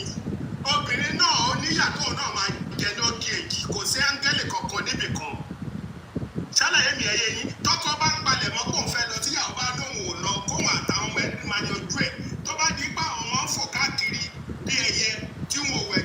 Èmi ti lọ sí club pẹ̀lú àbúrò mi tí mo sọ ìpàdé àwọn òyìnbó tó yìnbó ń sọ fún ìyá ẹ̀ mi mọ ibi tí ìyá ti ń tẹ̀lé ọmọ wá sí club rí tí gáyẹn sọ fún ìyá ẹ̀ wípé lísìn òun ò ra tíríkì kọ̀ọ̀kan fún ẹ lónìí tí màmá ẹ̀ wá ń bínú tọ́dí kí ló ń bínú fún last time ṣé bí mo ra tíríkì fún ẹ tó bá ní problem pẹ̀lú gọ́ọ̀mẹ̀ntì wọn bá ti sanwó ẹ̀ go back to them and settle it. I'm not gonna buy you anything.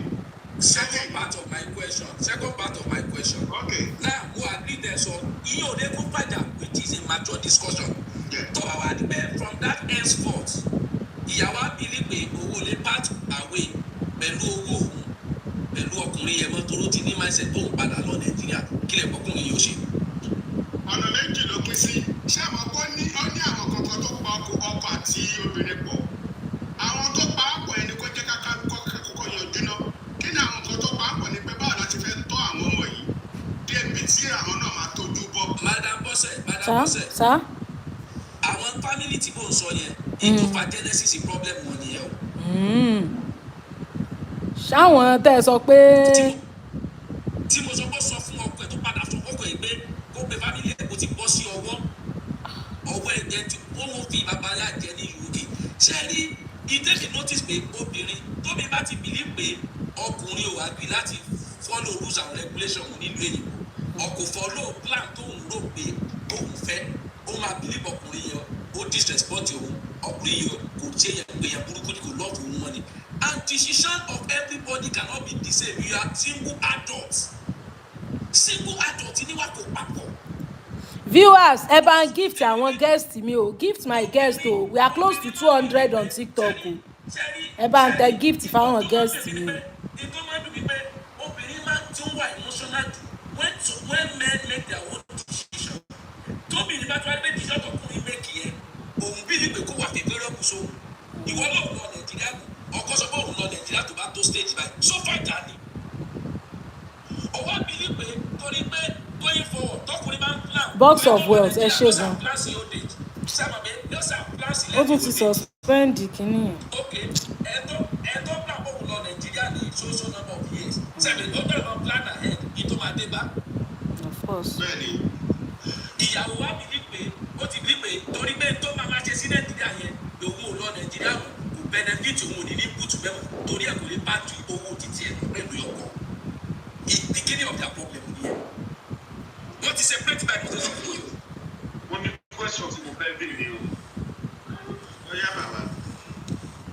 Question yìí ó máa dàbí a kind of duplicate. Ẹ̀jẹ̀ ẹni sùúrù kẹfà mi fi gbọ́. Òun pé assuming wọ́n bí abilékẹ́ tó sọ lẹ́kọ̀ọ́ pé ó yẹ kí àwọn ọkùnrin kan ẹni dé Mr. Pétérù ẹ ṣe. àwọn wà ní kóòtù tó dáa. question mo fẹ́ bèrè ó tó wà tí kì láàrin yẹn assuming pé bóyá èmi tí mo sọ̀rọ̀ gẹ́gẹ́ bí àbúrò wọn bí a ti lẹ́jẹ́ mo wá complain pé ìyàwó tí mo tó wá sí lórí ọjọ́ wà ní UK yẹn àjọ wà ní UK náà ìyàwó tó wọ́n mọ̀ àti gbogbo láti Nàìjíríà tí mo wọ́n sùn lé lórí tí mo ṣe wá látàárọ̀ lọ́dún sọ̀rọ̀ dáadẹ́ tó wá di pé tó di náà tó wà fún dápẹ́ tó tó di jẹ́ pé ta òun jẹ́ bricklayer òun ò lè fẹ́ ẹ̀kọ́ ó ti di dókítà níwájú mo wá ní kí wọ́n fún ọmọ àwọn ẹgbẹ́ yẹn mo complain fún wọn as my sister how will she feel? Because it's serious.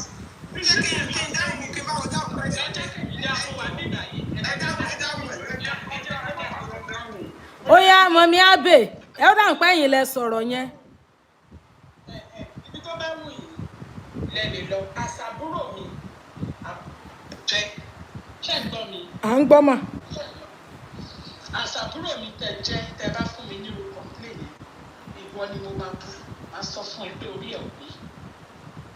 How as how ó ti wá lóyún ìkókó tó múyàwó dé kí ló ń ṣe ó ṣe kàbí láti tí ọba ṣẹ̀ṣẹ̀ dé oríṣiríṣi odd jobs lèèyàn máa ń ṣe security gbogbo ẹ̀gbọ́n àwa náà ṣe àpadà lọ school ó ń ṣe àwọn kinní yẹn by design àwọn ọkùnrin pọ̀ dáadáa àwọn àbúrò mi àwọn àbúrò ọkọ mi tí wọ́n tí gbogbo wa tánì àtọkọ mi padà gbé wọlé gbogbo wọn náà ṣe àwọn iṣẹ́ lọ́dẹ̀ upgrade ara wọn kó tó lọ fẹ́ ìyàwó àtúnṣe lọ́dọ̀ Nàìjíríà lọ fẹ́ ìyàwó wọlé what are you doing kí ló ń wọlé ayé ara ẹ̀ kí ló tó fẹ́ upgrade ilé ayé èèyàn kan tó mọ̀ ní tó lọ fẹ́ wá tí wọ́n wọ́n. ṣẹ́rí mà áńgù táwọn ti ń bọ̀ áńgù tí Mr. Demos ti ń bọ̀ ni pé why should a man be loved with condition? It's good to upgrade yourself as a man. Nǹkan táwọn ń sọ nìyẹn pé ó ṣe lè sọ pé nítorí mi upgrade ara mi ò ní nífẹ̀ẹ́ mi. N táwọn ń sọ nìyẹn. Ó yá mọ̀mí Abe.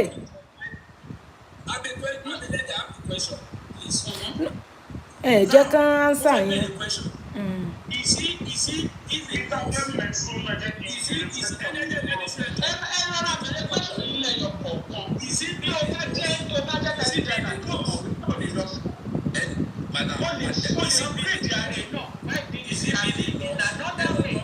Sherry, the matter of upgrading somebody oneself is good, but I want to know why should love be attached to it? Why should you say that as a woman? Torí pé mi upgrade ara mi ò ní nífẹ̀ẹ́ mi. The level tó wà èmi ni mo train ẹ débẹ̀. Why should you attach your love to the fact that I have not upgraded myself so you don't want to love me? Ìyẹn làwọn try láti sọ pé love is supposed to be agape, an unconditional one.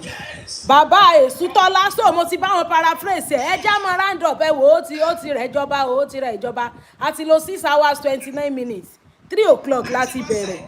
Ma Èsútọ́lá ma ẹ jẹ́ kí Mr. Èsútọ́lá béèrè question wọn so that mọ́mí Abe answer ẹ̀ pọ̀. Èsútọ́lá ẹ gbóhùn sókè. My question now is unconditionally unupgraded myself. Mo fi hustle. Tí mo fi kó owó jọ. Unupgraded level tí mo wà. Mo fi gbé kúrò Nàìjíríà. Unupgraded level tó wà. Tí mo fi rẹ̀ lọ sí school tí mo sọ fún òkú rẹ̀. Unupgraded level tí mo wà. They fi graduate. Owó àdìpọ̀ graduate wa. Wicked people ló pọ̀ jù. Náà òbí tó wà nínú. Ọmọ ìta parọ́ tó ra wa. Mọ̀mí Abe, ó yá. Is that the question? Let me tell you the fact.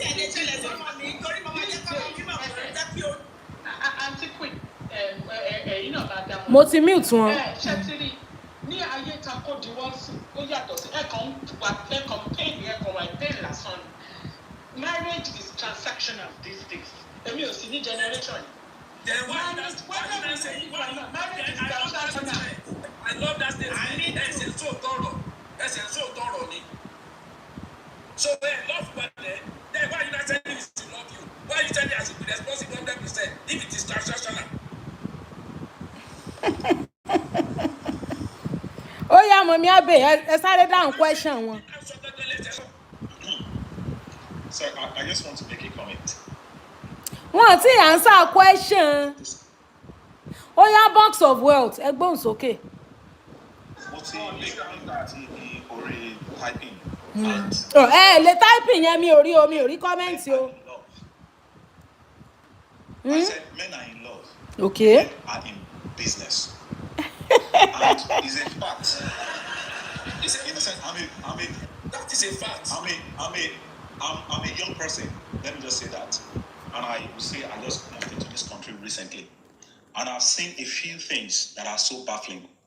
Because in the sense that is not how I was brought up back home. So, and when I saw those things, it changed my mindset about a lot of things. And when people make comment like, oh, don't bring your wife to the country, it depends. And it's questionable. And it is able to even change your mind to either do it or not. So, I have a particular friend who came in last year. He came in to the country. You know, now you can't even bring your girlfriend or your wife into the country with your documents immediately. So the guy brought in this girl 4 months after he has been in the country.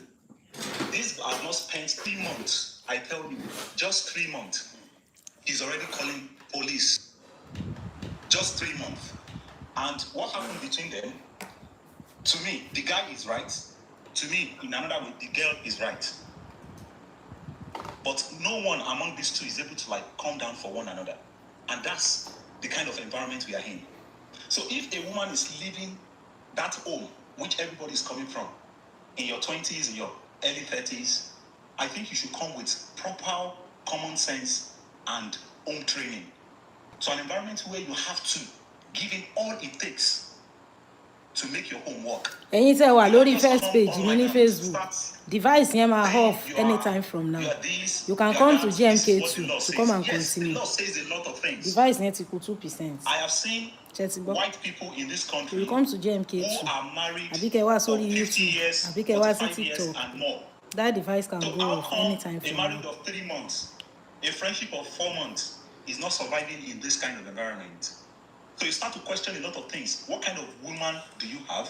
What kind of man you have around you? So I think there are some failures in the way we all married, in a way, or get involved in relationship. Some people fail to understand the kind of home some women are from.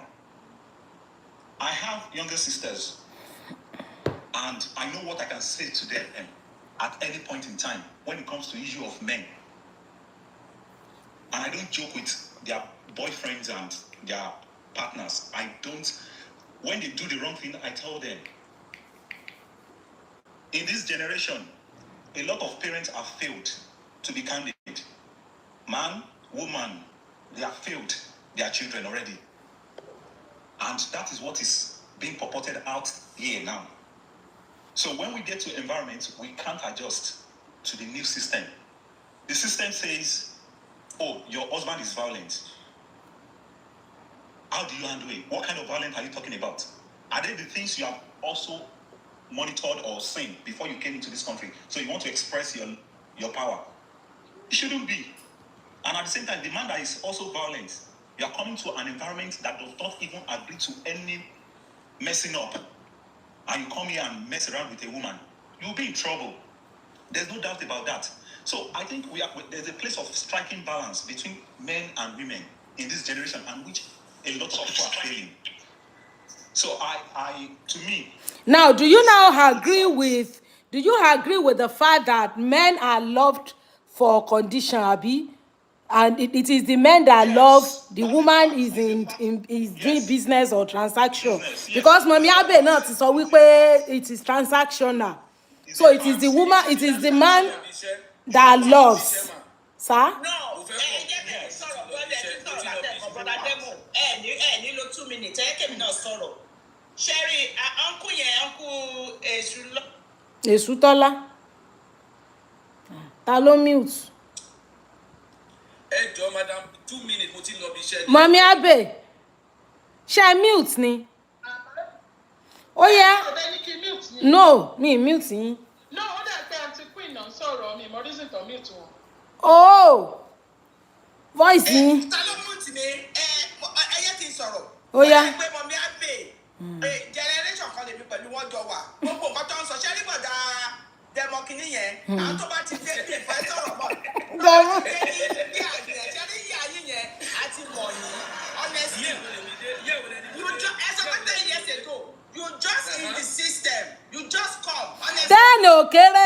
years ò kéré o. 10 years ò kéré nú ayé fa.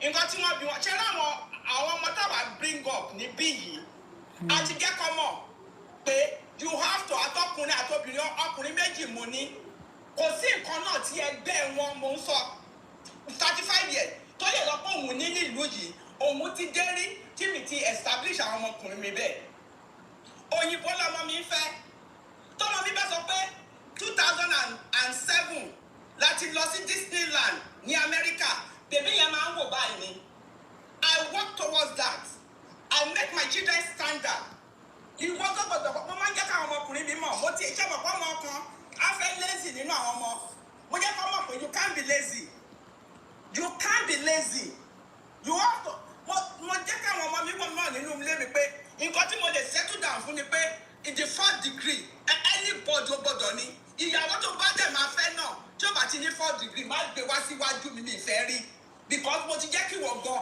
kò wọ́n fẹ́ kà á bẹ̀ mo dúró lé wọn lọ́rùn ni wọ́n á pé university is the way èmi jẹ́ kàn lọ àgàgà tó ṣe engineer èmi jẹ́ kàn lọ university òun fẹ́ ṣe business mọ́ pé mi ràn ẹ́ wàá sì jáde university náà so anything ẹ tó bá fẹ́ ṣe wàá lọ ṣe so lọ́jọ́ tèmi sì kò sóbìnrin náà lọ gbé wá ibi tó bá ti ń bọ̀ èyí tó dẹ̀ jóbìnrin náà doctor ni ló ṣe ọkùnrin náà wàá kọ́ wo àwọn ọmọ mi so a gbọ́dọ̀ kọ́kọ́ upgrade ara wa náà mo lè ṣe nǹkan yẹn torí pé hairdresser ni mí bẹ́ẹ̀ ẹ lè ráwọn ọmọ mi kẹfọwọ́ tì mí sẹ́yìn. ẹ ṣe mọ̀ wípé angle tẹ́ ti ń sọ̀rọ̀ yẹn mà ó yàtọ̀ síbi táwọn èèyàn ti ń bọ̀ o where he is coming from is that I'm the one that trained you I'm the one that upgraded you why should you bí gbàtẹ́yàn bá gbẹ́yàn lẹ́yìn tán wá fẹ́ yín yẹn ṣáyàn jẹ ni èmi ni mo rán ọ ní school of nursing ọ wá di nọ́ọ̀sì tán wá ní káàbù ni mò ń wà.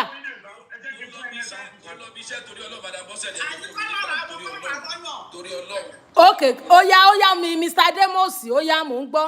ṣe rí owó táwọn sọ látàárọ̀ anybody wọ́n rò pé yá I'm in that shoe or I've been a victim of ogun táwọn sọ yìí wallahi billahi wa rasuli I'm not a victim my wife is a medical doctor I'm a pharmacist so me seeing any victim but I'm talking based on experience Timothy of people I understand from Nigeria my wife is a medical doctor here I'm not having issues I've been patient I've been tolerant naturally obìnrin máa misbehave ọkùnrin máa misbehave àdèmọ pé obìnrin ní excess ju ọkùnrin lọ because of the way God build us so me any problem but I'm talking based on àwọn issues tí mo ti dá sí tí mo dẹ̀ ti rí òun mo fi ń sọ̀rọ̀ Madam Queen ìtẹ̀ ń sọ kọ́ ni tá à ń sọ kò sẹ́ni tó bí ọmọ sínú system yìí as an African person tí ò ní tẹ́lẹ̀ rẹ̀ mo ń bọ̀ tí ò ní tẹ́lẹ̀ rẹ̀ wẹ̀ about the upgrade tẹ̀ ń sọ ẹ jẹ́ fún ilé example. Madam Fola Eshema. His wife is a medical doctor also òun gangan from Nigeria ó kàn sí àwọn biological course ó dẹ̀ ń ṣe rẹ̀ nígbà tó dé lui ó ní ọ̀rẹ́ ó lóun ò ní interest in nursing ó lóun fẹ́ choose a career in social work òun fẹ́ become a team manager òun fẹ́ become a director of a home if possible kóun ló ní register home and he choose that line ó ṣe VQ3 ẹ̀ ó ṣe everything when you talk about upgrading ìtẹ̀mí tẹ̀ láti sọ ni pé choice tó ń kálu ìtọ́pọ̀lọpọ̀ believe ní upgrading bí pé you must be a nurse before you can be a tell you must be a doctor but káwá gbàgbé ibù kò jẹ́ pé ṣe kí àná yóò máa ṣe lọ kó jẹ́ kẹ́ warehouse ni yóò máa ṣe lọ that is where he or she find happiness that doesn't mean the love I have for you should reduce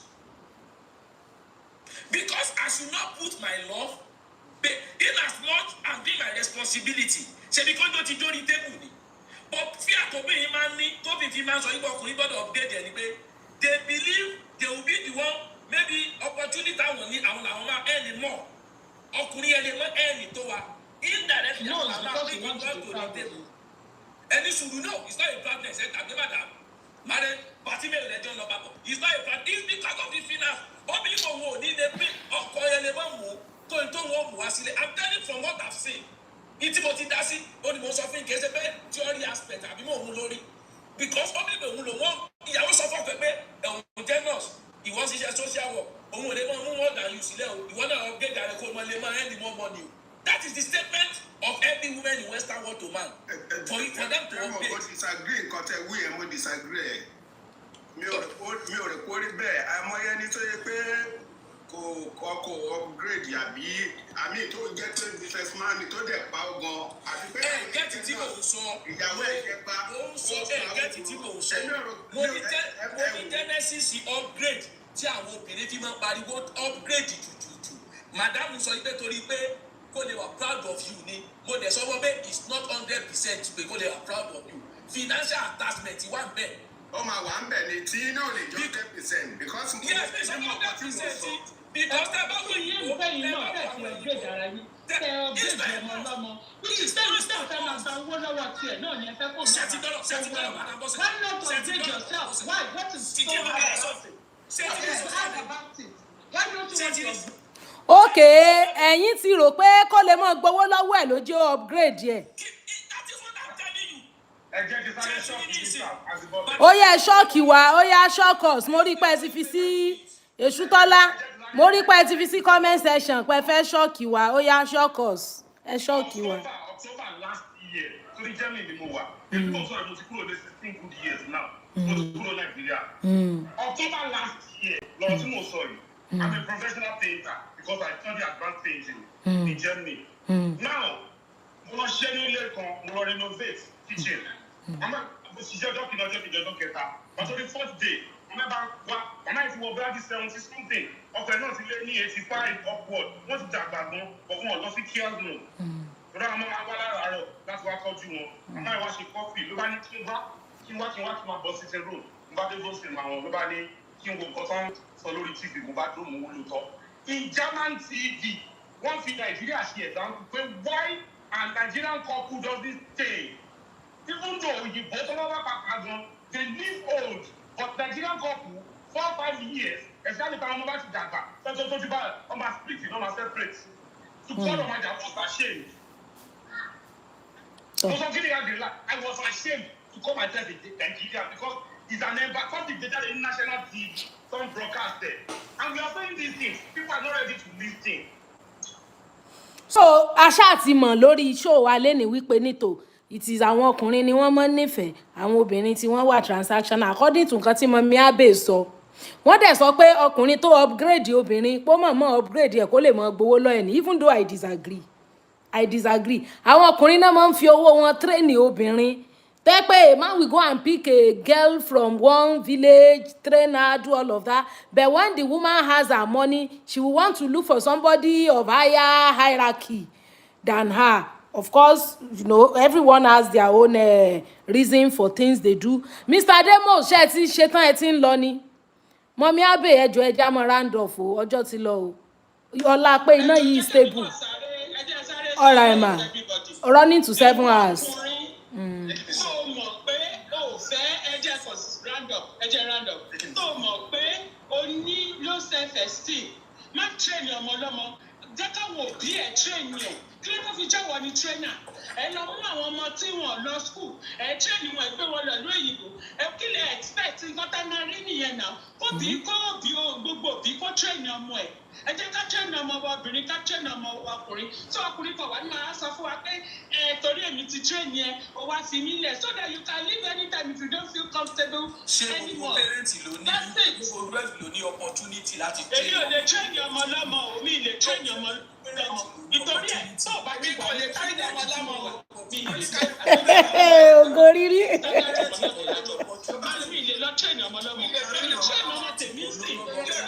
Wọ́n ní that I think that's the conclusion. Ẹ wo ẹja let's go and ẹja lọ rè ilẹ̀ ti ṣú aago mélòó lẹ wà ní US yẹn wò ná. US is you guys tó fọ́ lẹ wà àwa aago mẹ́wàá ti fẹ́ lù Naija ọlá pé náà yìí stable ni 3 PM lẹ wà. ta ni ò tí sọ̀rọ̀ ah ṣé Mr. Benjamin náà sọ pé àwọn ò tí sọ̀rọ̀ ó yá TikTok ẹ gbóhùn sókè ẹ jọ̀ọ́ ẹ gbóhùn sókè ọjọ́ ti lọ fa.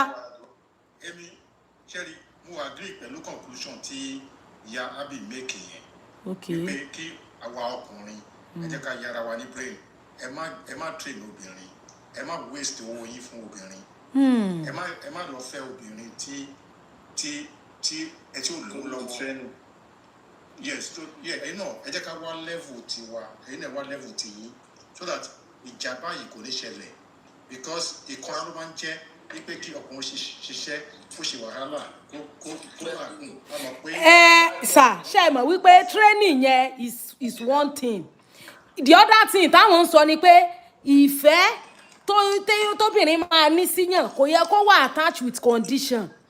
ẹ mọ̀ pé ńgbà tí mọ̀mí Abbey sọ̀rọ̀ wọ́n ní tíyàwó bá jẹ́ nurse tó bá yá ó máa láwọn doctor tán jọ máa sọ̀rọ̀ pé wò lè máa wa káàbù kó máa ṣe kàbí kó wá fẹ́ jẹ́ kéèyàn kan ní so ìyẹn ló wá ń ká Mr. Demos dára pé why should I be loved for condition because pé mi upgrade ara mi so.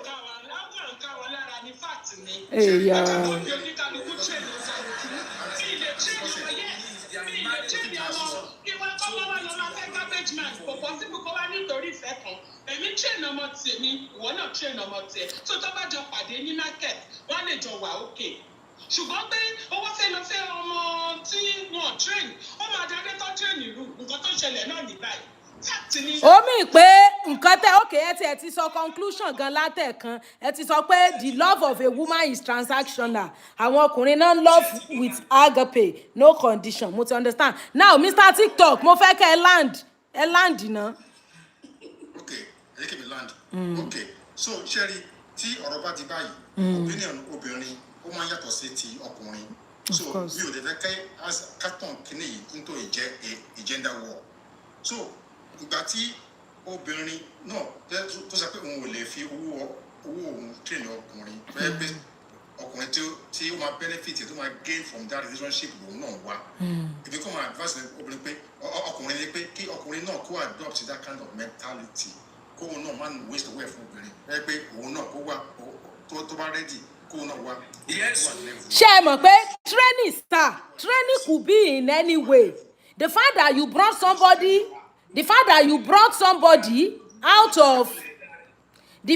brought somebody out of Nigeria to the diaspora training kan nù lọ́tọ̀ so when she gets there she can decide to change her mind the fact that you send somebody to school to go and become a professor or whatever training kan náà nù you send somebody to school to become a nurse training kan nìyẹn you pick someone out of Nigeria to the western world training kan náà nìyẹn at least true ẹ náà ló ṣe travel so the training of any type tó bá wù kọkùnrin fóbìnrin yẹn tètè mọ̀ pé tó bá yá the obìnrin might come out of that cocoon and decide to take another decision. It's transactional, yes. Is that the point?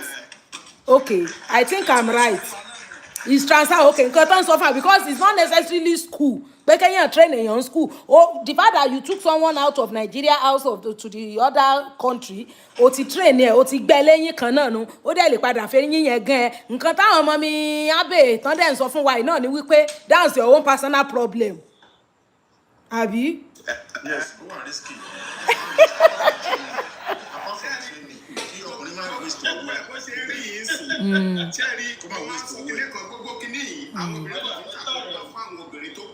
wàláì ẹ̀ẹ́dẹ́gbẹ̀rún èèyàn tó ń gbọ́ wa báyìí. wọ́n fi ń ṣàkóbá fáwọn obìnrin tó ń bọ̀ lẹ́yìn ni nítorí gbogbo àwọn nǹkan táwọn ọmọ mi wá bíbá tí wọ́n ń sọ yìí àwọn rò pé àwọn ń sọ pé nǹkan tó rí ni àmì ohun tó rí ètò ń fàjà ni nà ó nǹkan tó rí ètò ń fàjà ni. ṣùgbọ́n tí a mọ̀ pé ẹ̀ ń sílẹ̀kùn ọ̀làjú fún ọkùnrin ni ẹ gbọ́dọ̀ èdè tẹ́ pé ń sìn. pé ọkùnrin kankan máa ṣe wàhálà lórí obìnrin kan mọ́ àwọn tó wà ní Nàìjíríà tó ti ń bọ̀ lẹ́yìn fi ẹ̀ wá. tóbi oníkálukú lọ tírẹ̀nì ẹ̀. tóbi ò bá ní capacity ńkọ́.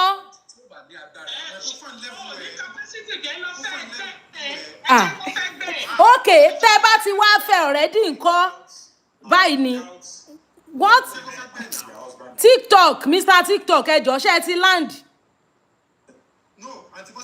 fa ọ̀rọ̀ yìí gùn. Okay. a ti conclude pé kí everybody lọ fẹ́ ẹgbẹ́. ẹ lè sọ̀rọ̀ bẹ́ẹ̀ yẹn ṣé ẹ mọ̀ pé ìyàwó tẹ́ ẹ ti fẹ́ already kó tó di pé ọlọ́run gbé ẹ̀yin ga bóyá ẹ travel ẹ lè sọ pé kó padà lọ lé wọn káwọn parents ẹ lọ train ẹ wá. I think the fastest means now is the father ká mọ̀ wà grateful ká mọ̀ lẹ́mìí ìfẹ́ ẹni ó bá ṣe dáadáa sí a ká mọ̀ fi bí sú. How can you say your parents should train you? Okay, ẹni tó ti marry at a very early stage tó dẹ̀ ti bímọ kìíní ìkejì ìkẹta tọ́lọ́run dẹ̀ gbé ọkọ ẹ̀ ga bóyá ọkọ travel àbí ọlọ́run kan bless ọkọ yẹn ọkọ wá wò pé mo ti lówó jẹ́ ń train ìyàwó mi nílé ìwé. Tá a bá nírú mentality pé tó bá ń train ẹ̀ tán tó bá wá rí doctor tí ò wá fẹ́ ẹ mọ́ problem ẹ nìyẹn we will keep having problem. àǹtí bọ́sẹ̀ business wọn yàtọ̀ ṣẹ́ni wọ́n jọ wà ní low level ni ọkọ dẹ̀ mẹ́ẹ̀kẹ́ wọ́n dẹ̀ jọ wà wọ́n jọ máa upgrade ara wọn lọ sókè ó yàtọ̀ sí ìwọ tó ti wà lókè tó wá lọ ó ti wà lókè ó ní level ẹgbẹ́ ẹ o lọ bá wá lọ mú pọ̀ gẹ̀ kan. ṣé mo pé mà love knows no boundary ìfẹ́ ò ní boundary tó bá jẹ́ni tó nífẹ̀ẹ́ nìyẹn ń kọ́. oní bó ṣe sọ fún yín kó wà transactional. àwọn tó wà lókè oní bó ṣe sọ fún yín. ẹ lè sọ bẹ́ẹ̀ yẹn kí ló dé tí prince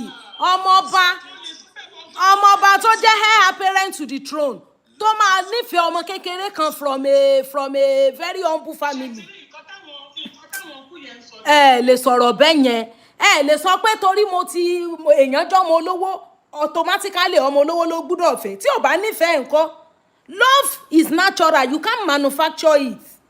How will a whole king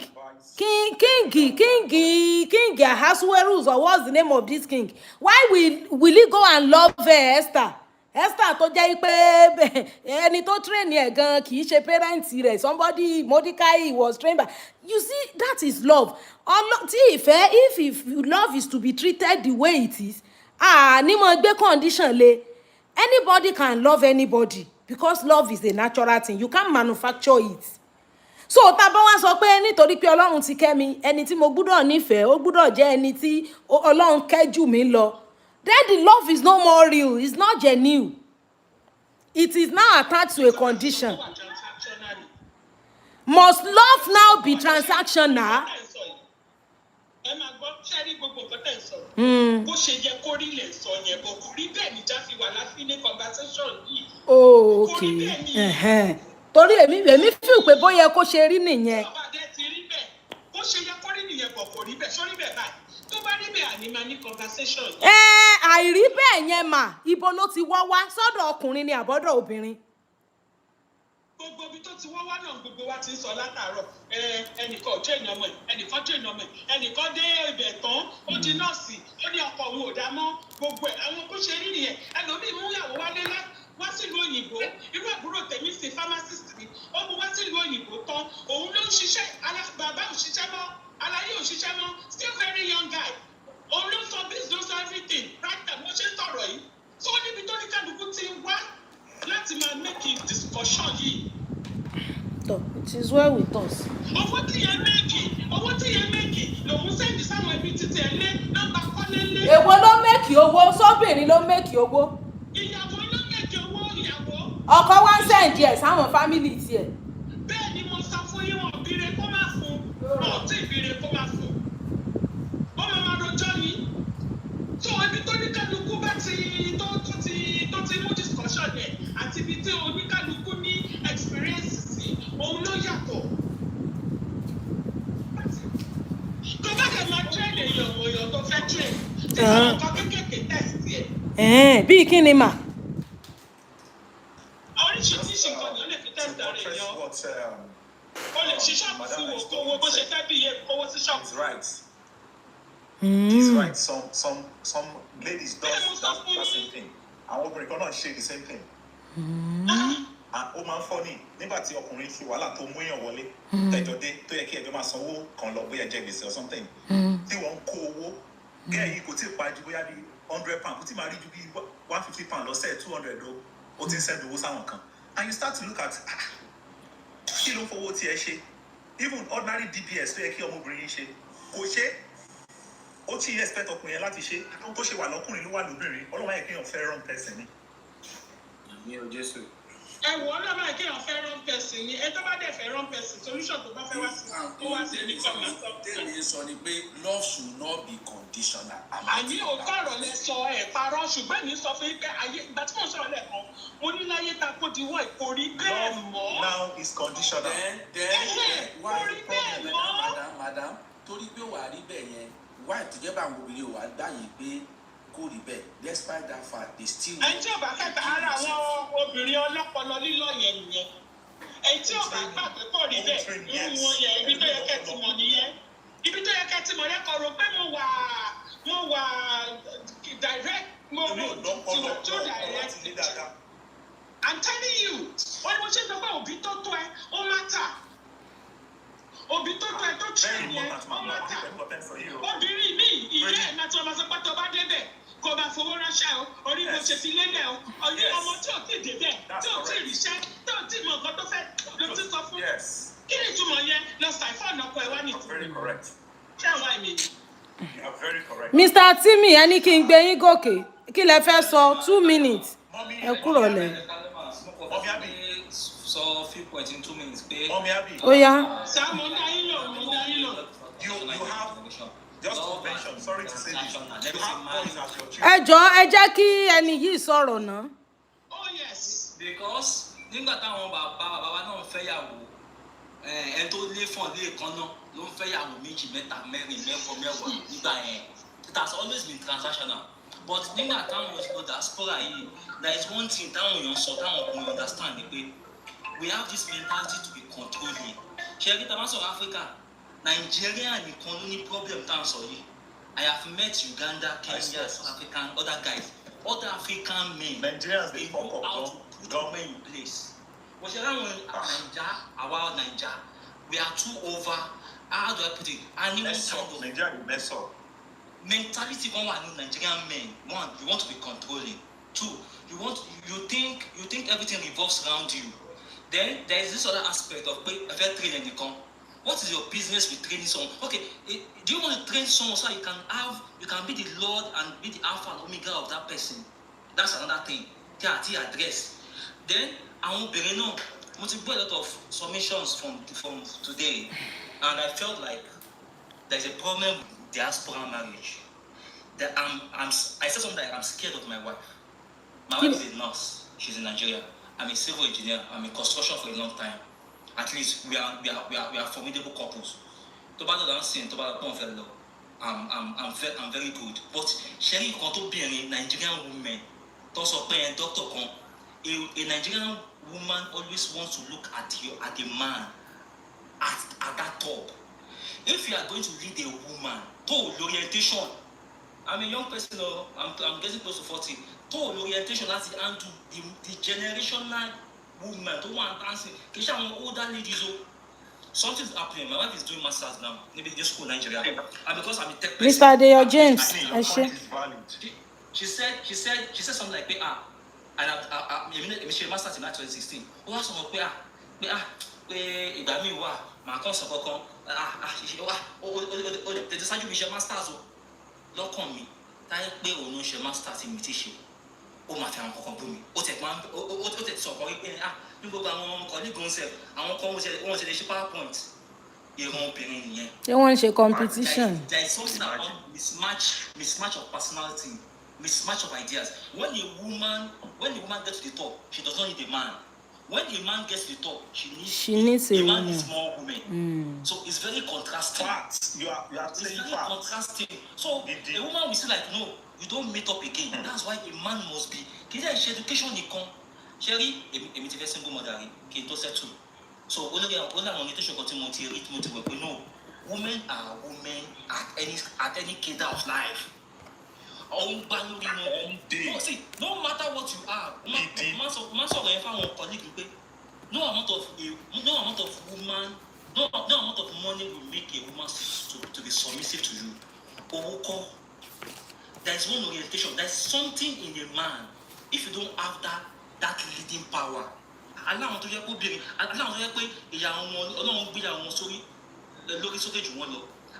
they can still go. The woman will come with everything.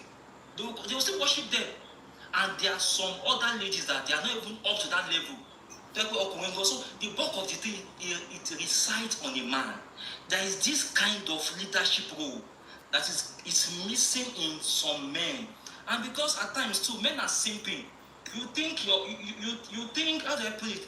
You let the woman see that leadership in you, and too excessive control, too much prognosing. I think most of the time too, women love chaos. You see, women love chaos. You need to bring some A. See, Baba, see. They like Wala. They don't see. In Kokoshele, footballer come along with Kaka. Kaka divorce. Also, is too perfect for me. You can Google. Also, I heard the story. It's not cheating. It's not this. I felt I don't. But it's too peaceful. They don't deserve a peaceful person. So at times when you're in that thing, you need to bring chaos. So that in our mind, see, at times women say they like peace, but they don't want rest of mind. They like the peace, but they don't want their mind to. They don't want their mind to be at rest. So there's something that keeps them open. You are very right, Timmy. Good evening, everybody. Good evening, and Lola. Ó yá ẹja máa round off o, ìṣẹ́jú méjì. Nǹkan tẹ́ ń sọ yìí, òun ló jẹ́ ló mú ọmọ ọlọ́run mi. Wọ́n máa fẹ́ ní tẹ́ ẹ pé kó fẹ́ mọ́. Ọkùnrin bá ti tutù ń gbà mí ò lè rí lé control kò matter yóò. A ti sọ yẹn, when you are too soft as a man, whereby they can easily predict you. Oh, my guy, so they turn you to moron. Antoine Lola àbí orúkọ wo rè ẹ jọ̀ọ́ ẹ sọ ẹgbọ́n sókè. Yes ma, Ọlá ẹ kọ pé mi lọ́lá. Ọlá Michelle gbọ́dọ̀ gbọ́ mi dáadáa. À ń gbọ́. Ẹ kọ́ ọ̀lẹ́ gbogbo lé mọ́ kí n. 2 minutes. Ẹ jọ̀ọ́ má bínú, ọmọdé ni mí, but this is my first time on your channel and I've learned a lot just like within 5 minutes mo ti join. Mo ti rí àwọn àpèjúwe kan while growing up. I've seen my parents, I've seen the friends, there's their friends, and I've seen my neighbors while growing up. Currently, 33 years now. When you no sleep for JFK tonight. I'm a software developer, and I've tried my own chance with this marriage. I've never been married, but I tried once. We were really, really close to getting married. Time here, we realized I'm not being sorry to my first sorry, ma. But Sharia, you're very. Imagine I'm part of your ring back, Kile. You know, not because I'm not capable, not because I don't have the means to do so. The issue is the attitude and behavior behind it. Not from just one lady. I'm talking about the mindset and the concepts at which they reason and they think, from the child to the parents and people surrounding them. There is a fundamental problem when it comes to marriage and the ideology behind it in Nigeria, especially our Dubai.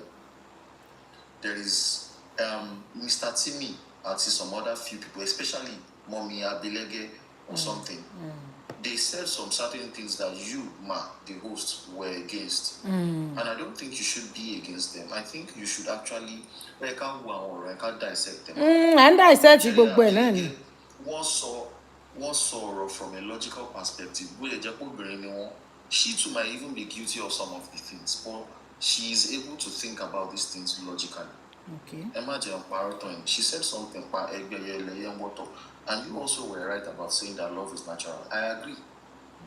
For a man, love knows no bounds. Yeah. You can decide to marry a person who's working while you are a PhD holder, heading some big firm somewhere.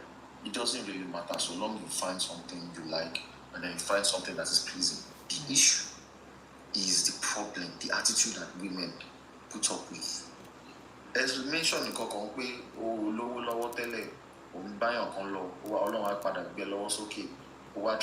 elevate woman.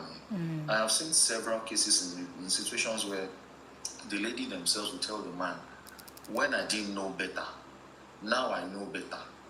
I think my worth is beyond yours. I shouldn't be with you.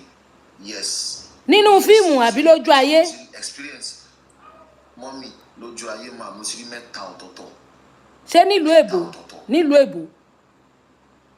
wọ́n bí mo ń sọ̀rọ̀ Nàìjíríà bíbá ó ṣẹlẹ̀ sí ọmọ secondary school kan àti ẹ̀gbọ́n kan ọmọ Igbo tẹ̀ nìyẹn ó ń ta rice ó tọ́ ọmọ yẹn lọ sí yunifásitì gbà tọmọ yẹn máa dé ọmọ yẹn sọ pé láyé ń bí kọ́ èmi àti ẹ̀kọ́. ó tiẹ̀ ó mọ̀ Igbo la kí wọ́n mọ̀ tírèènì obìnrin. That's one. Ìkejì àti kẹta ọmọ Yorùbá làwọn yẹn ìkan Oǹdó ìkan Ọ̀yọ́ ṣe understand mo rí kòrókòrò ni and mo dey realize pé kíní yìí àwọn obìnrin ní kíní yẹn wà lára ẹ̀ jù ṣẹ́rí obìnrin uncle tí mi sọ díẹ̀ lára ẹ̀ pé ọkùnrin ò gbọ́dọ̀ jẹ́ kó rí òun tán and I think we should start training people like us cause ṣẹ́rí kíní yẹn mi ò ní training ẹ̀.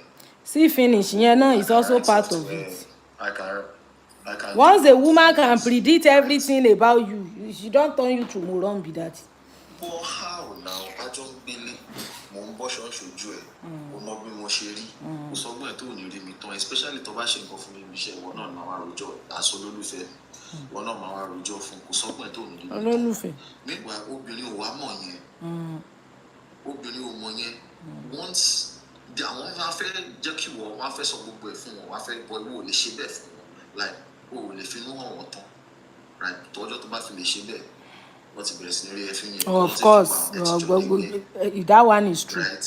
Now all these things lè ní ti rí ó wá ti wá jẹ́ kẹ́rù bá mi because the kind of person I am I'm a soft guy very very soft I might look hard on the outside but within me I'm very very soft and that was how I was trained wọ́n ṣe tọ́ mi dàgbà nìyẹn right but issue kan wà issue yẹn ni kúmọ̀ ìwà mi ìtẹ́lẹ́gbẹ́ tó ní girlfriend. Because bá wo ta ni ṣe mo máa ń wá discouraged mo máa ń wá discouraged ó pè mí kí n sanwó fọlọ́ṣọ. ìyẹn ò dá o tó lólólóṣó yẹn ò dá o. mo mọ ọrọǹgì. mo sọ ní kó pè mí bẹ́ẹ̀ and reason why mo mọ pé rọǹbọ kò sí ìwà gbígbẹ́ ṣe because at this point in time. ṣe lọ marry pray that God should lead you God should bring a good person to you you can't continue maybe like that fa okay of course okay. That's the topic for another day. I understand. But for the point of view on this channel right now, I think what Uncle Tini and Abilege have actually mentioned are two valid points. Country wo le wa sa? Even if Nigeria no okay. But even if at all. Tẹ́ bá sọ pé ẹ fẹ́ ṣe manly man ẹ fẹ́ ṣe alpha male kóbìnrin máa rí yín tán kò sọ́gbọ́n ìtọ́ ní fi rí yín tán èèyàn tọ́rọ̀ rí tán wọ́n sì lò ó lọ́rọ̀ kan tí mo rí lórí Twitter yìí náà máa ti rọ̀rọ̀ yẹn ọ̀bọ̀n yẹn ó ń ṣe gbogbo due diligence ẹ̀ ló ń gbàgbọ́ ó ń try right owó tó fi ń tọ́ gbogbo family àṣé àǹtí ìyàwó ẹ̀ tó jẹ́ àǹtí yẹn àǹtí lè máa ń pè ìyàwó ẹ̀ òun yẹn ń gbowó gidi bó ń sọ fọ́kàn pé 35,000 lòún gbà lóṣù ọkọ̀ ra mọ́tò fúnra gbogbo ẹ̀ fún òun fún ààrẹ ra mọ́tò fún àbúrò ẹ̀ tó fi ń ṣe uber wíwá lọ kọ́ ilé duplex. ìyẹn ṣe ìyàwó. 2 plot of land ìyẹn ìyàwó kò dé sọ fọ́kọ̀ ọmọ ọjọ́ kan bàbá ọkọ ń pe bàbá ìyàwó ń pe ìyàwó òun wá gbé call end ó wá rí text message tí wọ́n sọ fún gbáfà ilé yẹn wọ́n fẹ́ ṣe roofing wọ́n àwọn kan fẹ́ ṣe roofing báwọn bó ṣe bẹ̀rẹ̀ bóyá ìbẹ̀rẹ̀ sí ní dig up nìyẹn ibẹ̀ ló ti rí pé ìyàwó òun ti kọ́lé rẹ̀ torí picture torí gbogbo ẹ̀. ṣé ní Naija ń bí. And she didn't do it in Naija bí by and she did it in her own name not she used her daddy's surname she didn't use the husband okay her maiden's name. That women and to let you know that women are very very very hard to deal with I won't lie to you.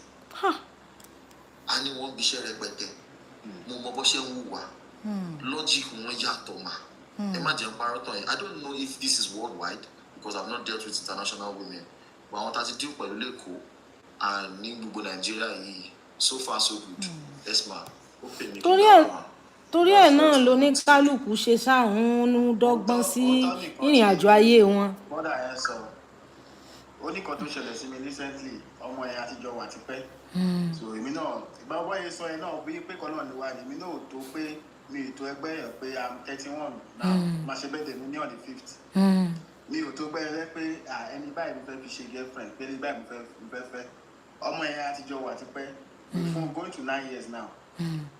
Sáà ló máa ń pè mí tẹ́lẹ̀ bọ̀dá ábì ló máa ń pè mí so recently mo wá èmi travel mo ti lọ sí 7 countries mo ṣe wà yìí so ní àárín 9 years yẹn ó ní àwọn bàtẹ́ pé mo ti travel táàjọ wà ìgbà tí mo padà sí nàìjíríà náà ló tún wá àtijọ́ wá connect padà ó dẹ̀ máa ń wá òun wà ní àkúrẹ́ tó máa wá sọ́dọ̀ mi ní lagos ní bíbá so tó bá yẹ ti wá the same respect yẹn náà ló sì wà till now so mo wá rí pé nísìnyí ó ṣẹ̀ṣẹ̀ wọ nursing school recently ní àkúrẹ́ ń bẹ̀ so after ó ṣe wọ náà ni o after bíi few months tó dé tó wá pé òun fẹ́ wá kí mi torí àárọ̀ yìí ló ṣe lọ padà sí ọ̀rìn tó ń padà láàárọ̀ báyìí àárọ̀ yìí ló ṣe lọ sí àkúrẹ́ mo wọ́n ṣàlàyé pé gbogbo ọlọ́dẹ wọn tó ń lò tó fi wà mí báyìí yẹn gbogbo respect tó yẹ pé èèyàn tó máa ń respect tó pé èmi fúnra mi mo mọ wọ́ọ̀tì ara mi mo dẹ̀ mọ èyí tóun náà wà mo ṣàlàyé pé gbogbo respect yẹn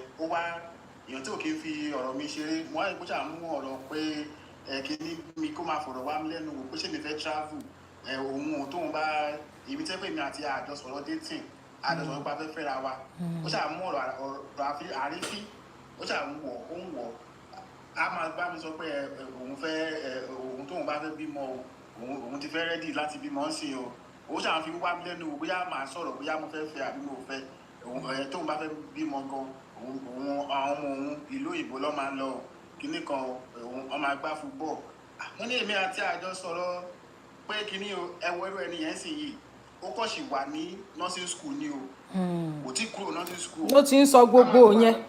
táwọn ti wá sọ pé ó ti parí nursing tán àbò ti rẹ́dí láti lọ sílùú òyìnbó irú ẹni yẹn sì tẹ́mi náà bá pẹ́ àbí wọ́n ṣe. What her father cannot provide for her.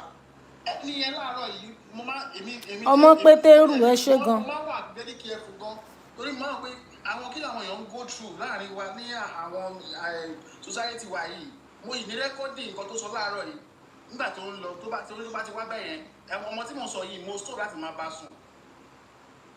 bí àti mo rí mo máa bọ́. àwọn ohun ẹjẹ bá yín sọ̀rọ̀ ṣe rírú ọmọ yìí nǹkan tó fẹ́ fúnlẹ̀ ayé ara títí ẹ̀ lòún sọ yẹn ẹ wá kú sẹ́yìn lọ́wọ́ bóyá ẹ fẹ́ bá a fẹ́ àfẹ́ tàbí ẹ bá fẹ́ kò sí jáàánú yẹn mo lè sọ pé ó kéé nísìnyí o. Oxford University mo fẹ́ kọ́ ọmọ mi lọ inú Oxford mo fẹ́ bí ọmọ sí inú bẹ́ẹ̀ mo ti fẹ́ kọ́ bá mi sùn kọ́ bá mi kí n lóyún síbẹ̀ òun sọ títẹ̀ nìyẹn tẹ́ bá capable tẹ́yìn ò dẹ̀ fẹ́rù nǹkan bẹ́ẹ̀ then you desist from seeing her ìyẹn ò lé kò sí nǹkan tó lé ń bẹ nǹkan tó fẹ́ ló ń sọ yẹn ẹ̀yin náà dẹ̀ dá padà sí nǹkan tẹ́yìn náà fẹ́ ọ̀ nǹkan tẹ́ capable láti fẹ́ láti ṣe. èmi ò sọ pé kó má grow as obìnrin ànọ́bà wà èmi sọ wípé ní kó má grow òun sọ̀rọ̀ nǹkan tó fẹ́ ni ẹ̀yin náà dẹ̀ máa sọ̀rọ̀ nǹkan tó fẹ́ kò wá fẹ́ tí yín. èmi fẹ́ wà nàìjíríà pé kò sí kan tó ń lé mi kiri o ó pè mí kí n máa kó kí ìjọba yẹn wá máa di ọ̀rọ̀ ayédè láàrin wa. kò ní jọra ayédè ọ̀rọ̀ yóò bára mu nìyẹn everybody jọgàn kò bára mu toró déwájú ó máa wá dìjà. ẹ wà compatible. ó máa dìjà nǹkan tó fẹ́ pé òun sọ yẹn èyí náà dẹ̀ ti sọ ọ̀pọ̀ tẹ́lẹ̀. bàbá àti ìyá òun náà ló wà lórí screen yẹn nọ́mbà mi wà lórí screen ẹ kàn máa fi 0 síwájú ẹ níbẹ̀ jẹ́ ń tún type níbo tiẹ̀ ní. nǹkan tó wíṣì fún nìyẹn kò dé ṣe gbogbo wíṣì wa ló máa ń come true. nǹkan tó wà rò ń títí ẹ̀ tó fẹ́ nílé ayé tiẹ̀ nìyẹn ẹ̀yin ò dé fẹ́ bẹ́ẹ̀ ẹ̀yin dẹ̀ ti sọ fún un. ó nìyẹn sà mo ti type ẹ bàbá àti ìyá mo ti type ẹ jẹ́ ń pin ẹ kò ṣe pin okay sir ẹlẹ́ẹ̀tì ẹ ti rí 08136228447 that's my WhatsApp line you can drop message on my WhatsApp.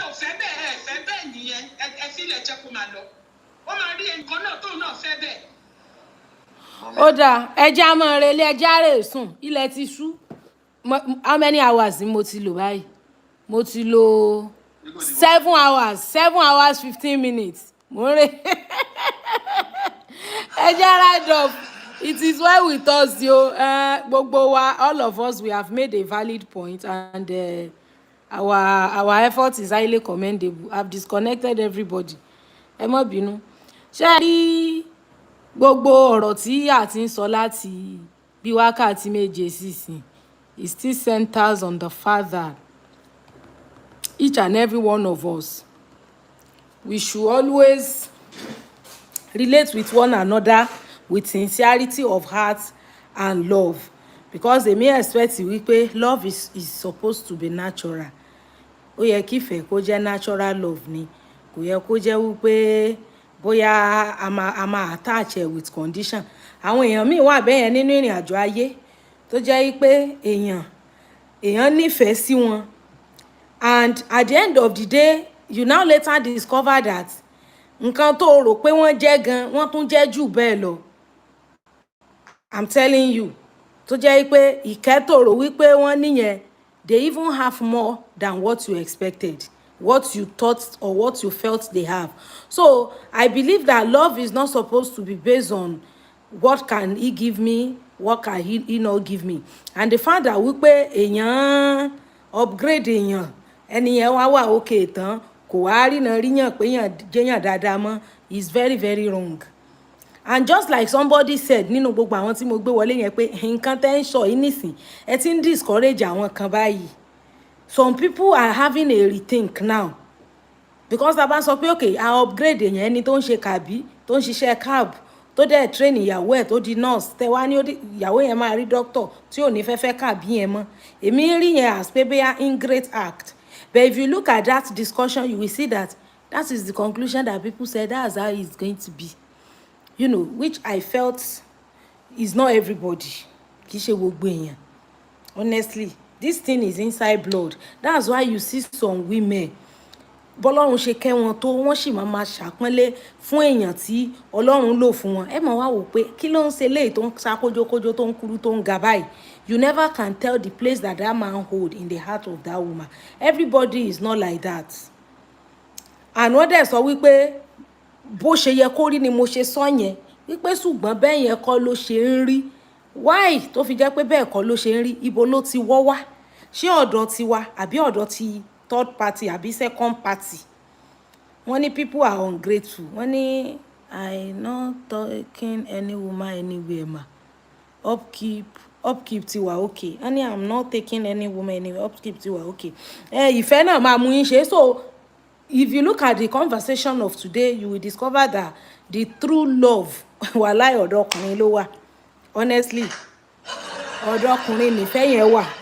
As far as I'm concerned, if I want to judge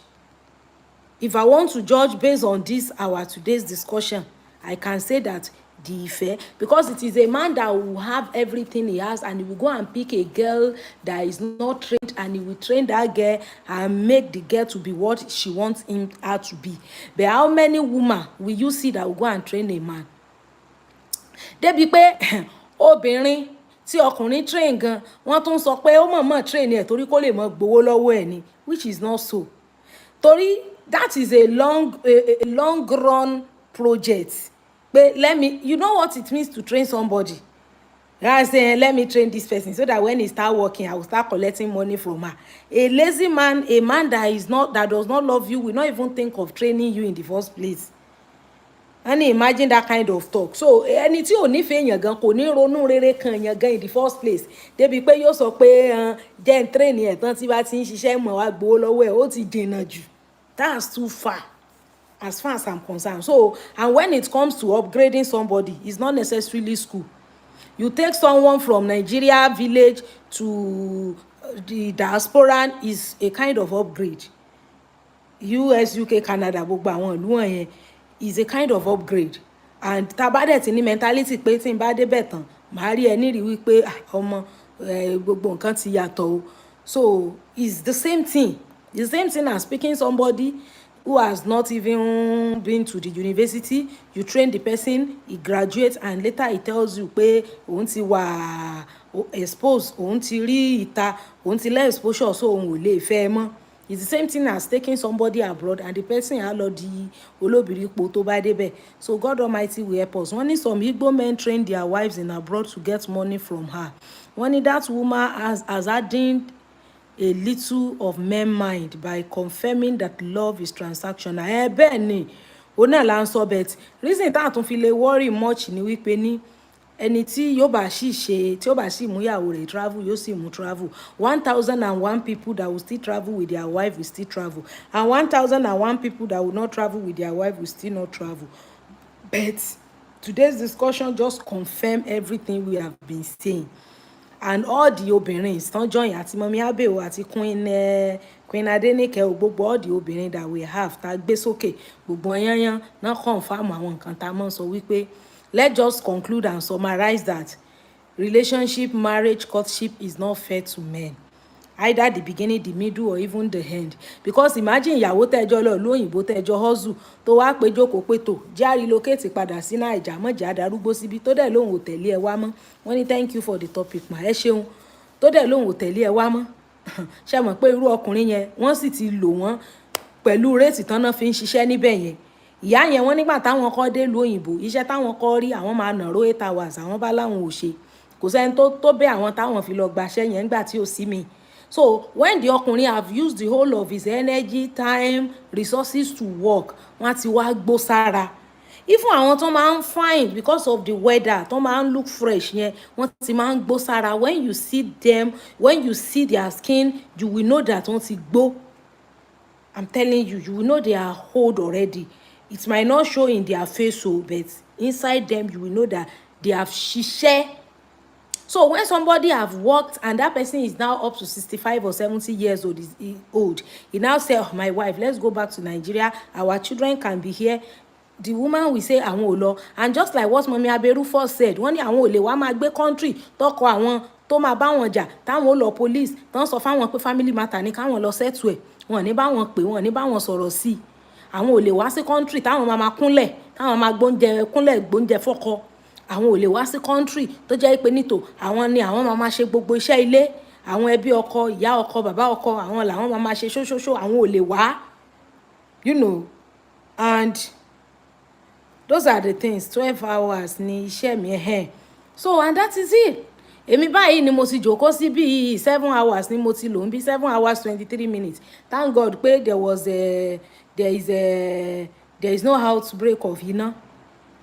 You know, and she really said a whole lot of things pé kí lè tán fi expect wípé káwọn ọmọ wa bọ̀ sí Nàìjíríà káwọn wá retire sí Nàìjíríà pẹ̀lú ọkùnrin kan nígbà tó jẹ́ pé nítò Nàìjíríà àwọn máa ṣoúnjẹ àwọn máa dáná àwọn máa kúnlẹ̀ ṣoṣooṣo káàkiri because gbogbo àwọn cultural heritage wa yẹn àwa ti rí bí slavery.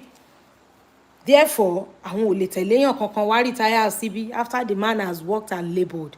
I think men supposed to learn from all of this and be able to take the right decision for their lives. Ẹ ṣé gan, God bless you. The gifters, the tappers, the sharers, God bless you. Ẹ̀yin ará Facebook, I love you so much. Ẹ̀yin ará YouTube, I love you. Ẹ̀yin TikTok, I love you. Ẹ̀yin tẹ́ gift mi ẹ ṣé gan, mo dúpẹ́. More money to your account, more blessing, more favour in the name of Jesus. Then gbogbo ẹ̀yin tí ẹ bá wa contribute to see discussion. In fact, I love you all. Ẹ ṣé gan. Humility is not slavery. Yes, humility is not slavery. And humility is a virtue. Even Jesus himself, we saw humility in him. He washed the feet of the apostles.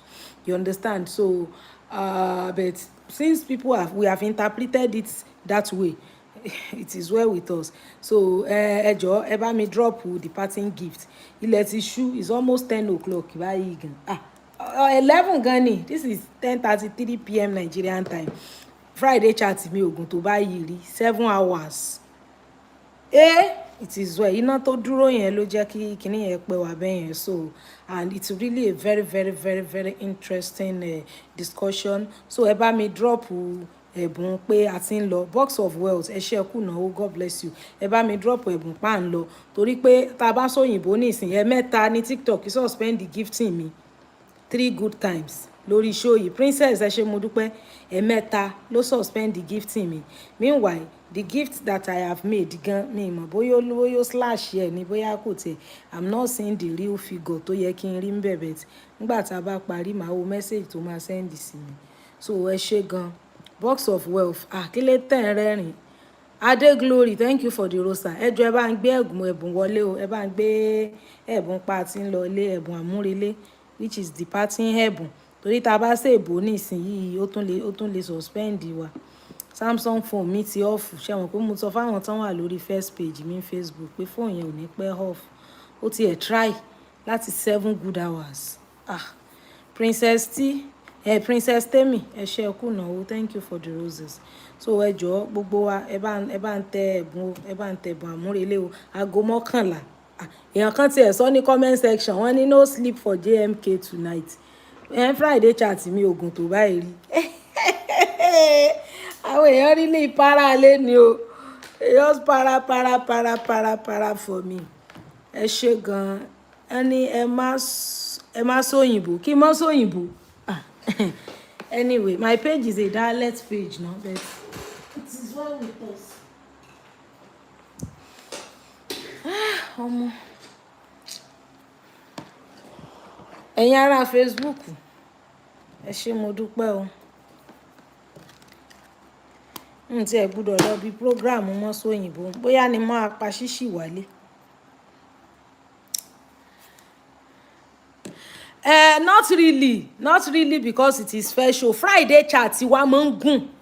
Ó máa ń gùn gan, bẹ́ẹ̀ kò gùn tó báyìí rí. 4 hours, 3 hours náà la máa ń lò, 3-4 hours. Eléyìí báyìí 7 hours la lò. This is our longest Friday chat ever. So ẹ jọ̀ọ́ ẹ má jà gbàgbé láàárọ̀ la very early we are coming for Bible study. Then by 1 p.m. a máa wá ṣe 2025 review by the grace of God and 2026 plan ni a máa ṣe ní ọ̀la, which is Saturday. So our usual Bible study is going to hold. Ìmọ̀ọ́mọ̀ fi program yìí ṣe 2025 review nítorí mi ìfẹ́ kí new year wa kó affect any of our weekly programs. So we thank God. Ẹ ṣé gan. Facebook guys, bye bye, love you. Facebook, YouTube guys, bye bye, love you.